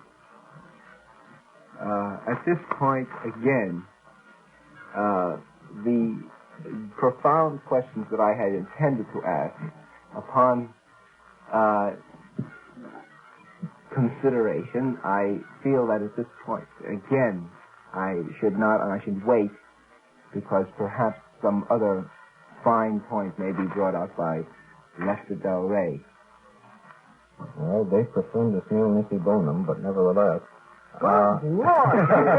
You come out with Bessel function, now you're quoting Latin? You don't think I had an education, Ben? Boy, oh boy. I even staggered very reluctantly through Fourier stuff. And that's rough, as you probably know. Fourier integral? I said I staggered through them. Well, someday you gotta explain them to me. Oh, I don't know. I think I'll stick to communication. I'm with you, Colton. I'm with you. I've got a couple of little things, but if somebody else wants to take over, as Did you want to say something, Mr. Carr? Well, the only thing I was going to say that in all of this mathematics of where there does seem to be an infinity of numbers, that our little experiments have brought us the attention. Mr. Clark, I interrupt just for a moment. I want to warn you. I'm pleading for my sake. The last time I had this program with you, you came out with a formula that we both discussed. It was -0 plus 0 over -0 equals 0. Right. I got so many letters saying, why didn't you stamp this ruthless heresy out at the beginning and all the rest? And I think I brought out clearly. And you later on said that it was spiritual equation, spiritually arrived at it was not mathematical. But if you're going to go into, would you please say, before you go into your kind of mathematics, that I am dissociated from it, so I won't get any more of these letters saying that you're pleased with him and you did this and all the rest of it. I want to state this, that we start teaching children linear measurement with a rule, usually 12 inches, and everybody knows that the rule has imperfections, so that the first inch is not exactly 1 inch. So if it is a thousandth off, by the time he's got to the 12th inch, he has amplified imperfection. There is no thought of teaching correlation. So we've invented, which we will use at OTC Enterprises, a rule to try a little bit to overcome these imperfections of measurement. We claim that a rule should start in the center with 0 and measure to the right and to the left, being positive 1 on one side and negative 1 on the other, so that the imperfection of the measurement on the right will be correlated with the imperfection of the measurement on the left, so that we will get closer to a true measurement and not keep on amplifying mistakes. Mathematicians. Well, whether or not you call, let's say, whether you call it minus, I mean, like you're making a rule, whether or not you call the center 0 and the one below it -1, the one above it +1, I mean, is this any different from calling it 6, the one below it 5, and the one All above the it difference 7? in the world, because they measure from left to right when they should measure from the center to right and left. Well, now, this is what is done with the internet. There's a standard 12-inch rule at the Bureau of Standards in Washington, D.C., which is kept as accurate as possible. But they admit imperfections. Yeah, it's a 1/1000th of an inch or something. So, if we can... But you never can get it accurate. But if we take the imperfection on one side and match it with imperfection on the other... But can you know you're matching correctly? If you start from the center, it will be much closer. Not necessarily. Your errors might cancel or they might combine. For instance, they might magnify. The protractor or the compass, more or less, gives us as close to a measurement because we're going from right to left from a point. Now, if the rule starts out this way, we feel that a true sense of measurement will be much better understood than it is by the present method of continuing to accent and amplify our error. There are much better ways of overcoming the error. There are a great many other ways of doing it. I cannot see that this accomplishes anything except to change the terminology and make it in such a case awkward enough so that you have to add -1 to +1 to get +2. Well, it works out very nice. It works very nice for measurement. I am saying that if this kind of a rule is used, that would have to be. This is not the normal procedure, of course. We have to always move away from normal procedure to have novelty and invention. I wanted to ask you, gentlemen, either one of you, a question. Have you ever heard of the I Am movement? I can answer my part of that quickly and say I've heard of it, but I don't know what it is. Same. I've heard of it and I don't understand. The reason I asked that question, I've been extremely interested in getting some people from that movement. That's the old Ballard movement. They started out in California. Is that Amy something? No. There's a few connections there. Actually, people, I understand, paid as much as $500 to $1,000 to spend a day on Mount Shasta.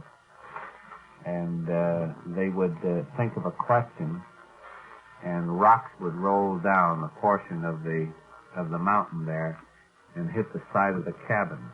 If you heard a group of rocks fall down and then you heard no additional sound, that was yes. If the rocks came rolling down and then stopped and a few minutes later more rocks came rolling down, that was no. Did you just wear out the mountain after a while? No, I understand that they were using nylon rocks. Well, I went around Mount Shasta in 1922 in March in a blizzard on a gondola. I didn't like to do that again. A gondola? We weren't looking for any rocks. A waterborne gondola? Boxcar, steel gondola. Yeah, railroad car. Yeah, railroad car. Oh. Yeah. What is this thing? Let's say,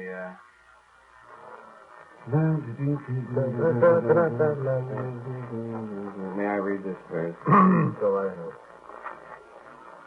I will place my hand up to my ear and cup my hand in the professional. She looked at me. See? I mean, this is pro. This is pro. When you do this, when you see anybody doing this, you know this man is with it. He's a real pro. That's how you get those pear-shaped tones. I understand the workings of an IBM machine. However, it is not necessary for me to be a snob to operate one. That is one of the reasons I don't like brainwave of talking on your program. This is from Philadelphia. What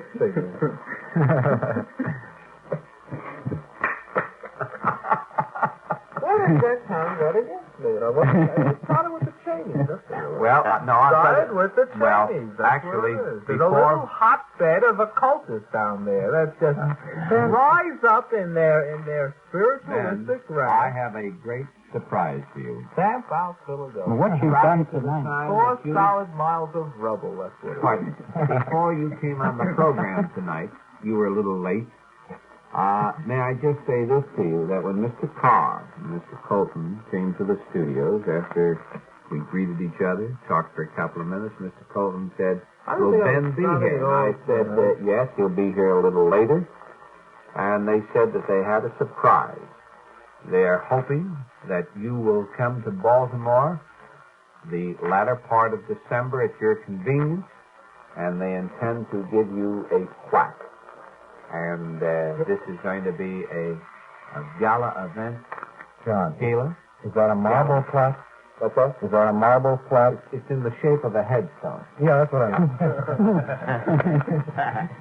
No, really, I think these people in Philadelphia, they overstep their bounds because, I've just been asking questions tonight. I haven't said, Ben, may I ask a question? I've just been asking questions, and it's my right to ask questions. May I ask one Let's question? go right to the desk for my right to ask questions. May I ask a question? What? Why is it that not only Philadelphia, but everybody seems to hate you all the time, I'm Ben? very well loved. I'm a very nice guy. I have lots of friends. You have? I have lots of friends. Well, I'm glad to hear that. I was worried about you. People like me. I mean, this is a strange thing for you Philadelphia to understand. But there are people who have been known to sit down and drink a cup of coffee with me. People have... You didn't provide the coffee, though? No, I haven't even been bought the coffee occasionally. No, not from a machine, I'm sure. Oh, you're starting that again. May I start to wrap it up, man? I would just like to repeat this. I'm going to make it as brief as possible because I think that our guests this morning, Mr. Colton, Mr. Carr, will enjoy this little tale.